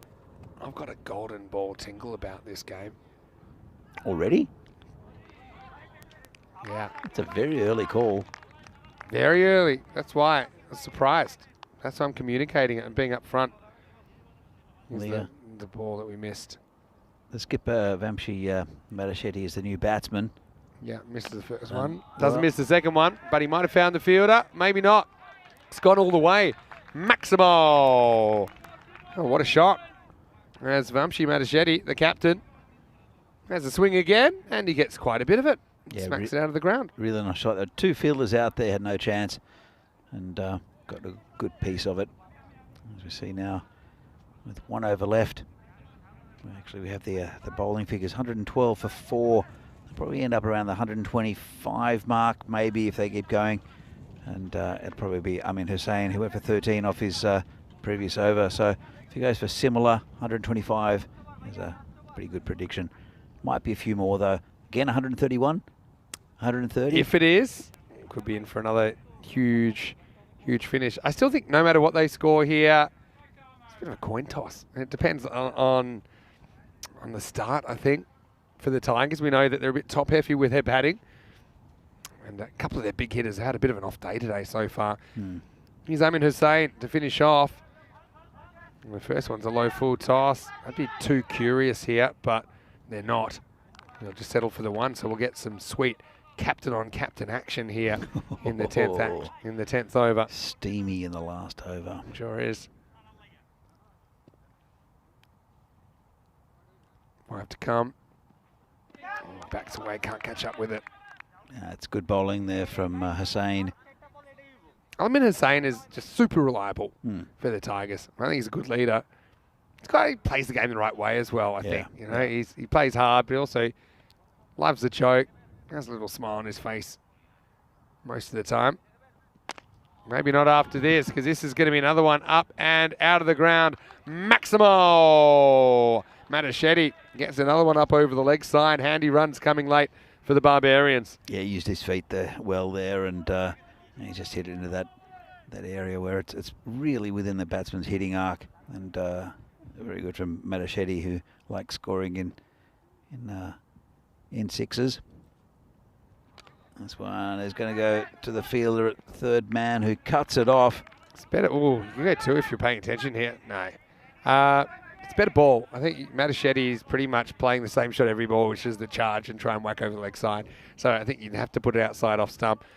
Draws an edge that time, but right, he's 30 off 15. Good hand from him. What's the chances of another 7 overthrows? Pretty low, but not impossible. Wide, so he has the right idea, just gets a bit too much movement there. There's Pete Vincent in the foreground. Pistol Pete. God, he's had a long... He's just a unit. He just keeps pumping out the games, doesn't he? He's retired, is Pete, from like real life. But not from umpiring. Not from umpiring. He's just jabbed this one behind point. It'll probably run away for 4. It does. So Hussain pretty much gets it right. Attempted trick from the yellow jacket. Doesn't really come out as he wanted. And certainly not what Amin Hussain, the Tiger skipper, wanted, as he leaks another boundary in the last. The fielder out there, he came in a little bit. I think he misjudged it and then saw it just go over his head. All right, last ball. Seatbelts on. Oh, up and over. And it's going to be around that total, Danny. 131. Tivi Singh gets a nice warm-up as he grabs the crowd catch. But Barbarians finish with a bang. In the end, that last over goes for 19. And Barbarians, maybe with that big last over, just nudge ahead in the calculations. But Tigers, we know that they love to whack it. And we'll see how they go in the second half of this game. But yeah, I think the Barbarians will be pretty satisfied and not relying just on the one batter this time as well. I think we saw a number of contributors as they amassed this total of 131. Yeah, it was a good effort. And, of course, it's Devinder Singh up top who started off and was doing most of the run getting. And Jagan Everson on the other side was just giving his batting partner the strike. Then, when after Yadav took a bit of stick from Devendra, he got his revenge with a nice caught behind. It was a really late cut, a little deflection, and nice take by the keeper. You can see it move down on the keeper. Really good take. Yeah, a bit like being late for an exam, too late. He wasn't allowed to stay for Devendra Singh. 24 off 11. That was a big moment in the game. You wondered who would step up in his absence. Jagan Everson, he batted a bit of time, didn't have a lot of the strike, batted into the second half. This was incredible synchronisation as the 2-foot wall, the feet belonging to different people, managed to stop the ball. Now, this was a chance for Rongdeep.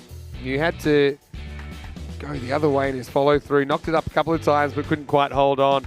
Thakral couldn't quite really click as well. I've seen a few of these, though. Wicketkeepers having a hard time. That one was almost booted into the car park in the end. It was booted across the rope by Sojib Mia. But Amit Rai, he stepped up, I think, at a very, very important time. Started with the bang. Again, some good team fielding there. But, yeah, he was up. He was going. He was able to hit 4 sixes and 2 fours in his innings. Well supported by Vishal Mane as well.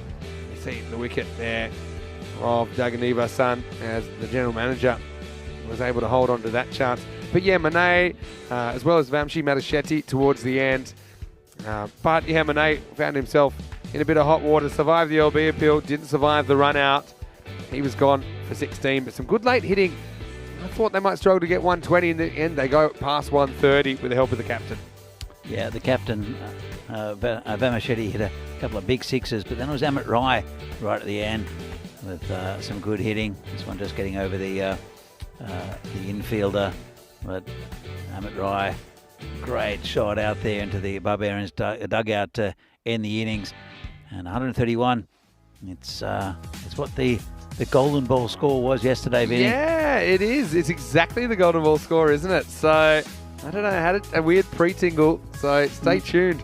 40 from Rai off just 17 balls, including 4 Maximos, the top score for the Barbarians. They did lose Devendra Singh for 24, but he scores over 100 runs in the day, and he's looking in form. And they've got some more matches coming up as well. Apart from that, we had a pair of 16s for Jaganiva Sun and Mane, and then 13 in just 5 balls at the end from Madashetty. As far as the bowling figures went, I think Ajar Alam, it gives you 2 good overs. Didn't take a wicket, but only went for 17. The wickets went to Prem Yadav as well as Aman Bhuyan and Amin Hussain. We'll take a quick break. We'll be back in just a few minutes with the chase. Well, could it be another golden moment in Prague? 131, the golden ball score is on the board. But Tigers, they'll want to grab the 2 points as they hope to build something towards Finals Friday. Vinny Sandu here, Mr. Maximo, with Danny Hudacek. We'll see you for the final instalment of the ECS just after the break in Prague. You're watching the European Cricket Series. Check you out.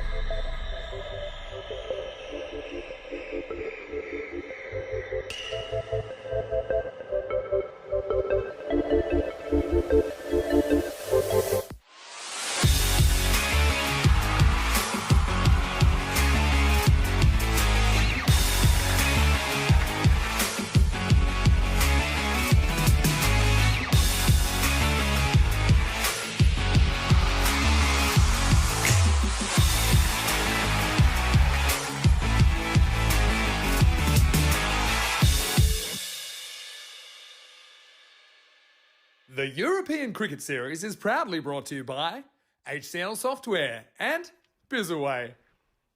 Hello, cricket lovers, and welcome back to the Vintage Cricket Ground. We're at Scott Page Field here in Czechia, and it's time for the last innings of what's been a big Sunday here in the European Cricket Series.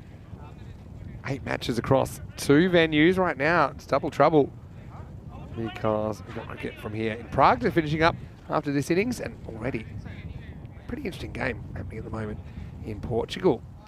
Gamblers chasing 75 for victory, but they're only 46 off 8. So making hard work of it.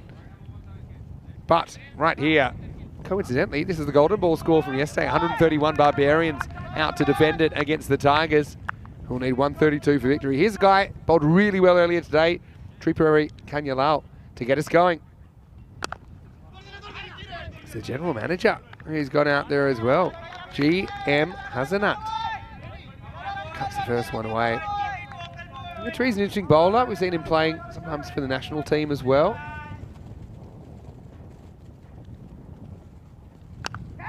This is cut away, and with the pace he puts on the ball, the batters sometimes can use it to their advantage. That was a fraction short, and Hazanat was all over it. Just a fraction, but allows the batter to free his hands. Gets 4 to get us going. Big welcome back to all of our viewers watching on Fan Code in India. Of course, all of you watching on YouTube as well. ECN European Cricket Network. Great to have your company.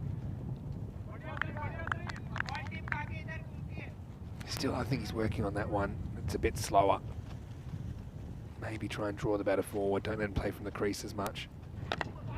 Does draw him forward. Does draw him into an error.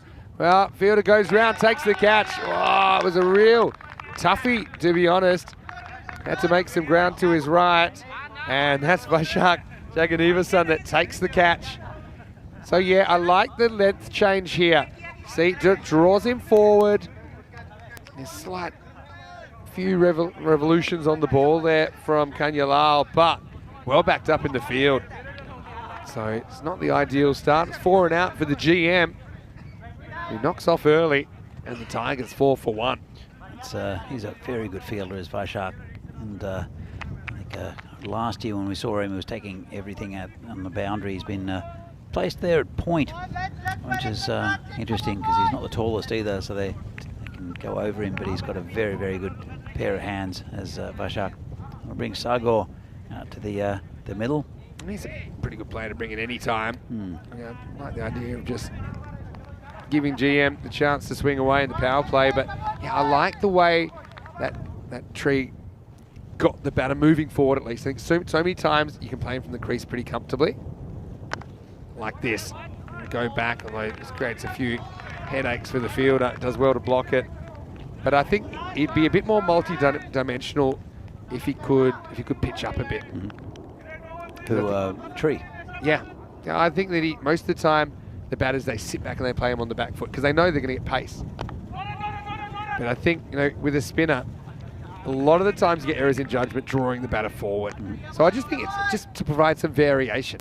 Because like I said, he's different to other bowlers, but what he actually bowls is fairly predictable once you get used to him. Again, he draws the batter forward, can't get it away for a run. So Sajamia is out there opening the batting. So yeah, I like this move. It's a very attacking move. He'll be attacking the power play, no doubt. Having a pretty good series, but a little bit off today so far. Kanyalal, though, brilliant over from him. Gets the breakthrough. It's 5 for 1 after 1. Yeah, it's 10 balls since the 10 matches since the golden ball, Vinny. Yeah. And you picked it early here. Don't know about that. Very early call. Very, very early call, but it was great to see the golden ball yesterday. It was a eagle-eyed viewers might notice that it's the last game here. It was 8, and now it's 10. You know why?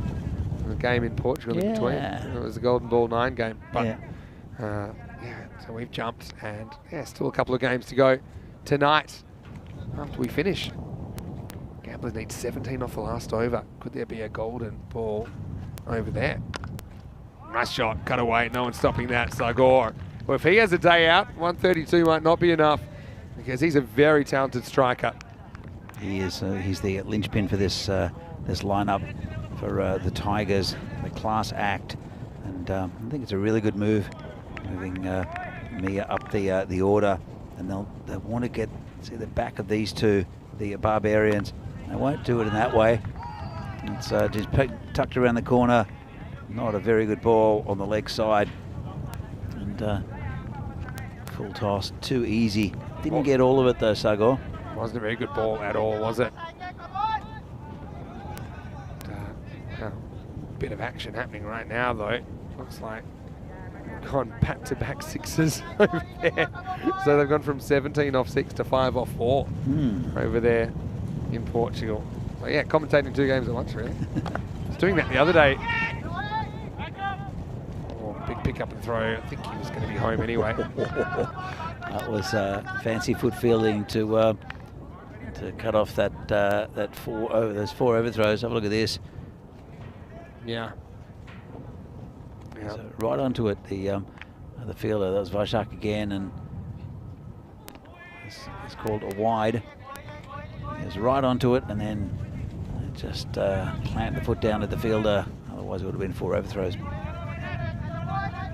Oh, this is a great game we're watching right now. It was 5 off 4, and he hit a ball that was going for 6, but it got caught on the boundary. I'm seeing the commentary. Chris Smith in the chats commentating on this as well. Yeah. So in Malta, I was commentating on the ECI Hungary at the same time during a little lull in play. It's pretty unbelievable what we're doing on the European Cricket Network, really. I mean, imagine if this game we're watching right now and the game in Portugal are both golden balls. You say it can't be. Oh, he's bowled him. Well bowled. Piyush just blasts through Sojib Mia. He's had an awful day at the office. He goes for a 4-ball duck here in the last game of the day. And that's the second wicket, 15 for 2. Really good bowling there. Perfect Yorker. And Sojib Mia, you're right, he hasn't had the greatest of days, has he? But so the experiment probably hasn't worked with the general manager and Sojib Mia up top as Derek walks off with Sojib.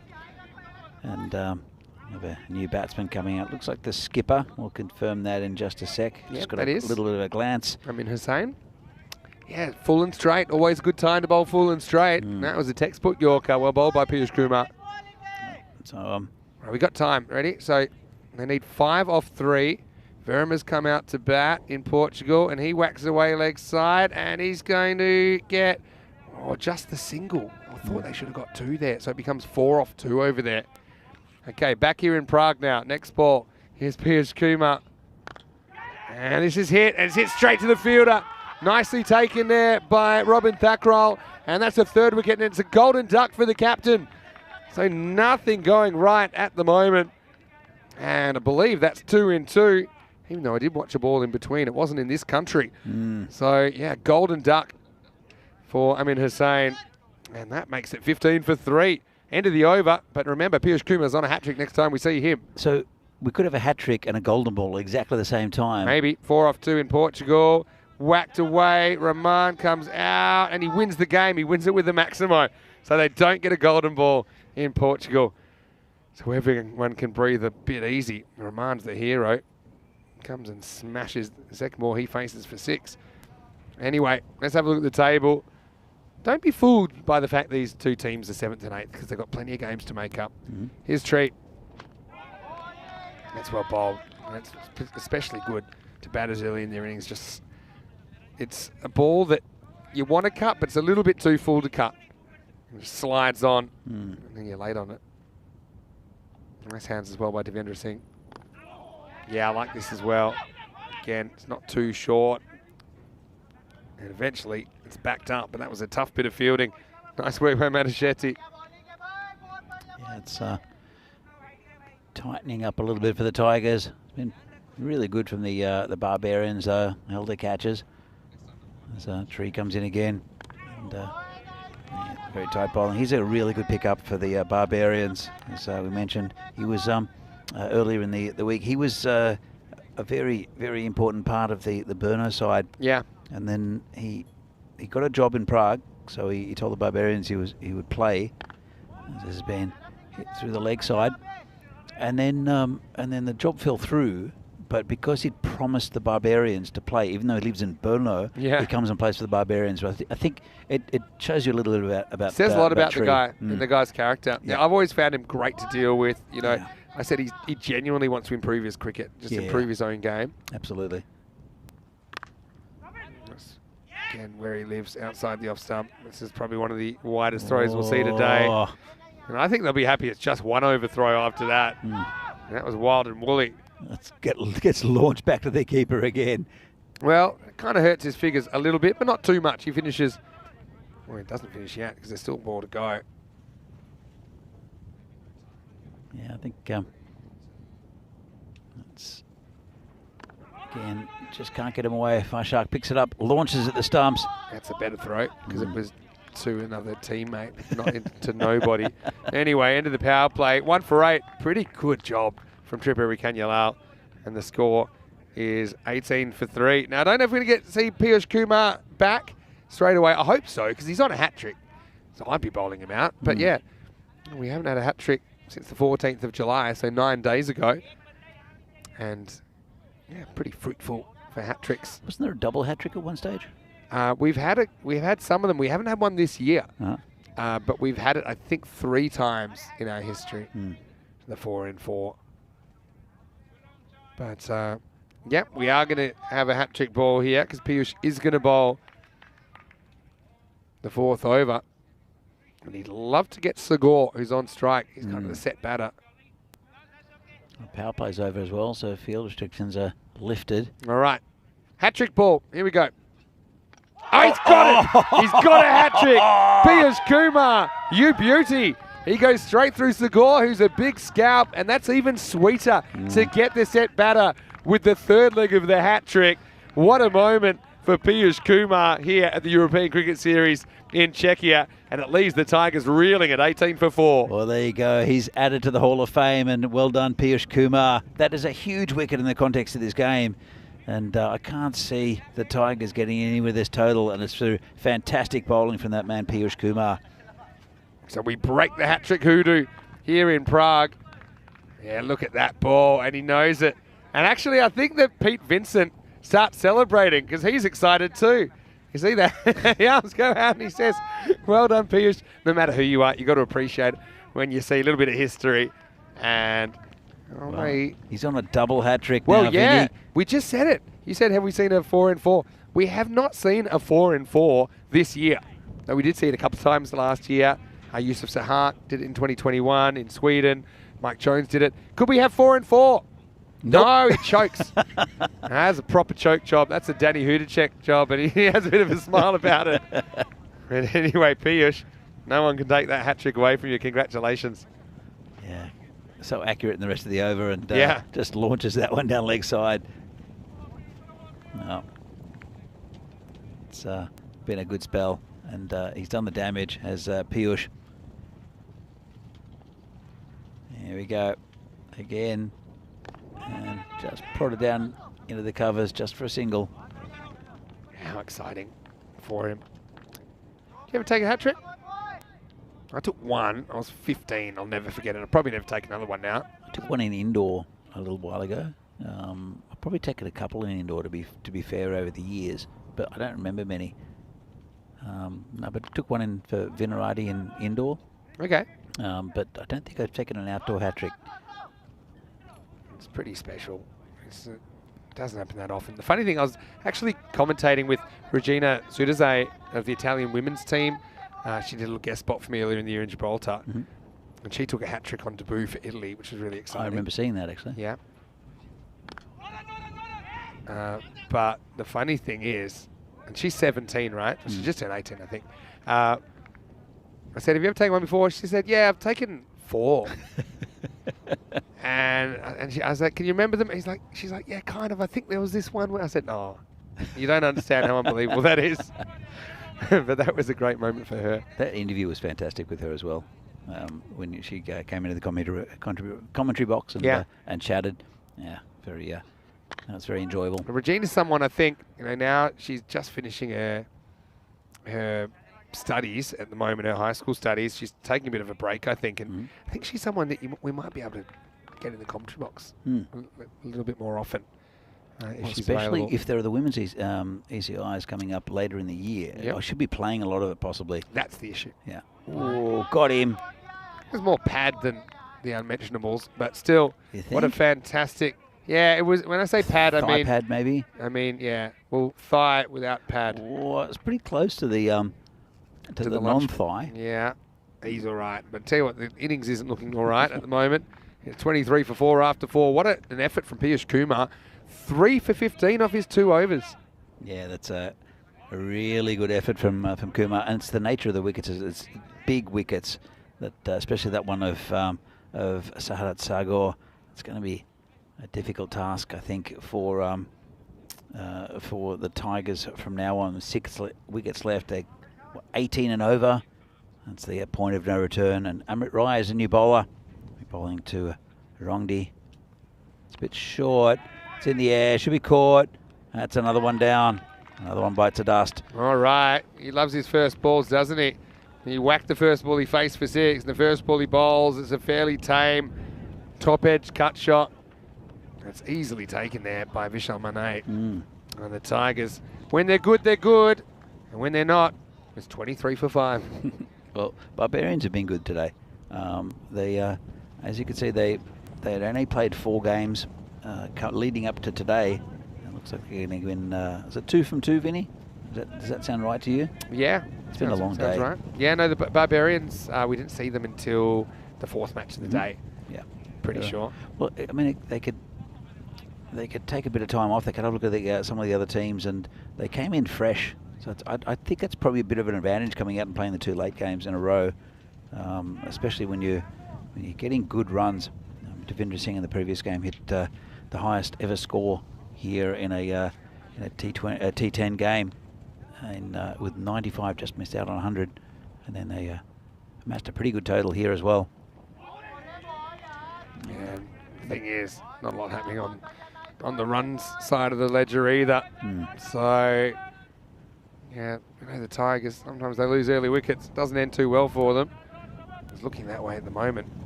They're definitely looking good for a top 4 spot here, the Barbarians. It'd be good to see. Again, they've recruited well with Tree. As the wind picks up again, just to let you all know, wherever you are. And it's Armin Bhuyan, the new batsman, who can't quite get bat onto leather. There's Amit Rai bowling again to Armin Bhuyan. Just played nicely on the leg side for a single. It's all slowed down a bit for the Panthers. We're into the halfway through the 5th over. In fact, a little bit over that, and they are 24. Target's 132. And they need 20 and over. So what they scored in almost 5, they need every over here. The Tigers called a wide. Probably maybe 1% of the ball on the wide line. He probably won't mind. Gives himself another chance to take a wicket. Yeah, it's a wide. That's fair enough. Comes in again. And yeah, just over the fielder. He was on the way down as the ball was on the way up, and now the ball's just gone. So Alarm gets 4 runs. And I just want to take this opportunity to say a big thank you to Kroom. Now, every time Kroom's watching and there's a hat trick or a 5-wicket haul or a century or a team gets 200, he will gift an ECN membership. So, yeah, he's kept good on his word, and that's a great way he likes to support the network. Fantastic. And the funny thing about the gifting, no one knows where it goes to. It looks like Sharia Noor Plabon has been gifted the membership. Anyway, this could be 6 down now. Trouble at the old mill. It's another easy catch of Ashak. And Rai goes top and tails in the 5th. He has 2 wickets. And this inning's falling apart. 6 down now in just 5 overs. Yeah, it is falling apart, isn't it? And, well, I might have an early finish. Well, the Tigers could wag their tail a little bit. 29 for 6 after 5. Well, big congratulations because Piyush Kumar is now on the Hat Tricks Hall of Fame for his 3 for 15 here in match 36. What a big moment for him. And he'll be there for the rest of the year. You can go back and you can look at it. It's the 22nd of the year as well, Vinny. 22 hat tricks, and more or less at the halfway point of the year, I think. Because, yeah, let me try and work it out in games played compared to... You have so many statistics on that computer of yours, Vinny. Well, there are 1,744 matches planned this year, And now we've had roughly... We had those up. I mean, it is sort of late July, so it seems like it's halfway through the season, right? Yeah, absolutely. But I want to try and give it to you in matches. Okay. Anyway, first, here's Purohit, the left armour, coming in right on target first up. So we're roughly 950 or 930 matches in. Past the halfway mark. So I actually think we're going to hit our 1,000 soon. Oh, you'll love this statistic. So 900 and how many? I think day one in Switzerland we hit 1,000 matches for the year. So when we leave, or the weekend, actually there'll still be say 4 matches to go. So it will be like kind of 995 by the time we leave Czech Republic, but then there'll be like 3 that night. So probably day one in Switzerland we hit 1,000 matches for the year. It's quite incredible. We're only halfway through. Up in the air. And this could be another one. Oh, it's just catching practice at the moment. The only problem for Vishak is he may have mild leather poisoning because of the amount of times the ball's been skewed in his general direction. That's the 7th wicket down now, 29 for 7. And I've counted 3 catches for him. Is that what you've got?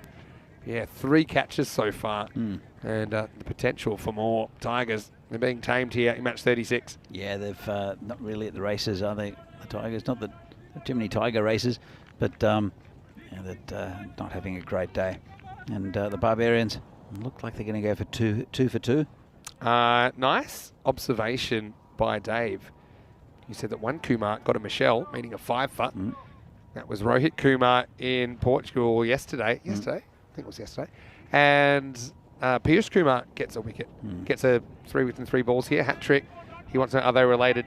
Pretty unlikely because they're in different countries, and Kumar, it's almost like Smith, isn't it? Oh, there's so many Singhs. There's a lot of Kumars. We have teams we have complete list of Singhs. The thing with Singh is it's not a surname as such. No. It just denotes that it's a male. It means lion. All right. As in Singapore. Yeah. I think that Alarm had visions of ramping first ball, but he didn't go through with it. Just the way that he set up there. And sometimes you're sitting there, and you're thinking what you're going to do. You're visualizing, and a ramp shot comes out of nowhere for no apparent reason, and that's what you've been thinking about Can for happen. the whole innings. And that's when he charges. Yeah, tough task for the fielder. Does well. I'll get back for 2. We might want to have a check on the height of this one. So let's have a look. This one, I suppose he charges, which doesn't help his case. Yeah, I think it's okay. I think it's okay with the charge. And then, the stop, I think it was fine as well. It's close, but stays inside the field, no problem. I've noticed that fielders are doing that. Instead of trying to hang on to the ball, they're just knocking it down. I think it's a good tactic. Yeah, they're worried. Oh, it could be gone. Divi likes it. I'm going to say no, I don't like it because he seemed to have his foot back. But it might be crazy. And also, I'm 80 metres away. So let's have a look on the replay.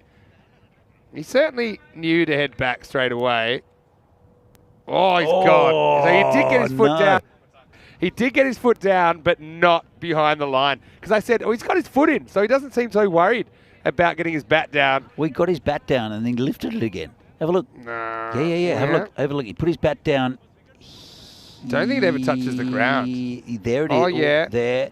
And it's in. And then he lifted it. Oh, yeah. And he's out. Yeah, you're right. I didn't find that the first time. But yeah, he does have it down. And to be honest, it's almost in because it's almost in. Well, if you ground your bat when you're running, so he's touched down, so he should be in, right? So he's got his bat down, definitely. So there. To me, it's just that's behind the line, I think. Yeah. So the thing is, though, it's not a run out; it's a stumping. Yeah. So yeah, we thought he's definitely out, but now we see it. We think that he might have the ball might have hit the stumps too quickly. No, I think he had his. I think it was fine, right? But what I'm saying is, if Divi had thrown the stumps, thrown it a little bit slower, then he wouldn't have had anything grounded. No, but he. So let me clarify. Oh, It's not like a run out where if you're diving for your crease, once you're in, you're in. Yeah. This isn't the case on a stumping. Yeah. No. Well. So even if he'd been in and then he was not in. But have a look. He's put his bat down. Yeah. Right. Yep. He's lifted it, and when the ball hit the stumps, there was nothing in. But I think when they really zoomed it to the very first moment the ball hit the stumps, it was still grounded, or it was inconclusive. Don't think so. But he's not out. So that's but this is, I think, if you look at the, when the stumps are broken, it's the very first moment the bail's dislodged. Okay, right? have a look. So here. His bat's up. But by then, it's already broken. Hold on. That's there. the shot. There. You see? Yeah, maybe. That's what I'm talking about. Don't know. It's very close. But not out. So that's why it's not out. That's great work from Swing Production. You can excuse for being asleep by now, but they're not asleep. This is the next ball. It was a wide. Oh, it's next one isn't a wide. It'll be a dot. Just slides. Just shows you. I mean, we saw that live and we're like, oh, he's definitely out. But actually, the slow-mo told us a slightly different story. I can see why Divi would liked it. Yeah, 100%. Because he's like, well, you're out. I just hit the stumps. But the moment that your brain registers the bails coming off, it's actually a fraction after they actually were. So when the bails actually first dislodged, it's probably still down. Anyway, so a bit of drama laid on. By the way, it looks like we've got some breaking news, Danny. Ashes retained by Australia. Player of the match, Rain. Well, on behalf of all Australians, thank you to the Manchester Weather for providing the Ashes for another 4 years. Two-ish. 2 years. I'm trying to think when the next series would be. My guess is it's probably going to be 2024, 25. I'm sure it'll be a good fifth test. As this one's hit towards a boundary. No one moved towards it. There was a big gap there. Not used to having to chase any, really. That's no why. fielder moved. Even the Yellow Jackets have Jackets given up. I know he's going there now, slowly. Let's keep going with this game. Unread. It's a pretty good ball there. Yadav is there at the batsman. Alam at the other end. They are 39 for 7 in the just to finish the 7th over. Looks like the next Ashes will be 25-26. Isn't that scary? 2025, 2026. So the next time we see a series decided is probably 2026. Yeah. If it's a close series. Otherwise, December 2025. Are they going to wheel Anderson and Broad? Oh, yeah. Get him out of the old folks' home. Get him back out there. Anyway, this is what's coming up tomorrow. 5 matches. We've got Prague's EC unbeaten. Can they stay that way? They're playing Bohemians and the Tigers. Tigers also have a big day with 3 matches. So you're getting through their campaign, playing a bit of catch-up, like we said, as far as matches played. I was speaking to Cushy Mendon about tomorrow and PCC, and he said, "Oh, we might be struggling for players." I'm like, what are you talking about? It's impossible. He said, "Oh, it's Monday." I said, "How can you struggle for players?" I mean, they've wheeled out 6 new ones. They've won 2 games today. They've won 2 games today, and comfortably, losing 1 wicket. Yeah, 1 wicket for the day. That's probably the only disappointing thing. Only 3 of them get a bat. So out of the 11 that they bring down. Well, actually had 12 because that's City 12 man. So 40 for 7 after 7. This game's on borrowed time. Be a pretty good net run rate. Because we talked about the Barbarians having a slightly negative net run rate. Even with this win, maybe they can drag it into the black. We'll see. It's been a good win. It's been a good day for Barbarians. And this one just turned around the corner, and no one's chasing it. The batsmen have not given up running. They've just jogged one. Throbbing Thakral, who's been a really good bowler, I think, for Barbarians also during this tournament. It's short form cricket, but it's kind of attritional in a way because of the 14 match series and potentially 2 finals. And there's 6 ECIs for whoever is playing for the national team, potentially. Yeah, another almost victim of the back stumping. And he scored a back stumping because you're keeping back. Forever known as a Bairstow now, I guess. Bairstow or a Carey? So it keeps getting called a Bairstow. I kind of agree with it. Well, Bairstow being a keeper as well. It's so... I don't want to judge people, but I think Bairstow let fly at the media in a bit of an interview after his 99 not out. Had a few things to say. Yeah. Interesting. I have to have a look at that. But I think, he kind of said something along the lines of that it wasn't in the spirit of the game. But he said that. Yeah. Charles was telling me secondhand, and it was after 2 pints of beer. So I don't know if that's the best sourcing, but I think it's a bit rich. I think Johnny would have done the same thing. In fact, he did try and do the same thing. And no one's got an issue with it. Anyway, in the air, Tree. Wow. That's the piece of fielding that I've never seen anything quite like it. It was like a combination of the 100-meter sprint, the hurdles, and like the show jumping in the equestrian all in one. But somehow he stops it going for the boundary. Let's have a little look at this. It was very dainty. All right, well, next one isn't being fielded by anyone because it's going to rocket away to the cover boundary. Alam gets the boundary. Still getting over that piece of fielding, aren't you? I am. That was amazing. And the fact that it just happened in front of us, this Tree gives us a bit of a wave. Thank you for making the highlight reel, Tree. Your bowling was fantastic today, but that was even better. Oh, how did that miss? That was so close. Yeah, Tree might have just snuck into the HCL Software Play of the Day for inventing a new type of fielding. So we've got 2 overs left after this ball, and then we can all go home, Vinny. It's going to be a very comfortable victory. Actually, Tree's got another chance. No, he doesn't. This is going way over him. Nice shot there from Alam, who gets Thackerel the treatment. Used his feet well. Really nice strike. Been few and far between, though, hasn't it? Well, they need quite a few more of those to even lose the game. Because they can't win it and think. Let's have a look at the net run rate. Well, there you go. That doesn't look very pretty for the Tigers.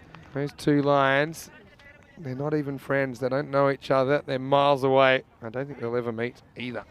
And that's just the way it goes sometimes. You know, that can happen with the Tigers.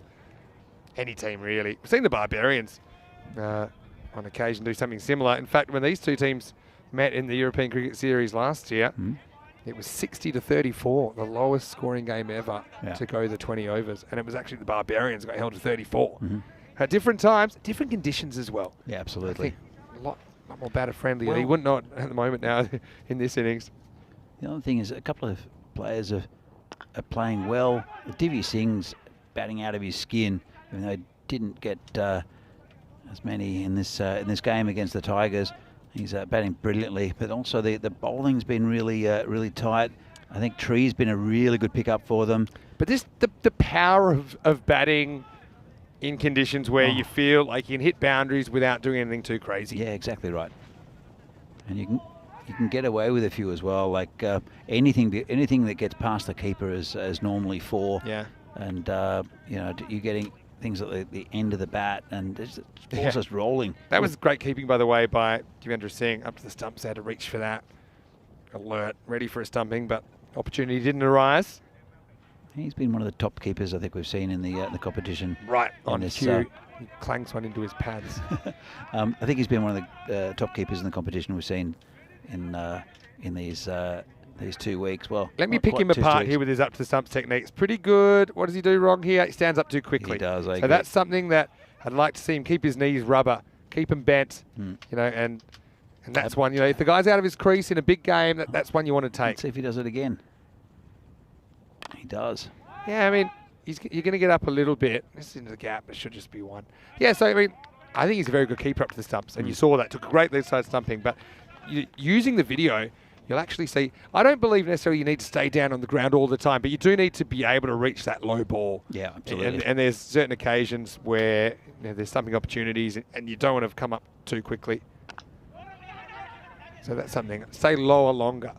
You'll see that you will come up a bit. Everyone does. I don't know many people that their gloves actually come up with the ball. Normally you naturally come up once you read the line of the ball, but you need to be able to keep those knees loose enough so that if it keeps low, you can actually get back down again. Yeah. And that was the problem. He came up there and he's just a bit static, couldn't go back down. But still, really, really good wicket keeper, no doubt about it. It's been a pretty good over here from Similar thing here. This is a full ball. And Divi will watch this back, right? So if he misses this, he wouldn't have caught it. You know what? Look, his clubs are all the way up there. Yeah. So, they're the things. You need to put the stumps out of your mind. And I know it's late in the day. I know he scored like 1 billion runs and he's probably fatigued at this stage, but that's just something to worry about. Even that one, I'd love to see his gloves behind the middle stump, which is where that would have gone.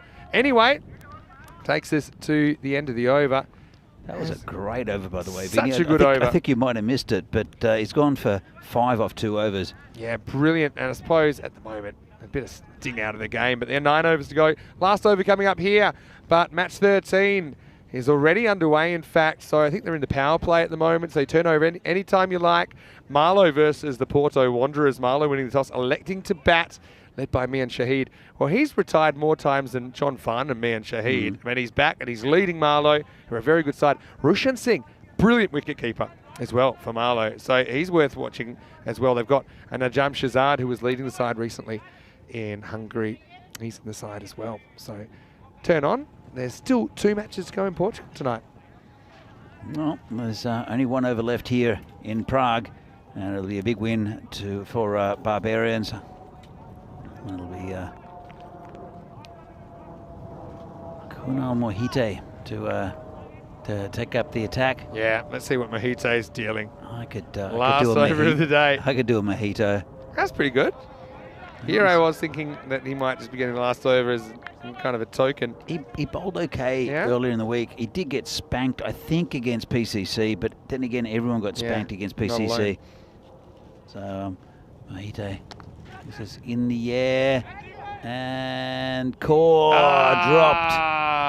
Well, Mohite would have loved that one. Tree again. That was he made a lot of ground to that. Did Tree. It's a tough one. I mean, he puts the gallop away this time. He gets 2 hands to it. I think he catches this more often than not, to be honest, and he knows it. Yeah. Mohite, well, he's filthy.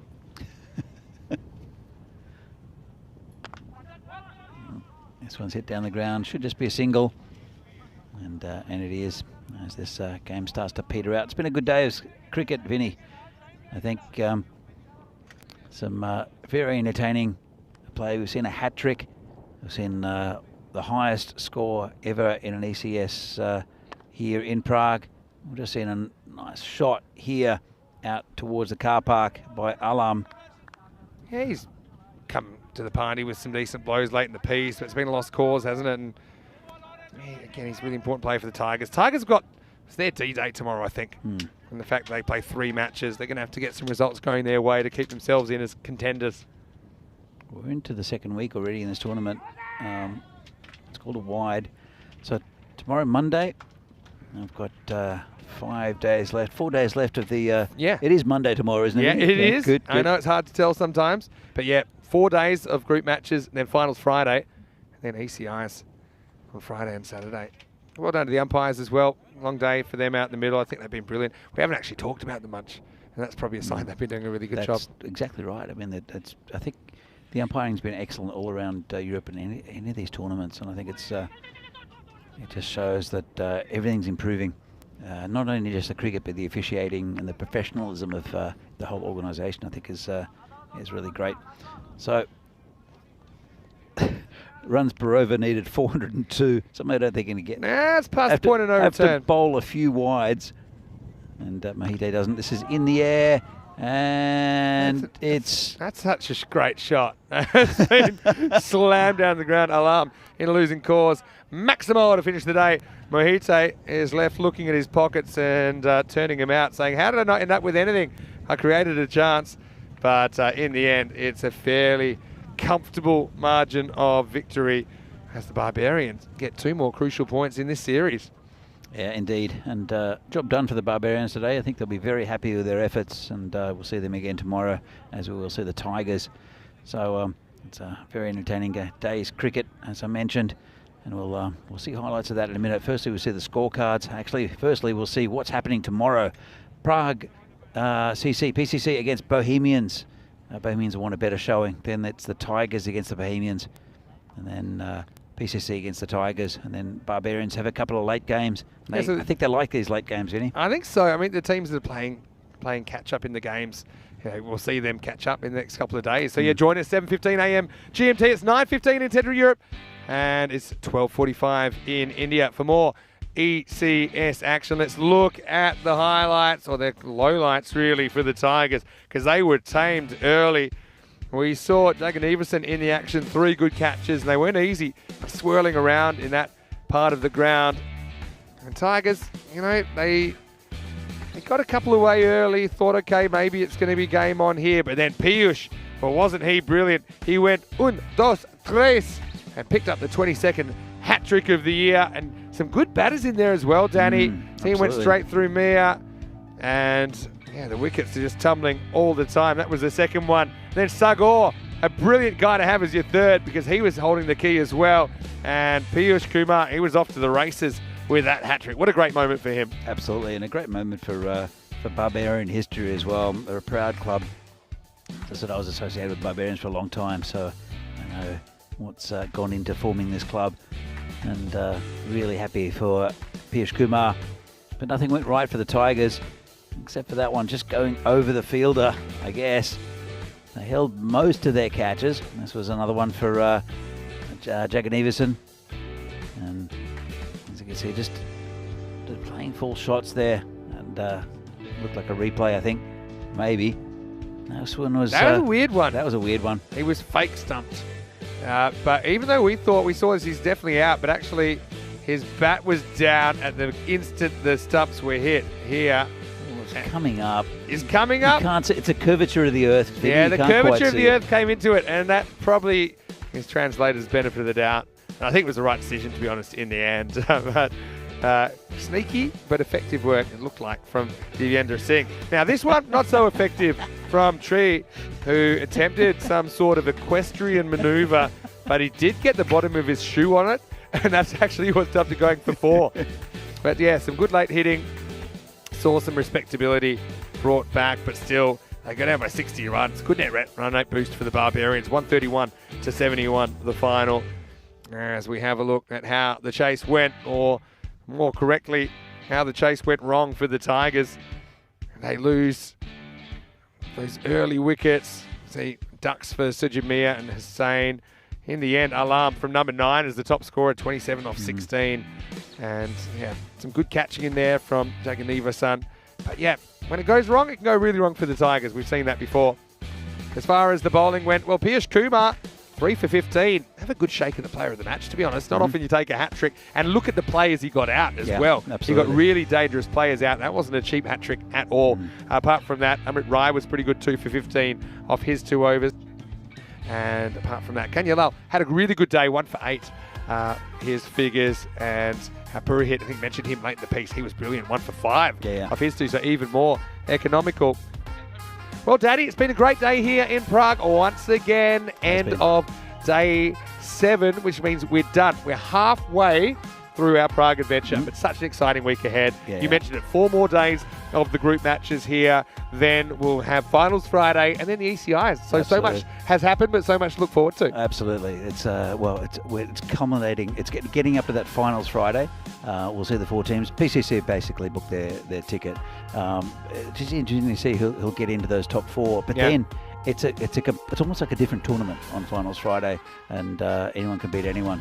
Especially with being so fast scoring. If you have just one guy that whacks 100, it can happen, and I think it will happen. We're going to see some surprises, I think, before the end of this week. Just quickly before we go, a reminder, you can turn over to Portugal anytime. I know that the Marlow innings is underway over there in the second of 3 match tonight. Rico Full is standing by for you to join him. Before you go, if you haven't already, please like this video on YouTube and subscribe to our YouTube channel if you haven't already. Also, our social media at European Cricket. Can't wait to check that out. Certain stuff has gone viral. Can't stop reading the comments, to be honest. Some of them are quite hilarious. And also, don't forget our website, EuropeanCricket.com. It's the greatest place to go to get all the information, a whole overview of what's happening in the world of European cricket and ECN. Anyway, we're going to knock off for the day. Yeah. Cool. You happy? Looking forward to that beer. I'm happy. Well done to Spring Productions as well, because they've done really, really well. Blue Crew, players, officials, umpires, even the Yellow Jackets, I'm sensing them improving day by day. Using the hands. As well. Well, I didn't get my golden ball, but we certainly had plenty of excitement here on day 7. And we've left you with some of the best bits of the day, thanks to our crew at Spring Productions. Have a safe evening. We'll see you right here in Prague tomorrow for more European Cricket Series. Hasta mañana. See ya. Nostradano.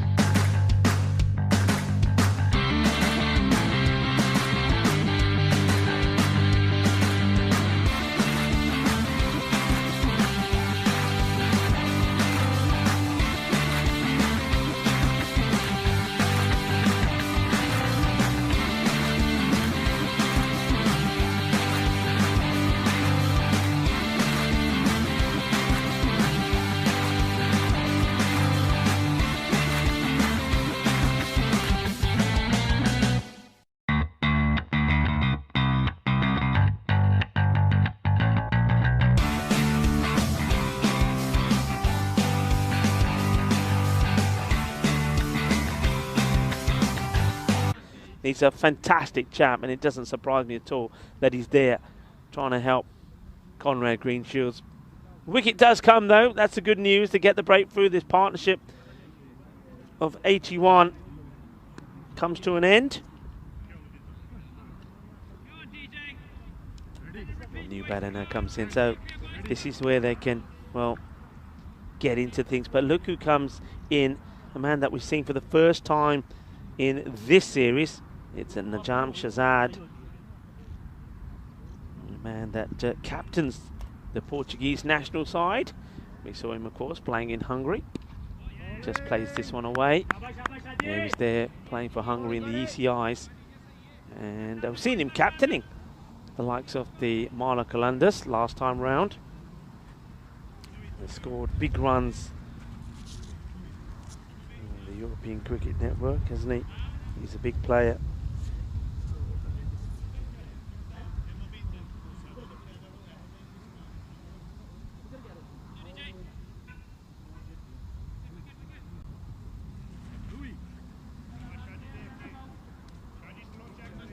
Shazad scored 300 runs in that series for Marlow in the night series last time, so they'll be pretty happy to have him in the side. Bowler Girish now has to get bowling here to Zulfikar, who needs to stick around, doesn't want to go and lose his wicket straight away, because that will be criminal. The fielders, oh well, hang on a minute here. Hang on a minute here. What happens here? Because he's got the ball in his hand, has Zinkus, but he's leaning on the fielder. I like to see this again. I wonder if we just hold up and see this again, because they didn't make, look at the way they lean. He actually has the ball, but they're touching each other. They're touching each other. One fielder is outside the field of play. I wonder if they're having a look at that, and I think they're letting that go.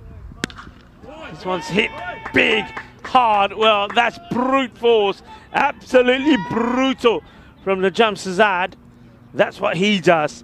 He hits hard, and well, the national team captain playing his first match just absolutely clobbers it.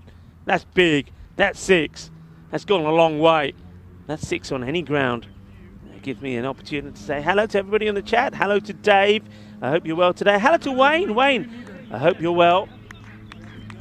And Wayne saying, oh no, not Conrad. Well, we'll give you the update on Conrad, of course. John Gray, hello to you as well. And a lot of people on the chat enjoying the cricket here, of course. After the day's come to the end, Czech Republic, this is going to be 4 more as well. Feeling the coach of the kitty dive me mari, but Joka Lagya. That was Lewis Blackwell trying to stop it. So Girish, and he'll go for 17 in the over. 6 overs complete, 94 for 3. And Marlow looking to put big runs on the board, but I will say this, that get a wicket or 2 and runs could slow back very quickly.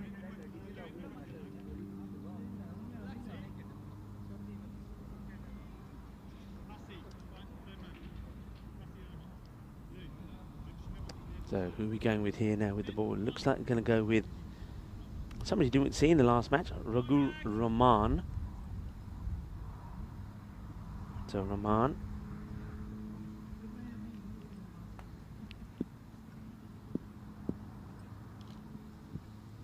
Sit up. Oh, well. It's placed right across the line here. Does he a bit of cramp here maybe for Zulfikar, or does he play this onto his foot? Now he looks like he's going to need a little bit of attention. And the shoe comes off, and he's well, I think he's hit this. I think he might have hit this onto his toe. Or has he got? Did he get a stone in there? I don't know. It might have been. Okay, na patthar aa gaya, patthar andar. Kitna jutti la lama, patthar kar lama. Just sorting himself out, Zulfikar. The way he was running, it looked like, I thought for a moment where he'd blasted himself on his foot, but obviously a little stone got into his shoe.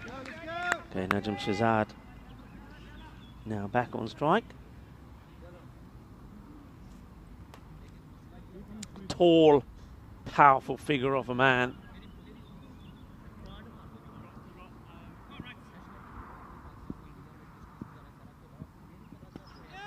And, well, he's gone. He gets knocked over, and he stands there like, well, what's all that about? Well, Najam Shazad, welcome to this wicket here in Coimbra, and that's nicely done. So, Rahman, Rags? Well, is it Rags or is it Rahman? Well, Rahman is what I have on my list. Well, he plays all the way around this, and he's going to have to go. I don't think this is too much. I think it's just a bad shot, if you ask me. All right, it maybe does stay a little bit low, but I think he was going to miss it anyway, to be fair. It plays down the wrong line, goes for the big shot, misses out on it. And so Najam Shazad comes out. He'll get 11. He was only there for 4 deliveries, so you don't mind that. He was just there to, I suppose, pick up the pace. So Rahman gets the wicket. Yeah, watch out for him with the ball as well on this pitch. It could be pretty useful. A new batter who's coming in, needs a little bit of assistance from Munib Tariq to get the helmet on. And it's going to be Saeed. This guy is just been in some great form at the moment. Always picking up wickets is Misam. But batted very nicely as well the last time we saw him. And he had to, for Marlow. They were under a little bit of pressure. And got a player of the match performance on that day. This is being hit, but straight to the fielder. And, well, it's going to be called a no ball. So, no ball called, so it won't be out. Well, the man who just helped him get his helmet on is the man that takes the catch, but he survives to Said Misam. And he's not going to surprise. Oh, yeah, he is, because that was a free hit. Oh, wow, it's all happening out there at the moment. So, smashes one ball, free hit straight to Tariq, who takes the catch. Next ball gets bowled, but it is the free hit. It's all happening out here at the moment, isn't it? Sami Sam. Yeah, he scored 27 of 14 in that win in match number 4 against Lisbon Capitals. In the match before that, he took 2 for 12 in a player match performance with his bowling. This time he plays it along the deck. He says, I know this one is not a free hit. I'm not going to give my wicket away.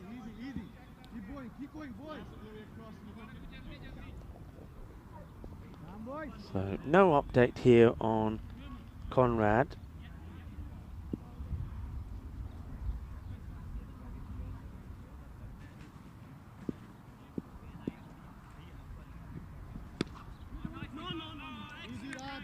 No run. Not a bad over this at the moment. And 2 batters just having a bit of a chat with each other. And Zulfikar is a set batter. I'm not sure what Misam would have said to Zulfikar here. The interesting conversation since Zulfikar's 32 of 19. And Zulfikar's paying no attention. He has a big old hoik across the line. Gets a bit of bat onto it. Fielder at square makes a stop. It's a single. It's a very good over. And we'll go for just 7. The 100 also comes up. 101.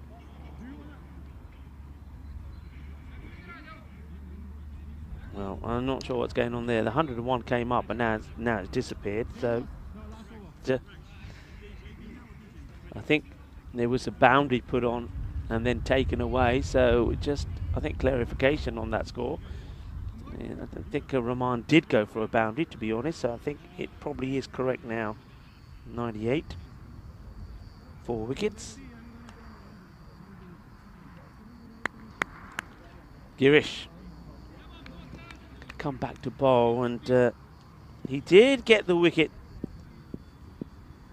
of Amandeep, so I can understand him staying on. This one is missed out by the left-hander. So just clawing back into this. They had a fantastic start in the first over when John Zinkers, their captain, took 2 wickets. Got the wicket of Mohammed Adnan, the very first ball, a royal duck, very first ball of the innings. Then he got Mian Shahid, the captain, golden duck. And now, well, there's another wicket. And, well, Zulfikar swings and loses his wicket. 33 he'll go for. And it's Girish as well. Again, he gets the wicket. So well done to Girish Singh. And again now, मैं भी परोंठे खा के आया पता कल्ले batter नहीं खा के आ रहे मैं भी खादे आ 2-3 Mami, wicket we chuck leniya, chuck the patte style, and that's what he does. Kinda ale, dande deke, hun degla, tor dite, pan dite, ja hun, ja andar, gets the wicket. So this is good. This is good little comeback because, as I was saying, after a great start, they lost their way a little bit, mainly thanks to that superb 81-run partnership between Amardeep Singh and Zulfikar Shah. Both those men back now, and an opportunity to try and keep this score, I don't know, to a realistic sort of under 120 if you can. And, Amir Ikram, though, will have other ideas. Didn't this guy had a bit of a blast the other day as well? Scored 26 not out of 11. And this one will be a wide. It's a good leave. That was, of course, Marla. The first time we saw them was when they did the double, 2 victories against the Lisbon Capitals. Lisbon Capitals, though, yesterday, didn't they come back well when they won both their matches? Girish. Have to get this a little bit closer to Ikram. Ikram swings wide. It's going to be another wide. Putting an effort in not to give him anything in the slot. That's the plan. Nothing in the slot. Problem is at the moment, just going a little bit too wide.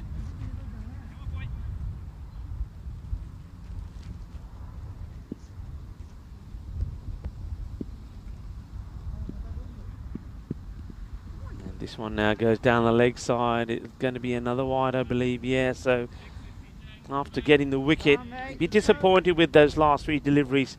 Just needs to be consistent and a little bit wayward. Score now has gone past 100.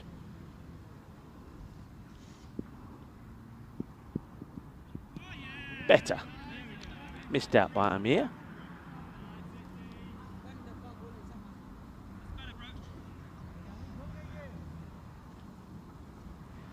News is that Conrad Greenshoots is back on the field, so 12-man did come on for a bit, but Conrad Greenshoots is back.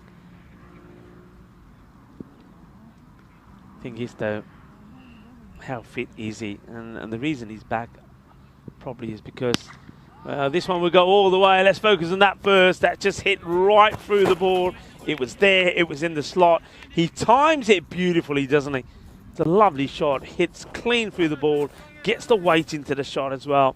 And that's lovely jubbly. 6 runs. Thank you very much. And holds the pose as well. It's a nice strike from Amir Ikram. And then he goes for the same shot again. Misses out on it. Gets a dot ball in. Does Girish Singh. 2 for 26. He's taken. 107. Coming up to the end of the 8th over, so they're still looking to push on to get past that 120 mark, ideally 130, but wickets, pick up a few wickets, and that becomes harder, becomes more difficult to do. And, oh, unlucky. And we'll finish the over well with a dot. 2 for 26 from Girish Singh. 107. 107 for 5. So last 2 overs, you can see he's been a bit up and down. It started terribly with that first over. There's those 2 wickets, then a good recovery thanks to that partnership. Amardeep Singh 42 and Zulfikar Shah 33. They put on 81 together. But just since then, the wickets have started to fall. The run rate slowed down a little bit as well. So it's been better.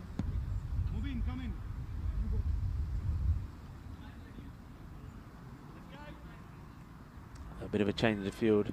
Manip Tariq comes inside.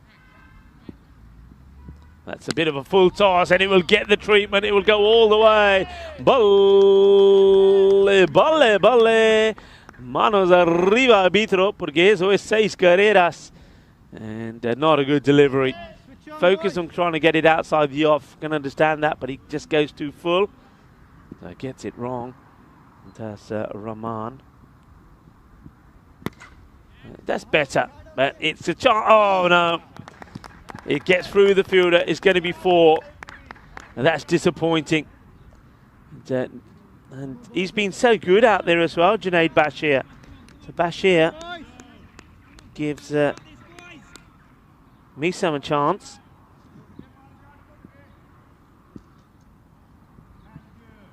And now it's another one. Is it going to go all the way? Gear. Shaka.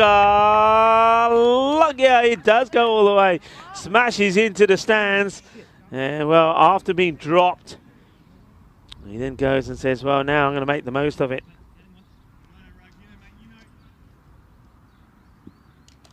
And, well, now the 120 already up, and now they're still going. Ginna Sona Shaka Lagya Que Genial Que Grandissimo. Eso es 6 carreras. Well, that's the way it goes. He gets dropped and he went for 4, and then he's hit 2 sixes after that. Spare a thought for the bowler. And now he's going to go down the ground again. It's going to be 6 more. Balle. Patake Chalpe. Serious night the which Portugal the which. Patake time. Shaka. Shaba. And he's just hitting it hard, hitting it big, finding his range. And well, Syed Misam is just rocketed along. This is another one that will go all the way as well. It's going to be 4 more, is it? No. It gets picked up. Does this go to the boundary or not? No, it doesn't. It gets picked up by Munib. It's the end of the over. It's one that goes magical. It's not a good one. And the score, well, I was saying that they'll be looking to try and keep them below 120, but it's gone way beyond that here now. And Marlowe with an over to go, 136. And that over went 6, 4, 6, 6, 6, 1. 29 of that over from Rahman. And that's why this score now is, well, in danger of being a kind of a 150 type of score, isn't it? Well, after that low-scoring very first match, well, we thought we were going to see another low-scoring one where we saw 8 for 2 the first. But then Marlowe, they hit back. This has been absolutely blasted, and it will come, well, almost comes into the my man cave. So pass that one back to Girish. Nearly came in. Just hit the legs off the tripod in front of us. Haven't had one come in here yet. That's the closest that we've come to. That's a powerful hit, powerful stroke. 140 on the board here. Saeed misses out on this one. Just loses his shape. Head up in the air, misses out on it. Well, what a strike rate. By the way, look at this. 42 these two put up. That's in now 12 deliveries. Syed Misam doing all the hitting. Amir Ikram just watching and admiring. He's got the best seat in the house. Okay, this is another one, and this one will be just to my left. What a hit. Ginna Sona Shaka Lagya. Well, I tell you what, he is hitting them sweet. And as they'll say out here, sweeter than a nun's belly, sweeter than an angel's double chin, sweeter than fat from heaven. Oh yeah, well, these are all pasties that you can have out here. And they're sweet. Well, the hitting we're seeing at the moment from Saeed is sweet. Okay, this one, will it go to hand? Yeah, it will. And nicely taken. And that's Conrad Greenshields, the man we know is struggling big time with that shoulder injury after he fell. You can see he's still not right, but he holds on to the catch. And that's the end of Saeed. Misam, he'll go. Goes for 40. I wonder if that's correct. I thought he was on 40 before he hit the 6. Anyway, 146 is the score. Well, the score matches, so he will go for 40. What a knock that is. 40 in no time at all. Just 13 deliveries.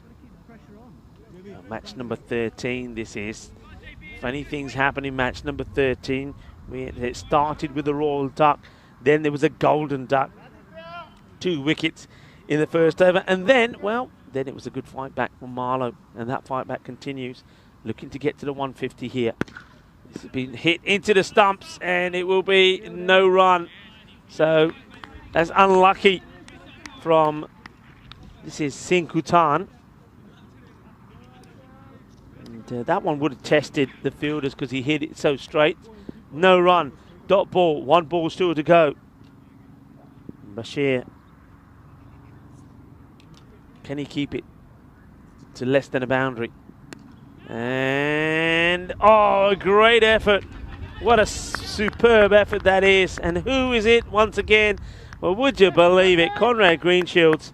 Well, he's injured, and the ball is still following him. And he makes the stop. He saves definite 4. But he's in all sorts of trouble. He's just off the screen here. I know why he's come back on, because he comes back on. If he stays off the field too long, then obviously it affects when he can bat. But look, he is a walking wounded. And that's not a nice sight to see, is it, Conrad Greenshields? But he saved what would have definitely been a boundary there. Milo finished 148. And they lose 6 wickets in the process. It's by far one of the best scores that we've seen here in this series. They scored 141 against the Lisbon Capitals. A chance to cue up the highlight. But this is how it started. It started with this, a great catch. Nicely taken. That was Munib Tariq. And that was the wicket of the very first ball. Ali Adnan went. And then there was this one as well. Mumien Shahid.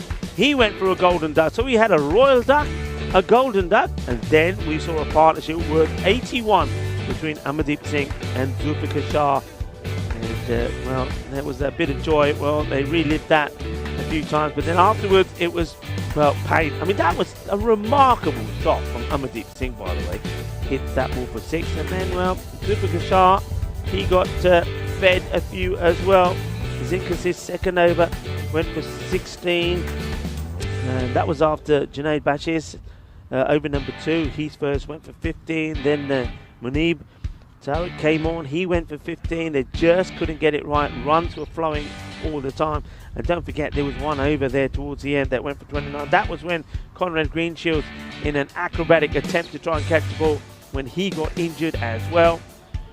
And there was some joy, there were some wickets, and I just felt at that point when wickets were falling that maybe they would be able to contain, but they weren't able to do so, because even though Girish came and took a couple of wickets, the batter still started hitting the ball. This was one that was, well, that was an interesting one. It was a question of whether was he holding onto the ball when he touched the other fielder. I don't think he did, so that was okay.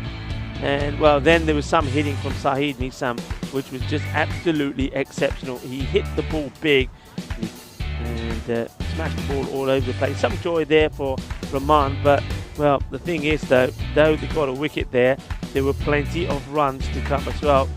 And, well, that was a wicket once again. It was Najam Shahzad that went. But then there was a lot of the power hitting as well.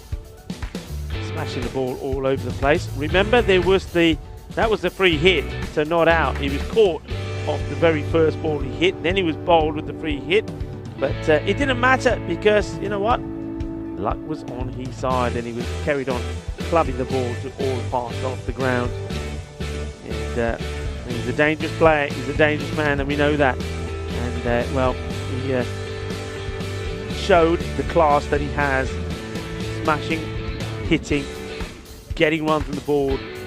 And just have a look, he hit 5 6s and 2 4s on his way to that 40 off 13. And there was a bit of carnage around the ground as well. And at one point we thought that maybe the 150 was going to be put on the board. And this is another one that went over Girish. That wasn't too far from coming into the box here. This one, Conrad Greenshields, well, he came back onto the field of play. Fair play to him. We know that he's injured. He had that to deal with, which he dealt with pretty well. And then right at the end of the innings, he almost was in with taking a one-handed catch. But he does save 4 runs. So this match, Marlow, very different to the first match where the Port Wanderers, they scored 74 when the Gamblers got there for the ball to go. And this one, Marlow scored big runs. Let's have a look at that scorecard. 42, Amardeep Singh, 33 from Zulfikar Shah. Najam Shahzad didn't really get going, but he didn't hang around either, 11 or 4. And then Saeed Nisam, well, he didn't hang around either, 40 off 13. And the bowling figures there, well, there's a little bit of pain. They used 6 bowlers in total. John Zinkas, the captain, 2 for 24. There was a wicket there for Junaid Bashir, but there was a fair bit of bashing as well, wasn't there? And Raghu Rahman, he went for 33. So we're going to leave you with the mid-match summary. Remember, we'll be back in around about 10 minutes' time for the conclusion of this match number 13. Join us in about 10 minutes' time.